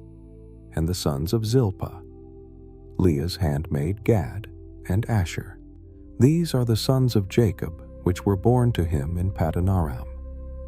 And Jacob came unto Isaac, his father, unto Mamre, unto the city of Arba, which is Hebron, where Abraham and Isaac sojourned. And the days of Isaac were 180 years. And Isaac gave up the ghost and died, and was gathered unto his people, being old and full of days, and his sons, Esau and Jacob, buried him. Now these are the generations of Esau, who is Edom. Esau took his wives of the daughters of Canaan, Adah, the daughter of Elon, the Hittite, and Aholibamah, the daughter of Anah, the daughter of Zibeon, the Hivite, and Bashemath, Ishmael's daughter, sister of Nebajoth. And Adah bare to Esau, Eliphaz, and Bashemath bare Reuel, and Aholibamah bare Jush, and Jalam, and Korah. These are the sons of Esau, which were born unto him in the land of Canaan. And Esau took his wives, and his sons, and his daughters, and all the persons of his house, and his cattle, and all his beasts, and all his substance, which he had got in the land of Canaan, and went into the country from the face of his brother Jacob. For their riches were more than that, they might dwell together, and the land wherein they were strangers could not bear them because of their cattle. Thus dwelt Esau in Mount Seir. Esau is Edom, and these are the generations of Esau, the father of the Edomites in Mount Seir. These are the names of Esau's sons: Eliphaz, the son of Adah, the wife of Esau; Reuel, the son of Bashemath, the wife of Esau. And the sons of Eliphaz were Teman, Omar, Zepho, and Gatam, and Kenaz. And Timnah was concubine to Eliphaz, Esau's son, and she bare to Eliphaz. Amalek. These were the sons of Adah, Esau's wife. And these are the sons of Reuel, Nahath, and Zerah, Shammah, and Mizah. These were the sons of Bashemath, Esau's wife. And these were the sons of Aholibamah, the daughter of Anah, the daughter of Zibeon, Esau's wife. And she bare to Esau Jush, and Jalam, and Korah. These were dukes of the sons of Esau, the sons of Eliphaz, the firstborn son of Esau: Duke Teman, Duke Omar, Duke Zepho, Duke Kenaz, Duke Korah, Duke Gatam, and Duke Amalek. These are the dukes that came of Eliphaz in the land of Edom. These were the sons of Adah. And these are the sons of Reuel, Esau's son: Duke Nahath, Duke Zerah, Duke Shammah, Duke Mizah. These are the dukes that came of Reuel in the land of Edom. These are the sons of Bashemath, Esau's wife. And these are the sons of Aholibamah, Esau's wife: Duke Jush, Duke Jalam, Duke Korah. These were the dukes that came of Aholibamah, the daughter of Anah, Esau's wife. These are the sons of Esau, who is Edom, and these are their dukes. These are the sons of Seir, the Horite, who inhabited the land: Lotan, and Shobal, and Zibeon, and Anah, and Dishon, and Ezer, and Dishon. These are the dukes of the Horites, the children of Seir in the land of Edom. And the children of Lotan were Hori and Hemam, and Lotan's sister was Timnah. And the children of Shobal were these: Alvan, and Manahath, and Ebal, Shepo, and Onam. And these are the children of Zibeon, both Ajah and Anah. This was that Anah that found the mules in the wilderness, as he fed the asses of Zibeon his father. And the children of Anah were these, Dishon and Aholibamah, the daughter of Anah. And these are the children of Dishon, Hemdan, and Eshban, and Ithron, and Cheran. The children of Ezer are these, Bilhan, and Zaavan, and Akan. The children of Dishon are these, Uz and Aran. These are the dukes that came of the Horites, Duke Lotan, Duke Shobal, Duke Zibeon, Duke Anah, Duke Dishon, Duke Ezer, Duke Dishon. These are the dukes that came of Hori among their dukes in the land of Seir. And these are the kings that reigned in the land of Edom, before there reigned any king over the children of Israel. And Bela, the son of Beor, reigned in Edom, and the name of his city was Dinhabah. And Bela died, and Jobab, the son of Zerah, of Bozrah, reigned in his stead, and Jobab died. And Husham of the land of Temani reigned in his stead, and Husham died. And Hadad, the son of Bedad, who smote Midian in the field of Moab, reigned in his stead, and the name of his city was Avith. And Hadad died, and Samlah of Masrekah reigned in his stead, and Samlah died, and Saul of Rehoboth by the river reigned in his stead, and Saul died, and Baalhanan the son of Achbor reigned in his stead, and Baalhanan the son of Achbor died, and Hadar reigned in his stead, and the name of his city was Pau, and his wife's name was Mehetabel, the daughter of Matred, the daughter of Mezahab. And these are the names of the dukes that came of Esau, according to their families after their places, by their names: Duke Timnah, Duke Alva, Duke Jetheth, Duke Aholibamah, Duke Elah, Duke Pinon, Duke Kenaz, Duke Taman, Duke Mibzar, Duke Magdiel, Duke Iram. These be the dukes of Edom, according to their habitations in the land of their possession. He is Esau, the father of the Edomites. And Jacob dwelt in the land where his father was a stranger, in the land of Canaan. These are the generations of Jacob. Joseph, being 17 years old, was feeding the flock with his brothers. He was with the sons of Bilhah and the sons of Zilpah, his father's wives. And Joseph brought to his father their evil report. Israel loved Joseph more than all his children, because he was the son of his old age, and he made him a coat of many colors. And when his brothers saw that their father loved him more than all his brothers, they hated him, and could not speak peaceably unto him. Joseph dreamed a dream, and told it to his brothers, and they hated him yet the more. And he said unto them, Hear, I pray you, this dream which I have dreamed. For behold, we were binding sheaves in the field, and lo, my sheaf arose, and also stood upright. And behold, your sheaves stood round about, and made obeisance to my sheaf. And his brothers said to him, Shalt thou indeed reign over us? Or shalt thou indeed have dominion over us? And they hated him yet the more for his dreams, and for his words. And he dreamed yet another dream, and told it to his brothers, saying, Behold, I have dreamed a dream more. And behold, the sun and the moon and the 11 stars made obeisance to me. And he told it to his father and to his brothers. And his father rebuked him, and said unto him, What is this dream that thou hast dreamed? Shall I and thy mother and thy brothers indeed come to bow ourselves to the earth before thee? And his brothers envied him. But his father observed the saying. And his brothers went to feed their father's flock in Shechem. And Israel said unto Joseph, Do not thy brothers feed the flock in Shechem? Come, and I will send thee unto them. And he said to him, Here am I. And he said to him, Go, I pray thee, see whether it be well with thy brothers, and well with the flocks, and bring me word again. So he sent him out of the vale of Hebron, and he came to Shechem. And a certain man found him wandering in the field. And the man asked him, What seekest thou?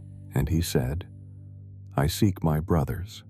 Tell me, I pray thee, where they feed their flocks. And the man said, They are departed hence, for I heard them say, Let us go to Dothan. And Joseph went after his brothers, and found them in Dothan. And when they saw him afar off, even before he came near unto them, they conspired against him to slay him. And they said one to another, Behold, this dreamer cometh. Come now, therefore, and let us slay him, and cast him into some pit, and we will say, Some evil beast hath devoured him, and we shall see what will become of his dreams. But Reuben heard it, and delivered him out of their hands, and said, Let us not kill him. And Reuben said unto them, Shed no blood, but cast him into this pit that is in the wilderness, and lay no hand upon him, that he might rid him out of their hands, to deliver him to his father again. And it came to pass, when Joseph came unto his brothers, that they stripped Joseph of his coat of many colors that was on him. And they took him, and cast him into a pit. And the pit was empty, there was no water in it. And they sat down to eat bread.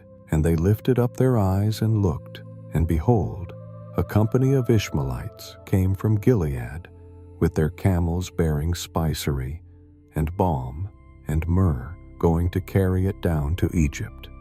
And Judah said unto his brothers, What profit is it if we slay our brother and conceal his blood? Come, let us sell him to the Ishmaelites, and let not our hand be upon him, for he is our brother and our flesh. And his brothers were content. Then passed by Midianite merchants, and they drew and lifted up Joseph out of the pit, and sold Joseph to the Ishmaelites for 20 pieces of silver. And they brought Joseph into Egypt. And Reuben returned unto the pit, and behold, Joseph was not in the pit, and he rent his clothes. And he returned unto his brothers, and said, The child is not, and I, whither shall I go? And they took Joseph's coat, and killed a kid of the goats, and dipped the coat in the blood. And they sent the coat of many colors, and brought it to their father, and said, This have we found. Know now whether it be thy son's coat or no. And he knew it, and said, It is my son's coat. An evil beast hath devoured him. Joseph is without doubt rent in pieces. And Jacob rent his clothes, and put sackcloth upon his loins, and mourned for his son many days. And all his sons and all his daughters rose up to comfort him. But he refused to be comforted. And he said, For I will go down into the grave unto my son mourning. Thus his father wept for him. And the Midianites sold him into Egypt unto Potiphar, an officer of Pharaoh, and captain of the guard. And it came to pass at that time, that Judah went down from his brethren, and turned in to a certain Adulamite, whose name was Hira. And Judah saw there a daughter of a certain Canaanite, whose name was Shua. And he took her, and went in unto her. And she conceived, and bare a son. And he called his name And she conceived again, and bare a son. And she called his name Onan. And she yet again conceived, and bare a son, and called his name Shelah. And he was at Chezib when she bare him. And Judah took a wife for his firstborn, whose name was Tamar. And Judah's firstborn, was wicked in the sight of the Lord, and the Lord slew him. And Judah said unto Onan, Go in unto thy brother's wife, and marry her, and raise up seed to thy brother. And Onan knew that the seed should not be his. And it came to pass, when he went in unto his brother's wife, that he spilled it on the ground, lest that he should give seed to his brother. And the thing which he did displeased the Lord, wherefore he slew him also. Then said Judah to Tamar his daughter-in-law, Remain a widow at thy father's house, till Shelah my son be grown. For he said, Lest peradventure he die also, as his brethren did. And Tamar went and dwelt in her father's house. And in process of time the daughter of Shua Judah's wife died. And Judah was comforted, and went up unto his sheepshearers to Timnath, he and his friend Hira the Adullamite. And it was told Tamar, saying, Behold, thy father-in-law goeth up to Timnath to shear his sheep. And she put her widow's garments off from her, and covered her with a veil, and wrapped herself, and sat in an open place, which is by the way to Timnath. For she saw that Shelah was grown, and she was not given unto him to wife. When Judah saw her, he thought her to be an harlot, because she had covered her face. And he turned unto her by the way, and said, Go to, I pray thee, let me come in unto thee. For he knew not that she was his daughter-in-law. And she said, What wilt thou give me, that thou mayest come in unto me? And he said, I will send thee a kid from the flock. And she said, Wilt thou give me a pledge till thou send it? And he said, What pledge shall I give thee? And she said, Thy signet, and thy bracelets, and thy staff that is in thine hand. And he gave it her, and came in unto her, and she conceived by him. And she arose, and went away, and laid by her veil from her, and put on the garments of her widowhood. And Judah sent the kid by the hand of his friend the Adullamite, to receive his pledge from the woman's hand. But he found her not. Then he asked the men of that place, saying, Where is the harlot that was openly by the wayside? And they said, There was no harlot in this place. And he returned to Judah, and said, I cannot find her. And also the men of the place said, that there was no harlot in this place. And Judah said, Let her take it to her, lest we be shamed. Behold, I sent this kid, and thou hast not found her. And it came to pass about 3 months after, that it was told Judah, saying, Tamar thy daughter-in-law hath played the harlot. And also, behold, she is with child by whoredom. And Judah said, Bring her forth, and let her be burnt. When she was brought forth, she sent to her father-in-law, saying, By the man, whose these are, am I with child? And she said, Discern, I pray thee, whose are these, the signet, and bracelets, and staff? And Judah acknowledged them, and said, She hath been more righteous than I, because that I gave her not to Shelah my son. And he knew her again no more. And it came to pass in the time of her travail, that, behold, twins were in her womb. And it came to pass, when she travailed, that the one put out his hand, and the midwife took and bound upon his hand a scarlet thread, saying, This came out first.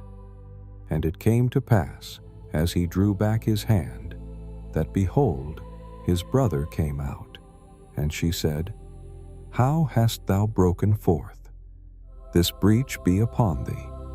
Therefore his name was called Phares. And afterward came out his brother, that had the scarlet thread upon his hand, and his name was called Zara. And Joseph was brought down to Egypt, and Potiphar, an officer of Pharaoh, captain of the guard, an Egyptian, bought him of the hands of the Ishmaelites, which had brought him down thither. And the Lord was with Joseph, and he was a prosperous man, and he was in the house of his master the Egyptian. And his master saw that the Lord was with him, and that the Lord made all that he did to prosper in his hand. And Joseph found grace in his sight, and he served him. And he made him overseer over his house, and all that he had he put into his hand. And it came to pass from the time that he had made him overseer in his house, and over all that he had, that the Lord blessed the Egyptian's house for Joseph's sake. And the blessing of the Lord was upon all that he had in the house and in the field. And he left all that he had in Joseph's hand, and he knew not aught he had, save the bread which he did eat. And Joseph was a goodly person, and well favored. And it came to pass after these things, that his master's wife cast her eyes upon Joseph, and she said, Lie with me.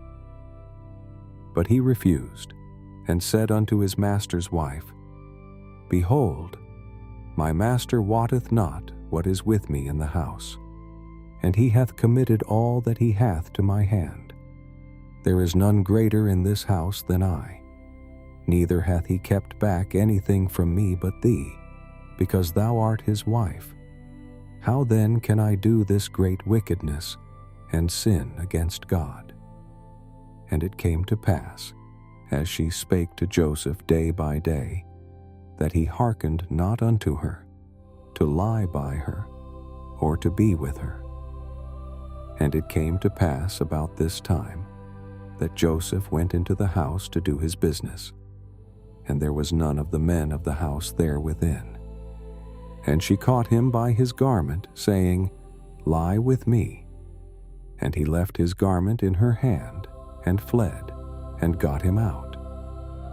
And it came to pass, when she saw that he had left his garment in her hand, and was fled forth, that she called unto the men of her house, and spake unto them, saying, See, he hath brought in an Hebrew unto us to mock us.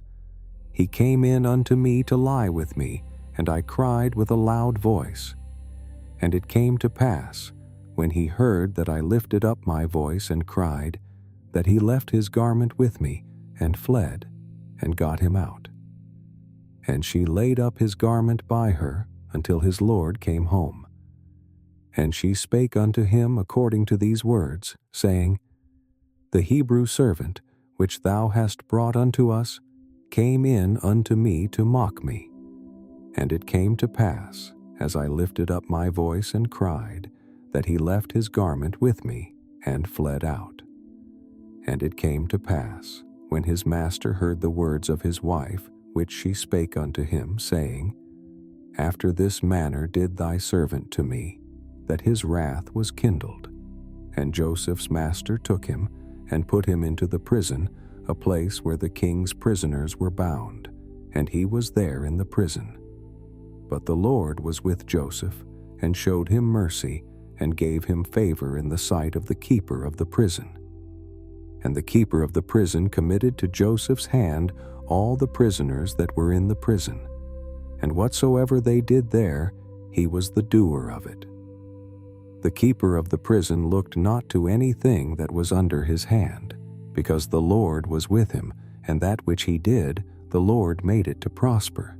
And it came to pass after these things, that the butler of the king of Egypt and his baker had offended their lord the king of Egypt. And Pharaoh was wroth against two of his officers, against the chief of the butlers, and against the chief of the bakers. And he put them in ward in the house of the captain of the guard, into the prison, the place where Joseph was bound. And the captain of the guard charged Joseph with them, and he served them. and they continued a season in ward.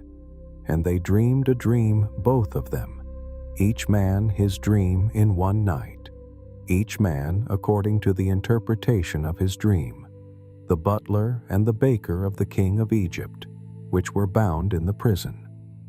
And Joseph came in unto them in the morning, and looked upon them, and, behold, they were sad. And he asked Pharaoh's officers that were with him in the ward of his lord's house, saying, Wherefore look ye so sadly today? And they said unto him, We have dreamed a dream, and there is no interpreter of it. And Joseph said unto them, Do not interpretations belong to God? Tell me them, I pray you. And the chief butler told his dream to Joseph, and said to him, In my dream, behold, a vine was before me, and in the vine were 3 branches, and it was as though it budded, and her blossoms shot forth, and the clusters thereof brought forth ripe grapes. And Pharaoh's cup was in my hand. And I took the grapes, and pressed them into Pharaoh's cup, and I gave the cup into Pharaoh's hand. And Joseph said unto him, This is the interpretation of it. The 3 branches are 3 days. Yet within 3 days shall Pharaoh lift up thine head, and restore thee unto thy place, and thou shalt deliver Pharaoh's cup into his hand, after the former manner when thou wast his butler. But think on me when it shall be well with thee, and show kindness, I pray thee, unto me, and make mention of me unto Pharaoh, and bring me out of this house. For indeed I was stolen away out of the land of the Hebrews, and here also have I done nothing that they should put me into the dungeon. When the chief baker saw that the interpretation was good, he said unto Joseph, I also was in my dream, and behold, I had 3 white baskets on my head, and in the uppermost basket there was of all manner of bake meats for Pharaoh, and the birds did eat them out of the basket upon my head. And Joseph answered and said, This is the interpretation thereof. The 3 baskets are 3 days. Yet within 3 days shall Pharaoh lift up thy head from off thee, and shall hang thee on a tree, and the birds shall eat thy flesh from off thee. And it came to pass the 3rd day, which was Pharaoh's birthday, that he made a feast unto all his servants, and he lifted up the head of the chief butler and of the chief baker among his servants. And he restored the chief butler unto his butlership again, and he gave the cup into Pharaoh's hand. But he hanged the chief baker, as Joseph had interpreted to them. Yet did not the chief butler remember Joseph, but forgat him. And it came to pass at the end of 2 full years that Pharaoh dreamed, and behold, he stood by the river. And behold, there came up out of the river 7 well-favored kine and fat-fleshed, and they fed in a meadow. And behold, 7 other kine came up after them out of the river, ill-favored and lean-fleshed, and stood by the other kine upon the brink of the river. And the ill-favored and lean-fleshed kine did eat up the 7 well-favored and fat kine. So Pharaoh awoke, and he slept and dreamed the 2nd time. And behold, 7 ears of corn came up upon one stalk, rank and good. And behold, 7 thin ears, and blasted with the east wind, sprung up after them.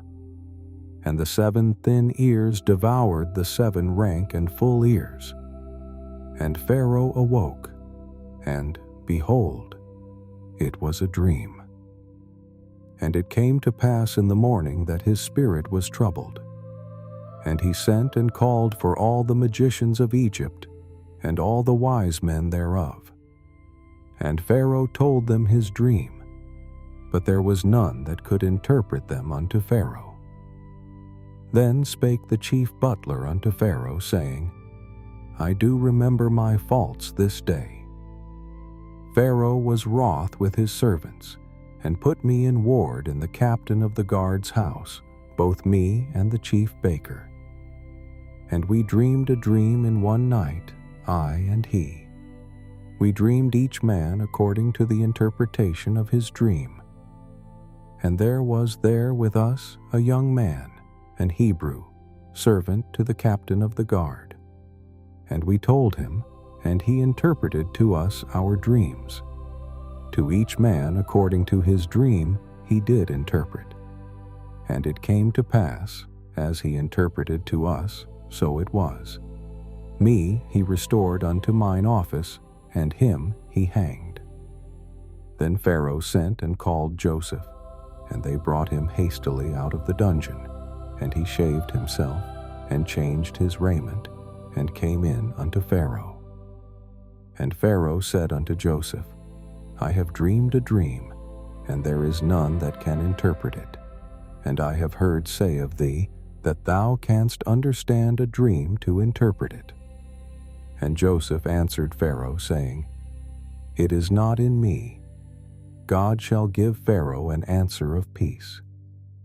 And Pharaoh said unto Joseph, In my dream, behold, I stood upon the bank of the river, and behold, there came up out of the river 7 kine, fat-fleshed and well-favored, and they fed in a meadow.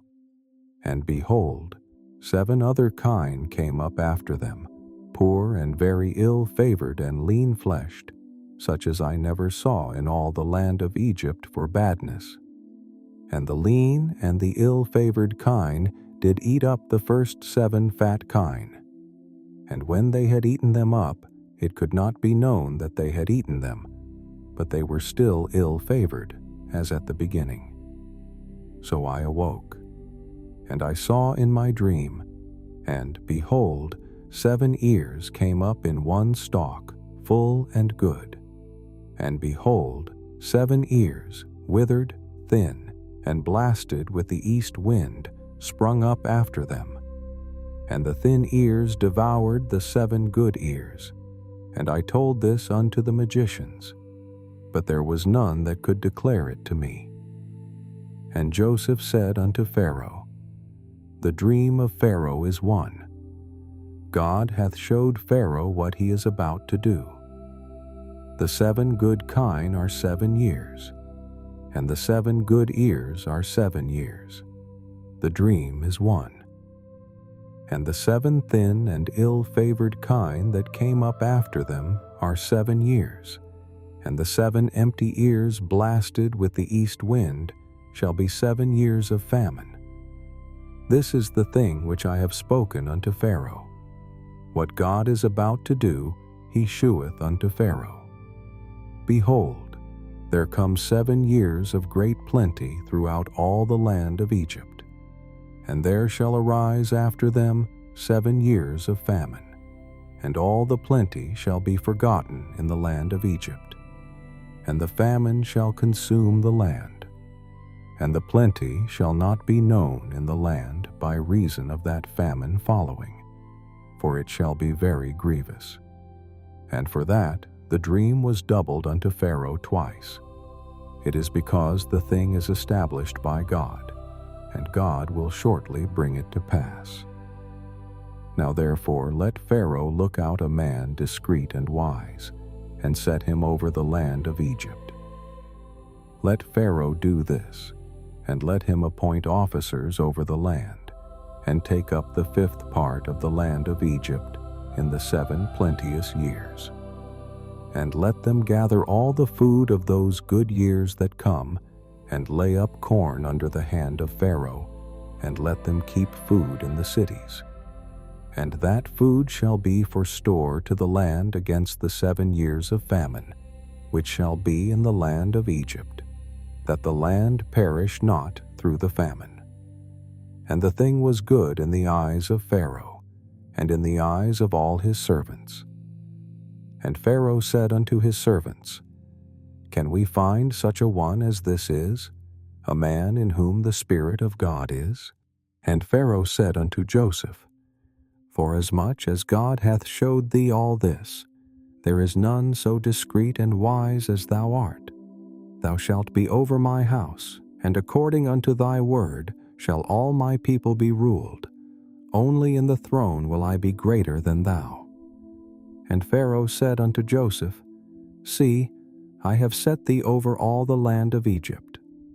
And Pharaoh took off his ring from his hand, and put it upon Joseph's hand, and arrayed him in vestures of fine linen, and put a gold chain about his neck.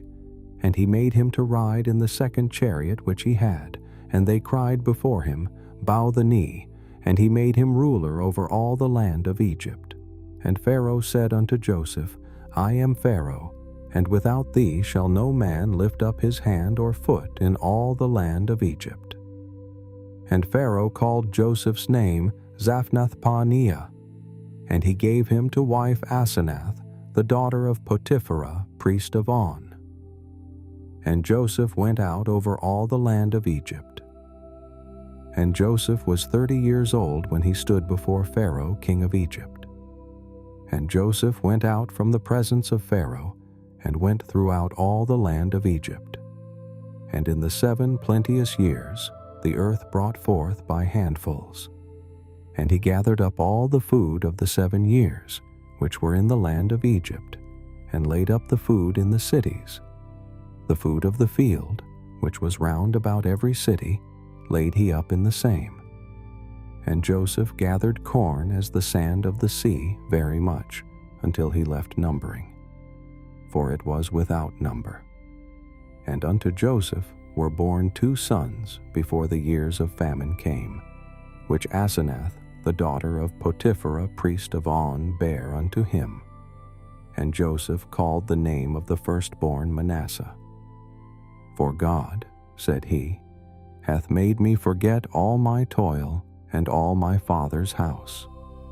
And the name of the second called he Ephraim. For God hath caused me to be fruitful in the land of my affliction. And the 7 years of plenteousness that was in the land of Egypt were ended. And the 7 years of dearth began to come, according as Joseph had said.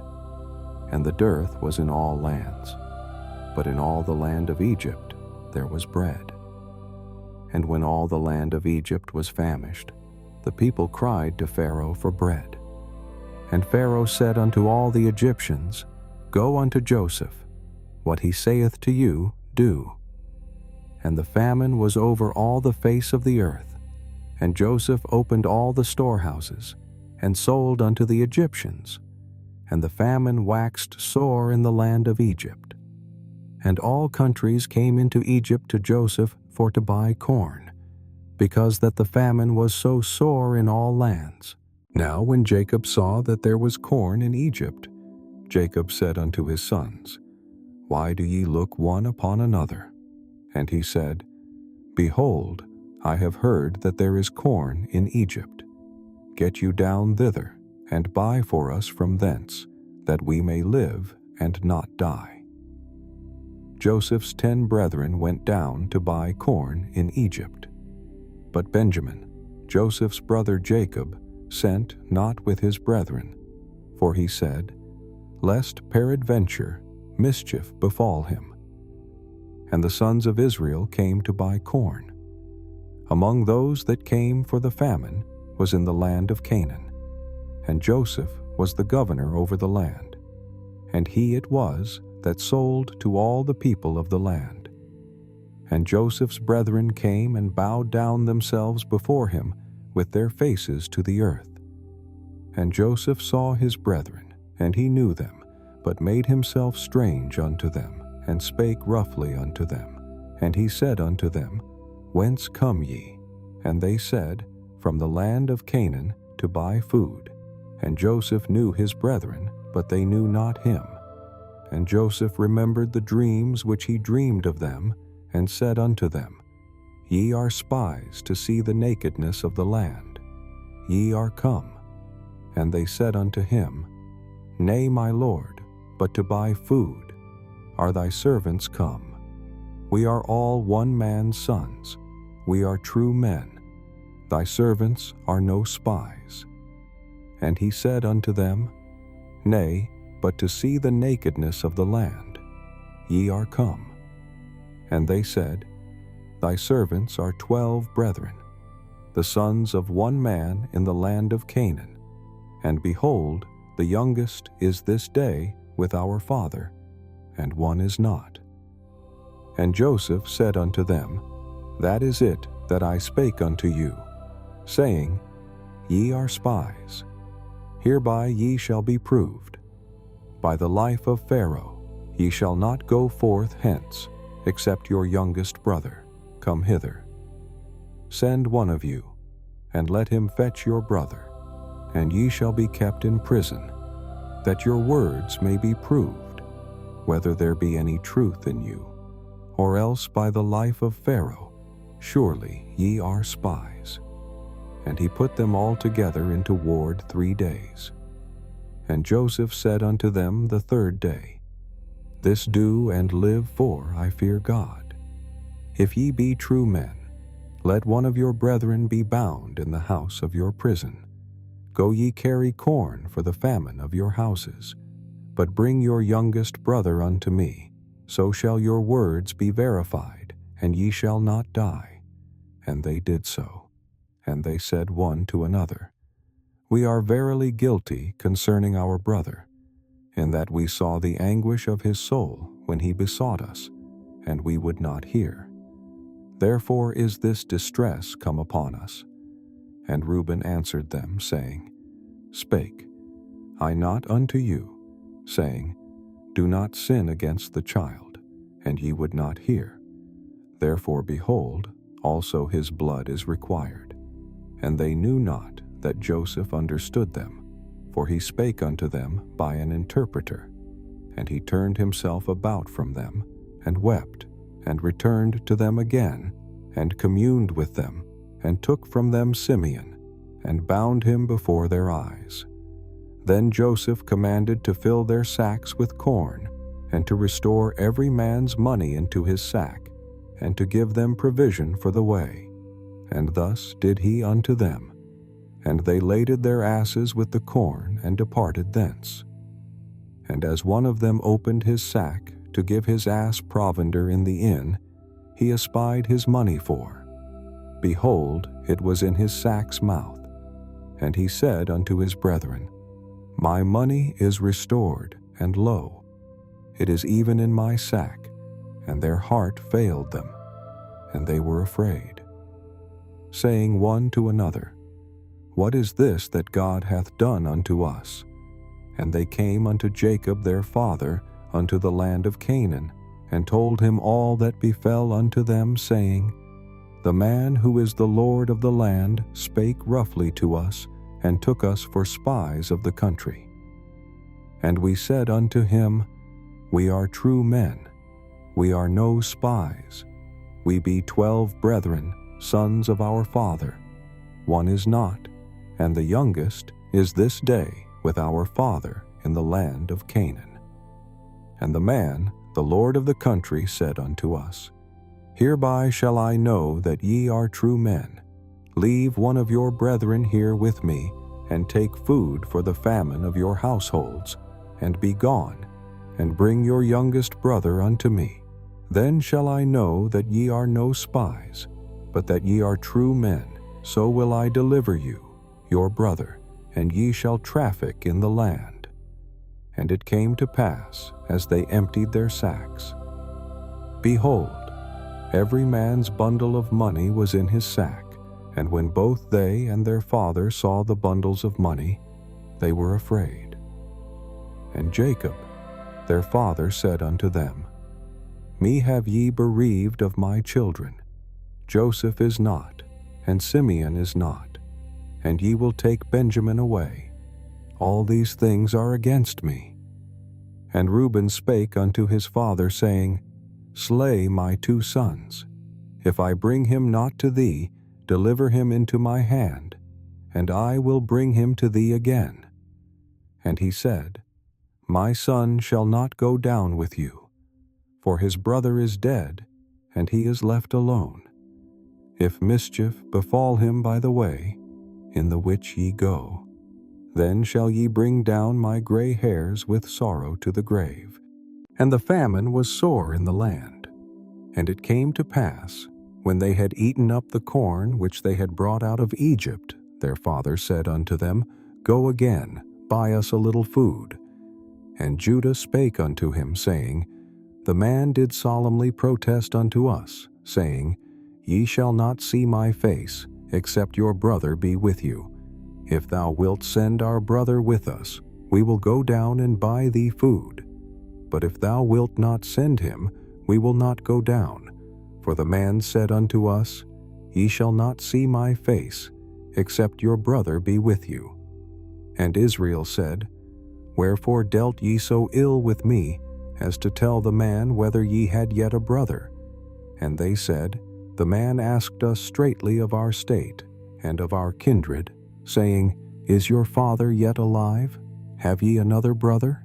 And we told him according to the tenor of these words. Could we certainly know that he would say, Bring your brother down? And Judah said unto Israel his father, Send the lad with me, and we will arise and go, that we may live and not die, both we and thou, and also our little ones. I will be surety for him. Of my hand shalt thou require him. If I bring him not unto thee, and set him before thee, then let me bear the blame forever. For except we had lingered, surely now we had returned this second time. And their father Israel said unto them, If it must be so now, do this. Take of the best fruits in the land in your vessels, and carry down the man a present, a little balm, and a little honey, spices, and myrrh, nuts, and almonds. And take double money in your hand, and the money that was brought again in the mouth of your sacks, carry it again in your hand. Peradventure, it was an oversight. Take also your brother, and arise, go again unto the man. And God Almighty give you mercy before the man, that he may send away your other brother, and Benjamin. If I be bereaved of my children, I am bereaved. And the men took that present, and they took double money in their hand, and Benjamin, and rose up, and went down to Egypt, and stood before Joseph. And when Joseph saw Benjamin with them, he said to the ruler of his house, Bring these men home, and slay, and make ready, for these men shall dine with me at noon. And the man did as Joseph bade, and the man brought the men into Joseph's house. And the men were afraid, because they were brought into Joseph's house. And they said, Because of the money that was returned in our sacks at the first time are we brought in, that he may seek occasion against us, and fall upon us, and take us for bondmen and our asses. And they came near to the steward of Joseph's house, and they communed with him at the door of the house, and said, O sir, we came indeed down at the first time to buy food. And it came to pass, when we came to the inn, that we opened our sacks, and behold, every man's money was in the mouth of his sack, our money in full weight, and we have brought it again in our hand. And other money have we brought down in our hands to buy food. We cannot tell who put our money in our sacks. And he said, Peace be to you, fear not. Your God, and the God of your father, hath given you treasure in your sacks. I had your money. And he brought Simeon out unto them. And the man brought the men into Joseph's house, and gave them water, and they washed their feet. And he gave their asses provender. And they made ready the present against Joseph came at noon, for they heard that they should eat bread there. And when Joseph came home, they brought him the present which was in their hand into the house, and bowed themselves to him to the earth. And he asked them of their welfare, and said, Is your father well? the old man of whom ye spake? Is he yet alive?" And they answered, "Thy servant, our father, is in good health. He is yet alive." And they bowed down their heads and made obeisance. And he lifted up his eyes and saw his brother Benjamin, his mother's son, and said, "Is this your younger brother, of whom ye spake unto me?" And he said, "God be gracious unto thee, my son." And Joseph made haste, for his bowels did yearn upon his brother, and he sought where to weep, and he entered into his chamber, and wept there. And he washed his face, and went out, and refrained himself, and said, "Set on bread." And they set on for him by himself, and for them by themselves, and for the Egyptians, which did eat with him, by themselves, because the Egyptians might not eat bread with the Hebrews, for that is an abomination unto the Egyptians. And they sat before him, the firstborn according to his birthright, and the youngest according to his youth.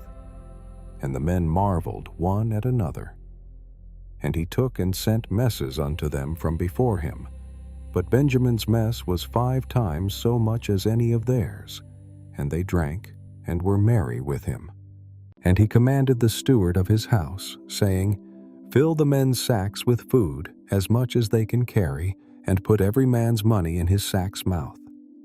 And put my cup, the silver cup, in the sack's mouth of the youngest, and his corn money."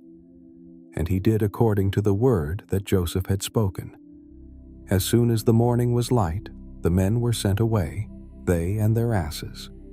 And when they were gone out of the city, and not yet far off, Joseph said unto his steward, "Up, follow after the men, and when thou dost overtake them, say unto them, Wherefore have ye rewarded evil for good? Is not this it in which my Lord drinketh, and whereby indeed he divineth? Ye have done evil in so doing." And he overtook them, and he spake unto them these same words. And they said unto him, "Wherefore saith my Lord these words? God forbid that thy servants should do according to this thing. Behold, the money which we found in our sacks' mouths we brought again unto thee out of the land of Canaan. How then should we steal out of thy Lord's house silver or gold? With whomsoever of thy servants it be found, both let him die, and we also will be my Lord's bondmen." And he said, "Now also let it be according unto your words. He with whom it is found shall be my servant, and ye shall be blameless." Then they speedily took down every man his sack to the ground, and opened every man his sack. And he searched, and began at the eldest, and left at the youngest, and the cup was found in Benjamin's sack. Then they rent their clothes, and laded every man his ass, and returned to the city. And Judah and his brethren came to Joseph's house, for he was yet there, and they fell before him on the ground. And Joseph said unto them, "What deed is this that ye have done? Wot ye not that such a man as I can certainly divine?" And Judah said, "What shall we say unto my Lord? What shall we speak? Or how shall we clear ourselves? God hath found out the iniquity of thy servants. Behold, we are my Lord's servants, both we, and he also with whom the cup is found." And he said, "God forbid that I should do so. But the man in whose hand the cup is found, he shall be my servant. And as for you, get you up in peace unto your father." Then Judah came near unto him, and said, "O my Lord, let thy servant, I pray thee, speak a word in my Lord's ears, and let not thine anger burn against thy servant, for thou art even as Pharaoh." My Lord asked his servants, saying, "Have ye a father or a brother?" And we said unto my Lord, "We have a father, an old man, and a child of his old age, a little one. And his brother is dead, and he alone is left of his mother, and his father loveth him. And thou saidst unto thy servants, Bring him down unto me, that I may set mine eyes upon him.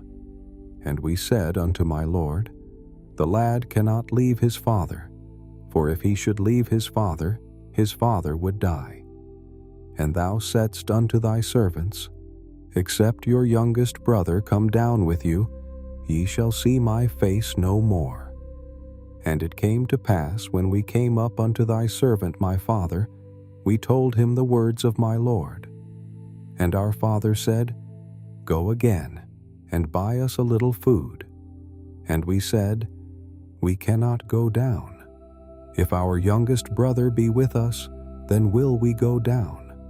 For we may not see the man's face, except our youngest brother be with us. And thy servant my father said unto us, Ye know that my wife bare me 2 sons, and the one went out from me, and I said, Surely he is torn in pieces, and I saw him not since. And if ye take this also from me, and mischief befall him, ye shall bring down my gray hairs with sorrow to the grave. Now therefore, when I come to thy servant my father, and the lad be not with us, seeing that his life is bound up in the lad's life, it shall come to pass, when he seeth that the lad is not with us, that he will die, and thy servants shall bring down the gray hairs of thy servant our father with sorrow to the grave. For thy servant became surety for the lad unto my father, saying, If I bring him not unto thee, then I shall bear the blame to my father forever. Now therefore, I pray thee, let thy servant abide instead of the lad a bondman to my lord, and let the lad go up with his brethren. For how shall I go up to my father, and the lad be not with me? Lest peradventure I see the evil that shall come on my father. Then Joseph could not refrain himself before all them that stood by him, and he cried, Cause every man to go out from me. And there stood no man with him, while Joseph made himself known unto his brethren, and he wept aloud, and the Egyptians and the house of Pharaoh heard.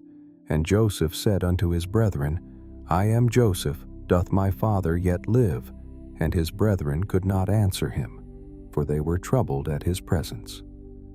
And Joseph said unto his brethren, Come near to me, I pray you. And they came near. And he said, I am Joseph your brother, whom ye sold into Egypt. Now therefore, be not grieved nor angry with yourselves, that ye sold me hither, for God did send me before you to preserve life. For these 2 years hath the famine been in the land, and yet there are 5 years in the which there shall neither be earing nor harvest. And God sent me before you to preserve you a posterity in the earth, and to save your lives by a great deliverance. So now it was not you that sent me hither, but God, and he hath made me a father to Pharaoh, and lord of all his house, and a ruler throughout all the land of Egypt. Haste ye, and go up to my father, and say unto him, Thus saith thy son Joseph, God hath made me lord of all Egypt. Come down unto me, tarry not. And thou shalt dwell in the land of Goshen, and thou shalt be near unto me, thou and thy children, and thy children's children, and thy flocks, and thy herds, and all that thou hast. And there will I nourish thee. For yet there are 5 years of famine, lest thou and thy household, and all that thou hast come to poverty. And behold, your eyes see, and the eyes of my brother Benjamin, that it is my mouth that speaketh unto you, and ye shall tell my father of all my glory in Egypt, and of all that ye have seen, and ye shall haste, and bring down my father hither. And he fell upon his brother Benjamin's neck, and wept. and Benjamin wept upon his neck. Moreover, he kissed all his brethren, and wept upon them. And after that, his brethren talked with him. And the fame thereof was heard in Pharaoh's house, saying, Joseph's brethren are come. And it pleased Pharaoh well, and his servants. And Pharaoh said unto Joseph, Say unto thy brethren, This do ye lade your beasts, and go get you unto the land of Canaan, and take your father and your households, and come unto me, and I will give you the good of the land of Egypt, and ye shall eat the fat of the land. Now thou art commanded, This do ye take you wagons out of the land of Egypt, for your little ones, and for your wives, and bring your father, and come. Also regard not your stuff, for the good of all the land of Egypt is yours. And the children of Israel did so. And Joseph gave them wagons according to the commandment of Pharaoh, and gave them provision for the way. To all of them he gave each man changes of raiment. But to Benjamin he gave 300 pieces of silver, and 5 changes of raiment. And to his father he sent after this manner 10 asses laden with the good things of Egypt, and 10 she-asses laden with corn and bread and meat for his father, by the way. So he sent his brethren away, and they departed. And he said unto them, See that ye fall not out by the way. And they went up out of Egypt, and came into the land of Canaan unto Jacob their father, and told him, saying, Joseph is yet alive, and he is governor over all the land of Egypt. And Jacob's heart fainted, for he believed them not. And they told him all the words of Joseph which he had said unto them. And when he saw the wagons which Joseph had sent to carry him, the spirit of Jacob their father revived. And Israel said, It is enough. Joseph, my son, is yet alive. I will go and see him before I die. And Israel took his journey with all that he had, and came to Beersheba, and offered sacrifices unto the God of his father Isaac. And God spake unto Israel in the visions of the night, and said, Jacob, Jacob. And he said, Here am I. And he said, I am God, the God of thy father.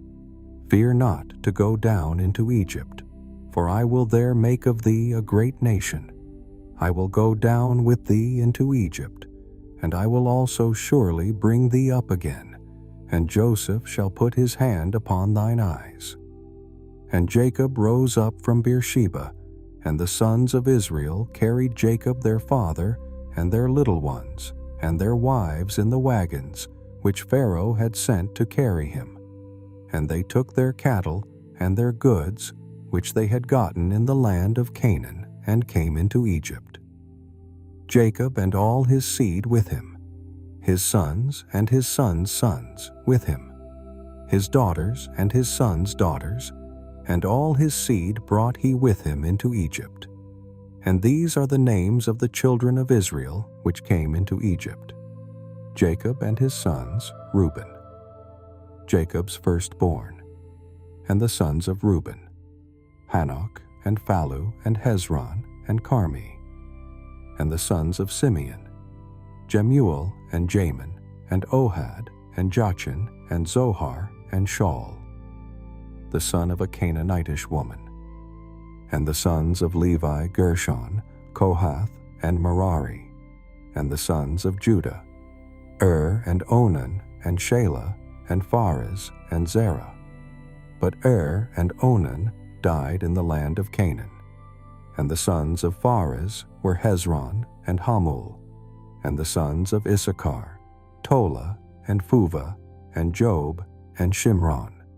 And the sons of Zebulun, Sered, and Elon, and Jaleel.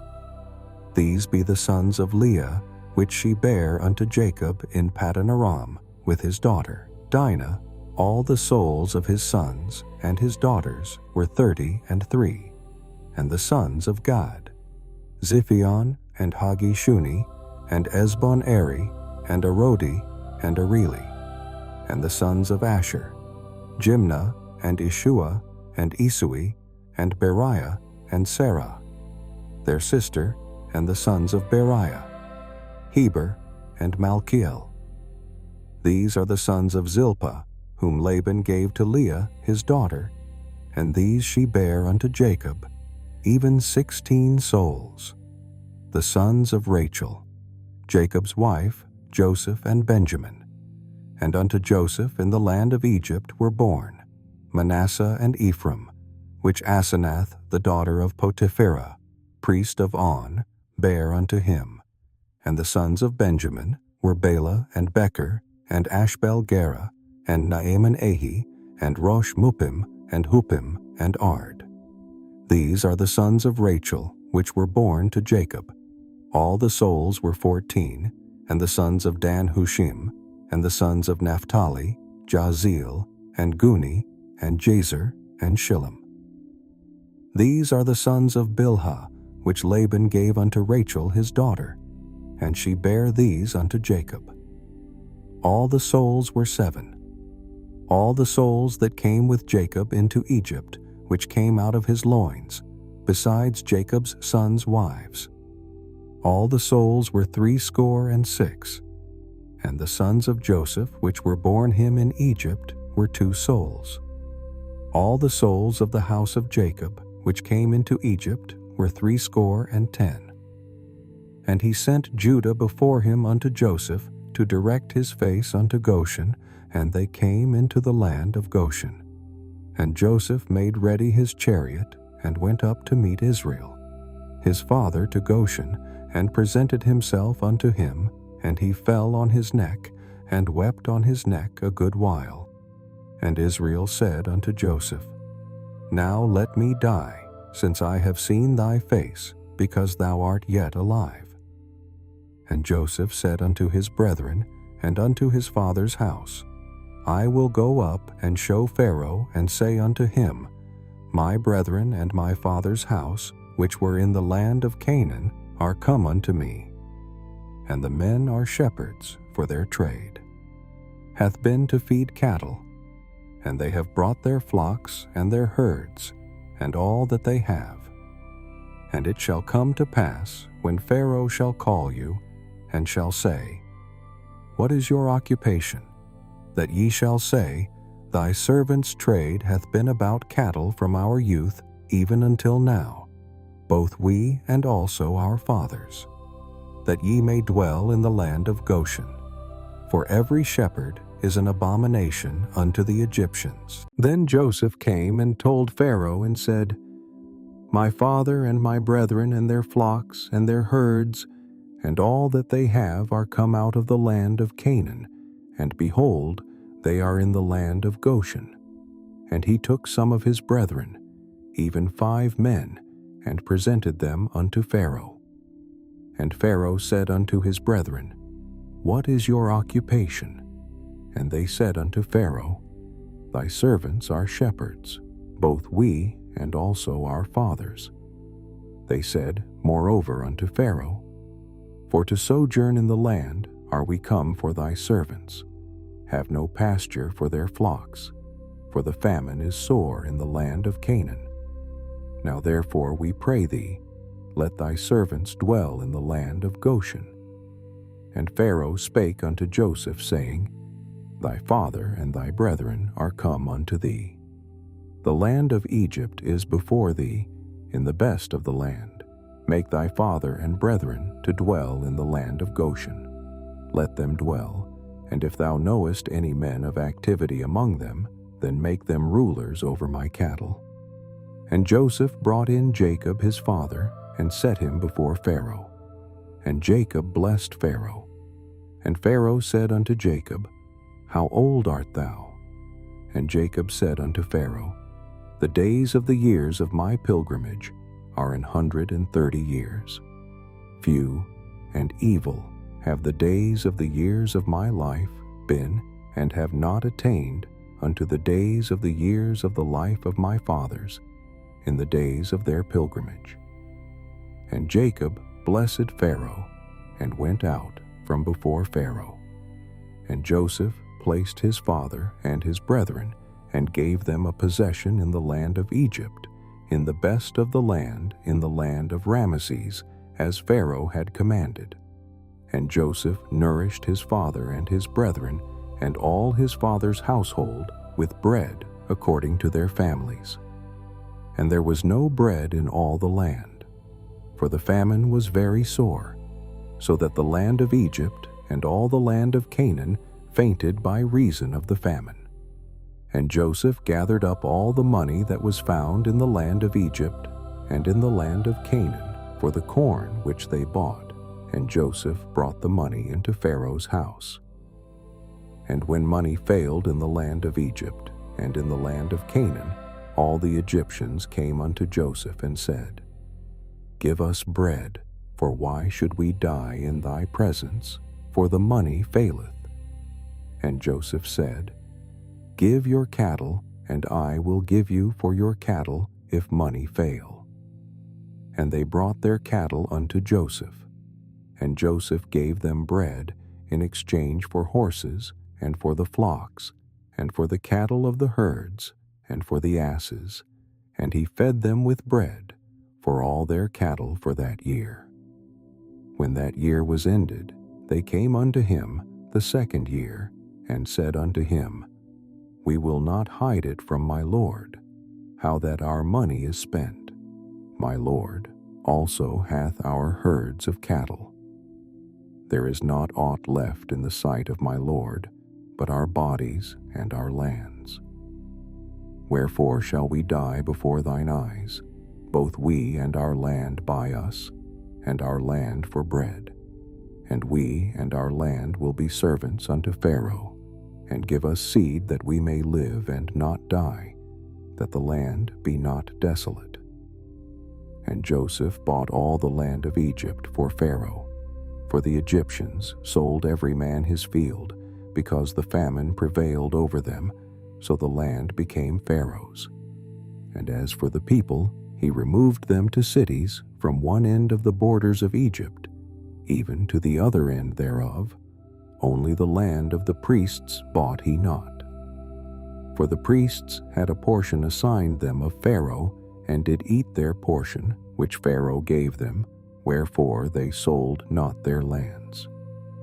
Then Joseph said unto the people, Behold, I have bought you this day and your land.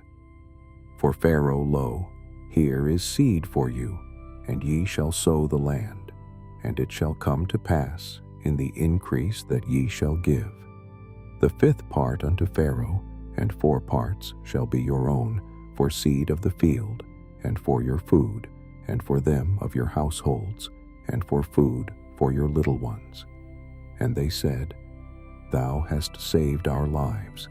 Let us find grace in the sight of my Lord, and we will be Pharaoh's servants. And Joseph made it a law over the land of Egypt unto this day, that Pharaoh should have the 5th part, except the land of the priests, only which became not Pharaoh's. And Israel dwelt in the land of Egypt, in the country of Goshen, and they had possessions therein, and grew and multiplied exceedingly. And Jacob lived in the land of Egypt 17 years. So the whole age of Jacob was 147 years. And the time drew nigh that Israel must die.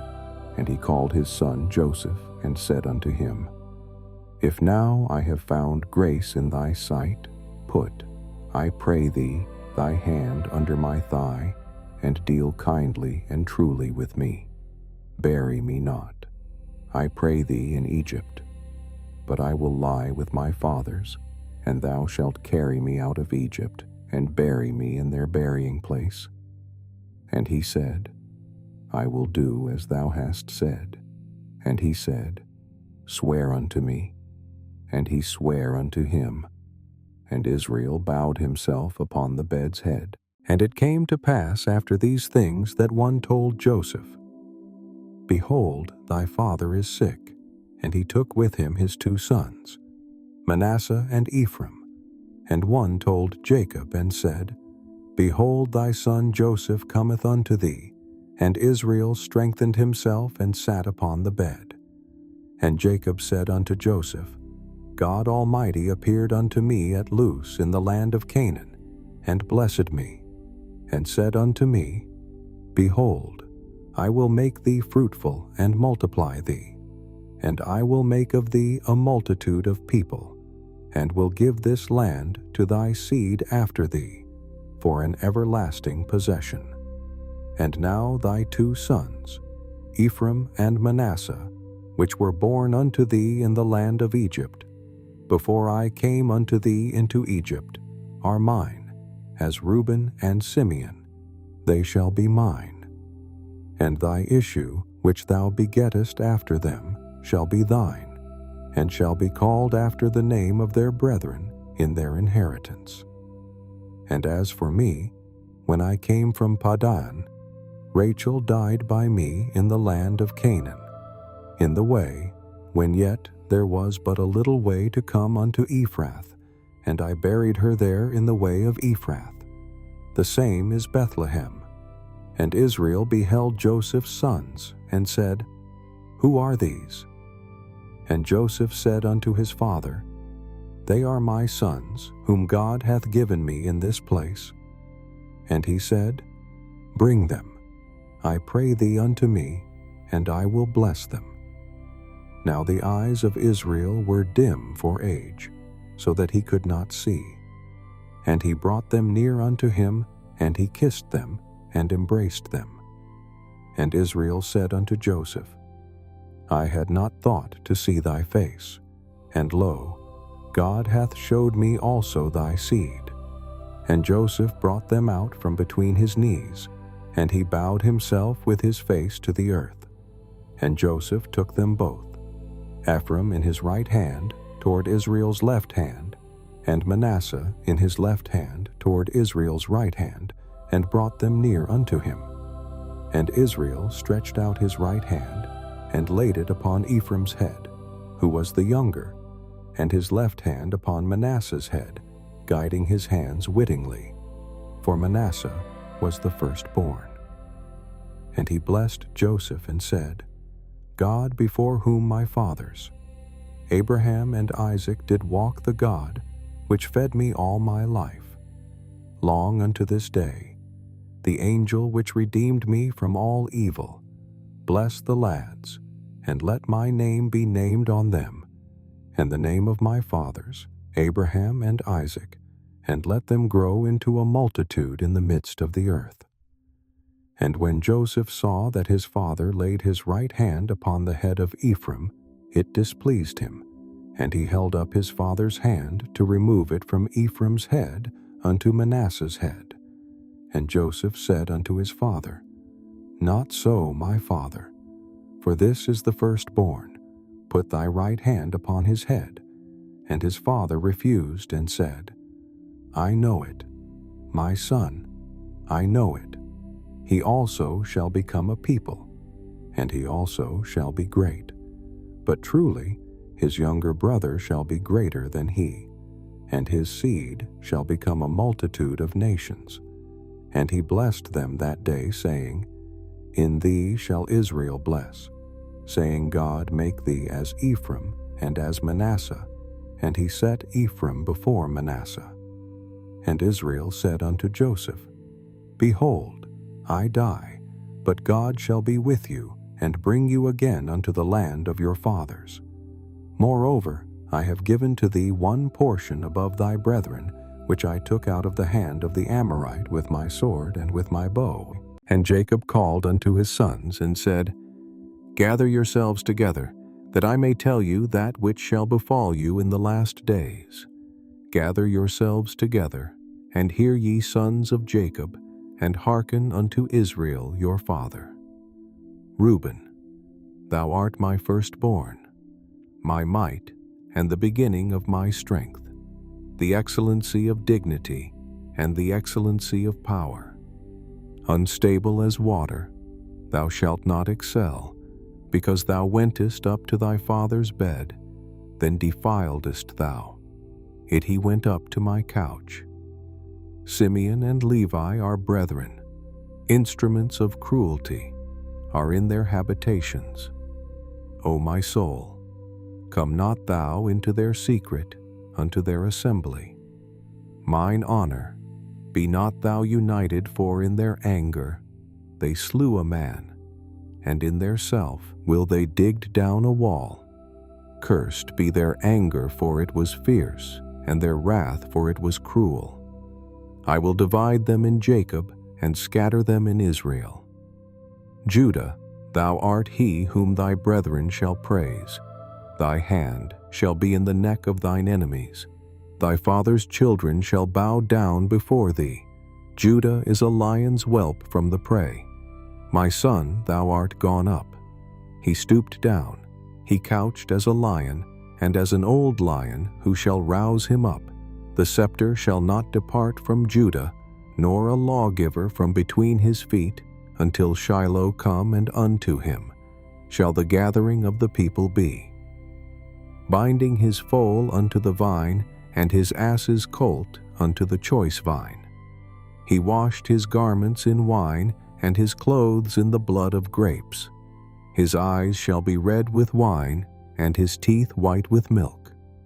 Zebulun shall dwell at the haven of the sea, and he shall be for an haven of ships, and his border shall be unto Zidon. Issachar is a strong ass, couching down between two burdens. And he saw that rest was good, and the land that it was pleasant, and bowed his shoulder to bear, and became a servant unto tribute. Dan shall judge his people as one of the tribes of Israel. Dan shall be a serpent by the way, an adder in the path, that biteth the horse heels, so that his rider shall fall backward. I have waited for thy salvation. O Lord, Gad, a troop shall overcome him, but he shall overcome at the last. Out of Asher his bread shall be fat, and he shall yield royal dainties. Naphtali is a hind let loose. He giveth goodly words. Joseph is a fruitful bough, even a fruitful bough by a well, whose branches run over the wall. The archers have sorely grieved him, and shot at him, and hated him. But his bow abode in strength, and the arms of his hands were made strong by the hands of the mighty God of Jacob, even by the God of thy father, who shall help thee, and by the Almighty, who shall bless thee with blessings of heaven, above blessings of the deep, that lieth under blessings of the breasts and of the womb. The blessings of thy father have prevailed above the blessings of my progenitors, unto the utmost bound of the everlasting hills. They shall be on the head of Joseph, and on the crown of the head of him that was separate from his brethren. Benjamin shall raven as a wolf in the morning. He shall devour the prey, and at night he shall divide the spoil. All these are the 12 tribes of Israel. And this is it that their father spake unto them, and blessed them every one, according to his blessing he blessed them. And he charged them, and said unto them, I am to be gathered unto my people. Bury me with my fathers in the cave that is in the field of Ephron the Hittite, in the cave that is in the field of Machpelah, which is before Mamre in the land of Canaan, which Abraham bought with the field of Ephron the Hittite for a possession of a burying place. There they buried Abraham and Sarah, his wife. There they buried Isaac and Rebekah, his wife. And there I buried Leah. The purchase of the field and of the cave that is therein was from the children of Heth. And when Jacob had made an end of commanding his sons, he gathered up his feet into the bed, and yielded up the ghost, and was gathered unto his people. And Joseph fell upon his father's face, and wept upon him, and kissed him.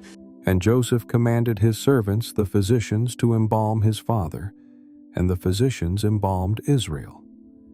And 40 days were fulfilled for him, for so are fulfilled the days of those which are embalmed.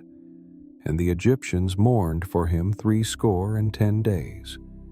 And when the days of his mourning were past, Joseph spake unto the house of Pharaoh, saying, If now I have found grace in your eyes, speak, I pray you, in the ears of Pharaoh, saying, My father made me swear, saying, Lo, I die. In my grave which I have digged for me in the land of Canaan, there shalt thou bury me. Now therefore let me go up, I pray thee, and bury my father, and I will come again. And Pharaoh said, Go up, and bury thy father, according as he made thee swear. And Joseph went up to bury his father, and with him went up all the servants of Pharaoh, the elders of his house, and all the elders of the land of Egypt, and all the house of Joseph, and his brethren, and his father's house. Only their little ones, and their flocks, and their herds, they left in the land of Goshen. And there went up with him both chariots and horsemen, and it was a very great company. And they came to the threshing floor of Atad, which is beyond Jordan, and there they mourned with a great and very sore lamentation. And he made a mourning for his father 7 days. And when the inhabitants of the land, the Canaanites, saw the mourning in the floor of Atad, they said, This is a grievous mourning to the Egyptians, wherefore the name of it was called Abel Mizraim, which is beyond Jordan. And his sons did unto him according as he commanded them. For his sons carried him into the land of Canaan, and buried him in the cave of the field of Machpelah, which Abraham bought with the field for a possession of a burying place of Ephron the Hittite, before Mamre. And Joseph returned into Egypt, he and his brethren, and all that went up with him to bury his father, after he had buried his father. And when Joseph's brethren saw that their father was dead, they said, Joseph will peradventure hate us, and will certainly requite us all the evil which we did unto him. And they sent a messenger unto Joseph, saying, Thy father did command before he died, saying, So shall ye say unto Joseph, Forgive, I pray thee now, the trespass of thy brethren, and their sin, for they did unto thee evil. And now, we pray thee, forgive the trespass of the servants of the God of thy father. And Joseph wept when they spake unto him. And his brethren also went and fell down before his face. And they said, Behold, we be thy servants. And Joseph said unto them, Fear not, for am I in the place of God? But as for you, ye thought evil against me. But God meant it unto good, to bring to pass, as it is this day, to save much people alive. Now therefore fear ye not. I will nourish you and your little ones. And he comforted them, and spake kindly unto them. And Joseph dwelt in Egypt, he and his father's house. And Joseph lived 110 years. And Joseph saw Ephraim's children of the 3rd generation. The children also of Machir, the son of Manasseh, were brought up upon Joseph's knees. And Joseph said unto his brethren, I die, and God will surely visit you, and bring you out of this land, unto the land which he sware to Abraham, to Isaac, and to Jacob. And Joseph took an oath of the children of Israel, saying, God will surely visit you, and ye shall carry up my bones from hence. So Joseph died, being 110 years old, and they embalmed him, and he was put in a coffin in Egypt.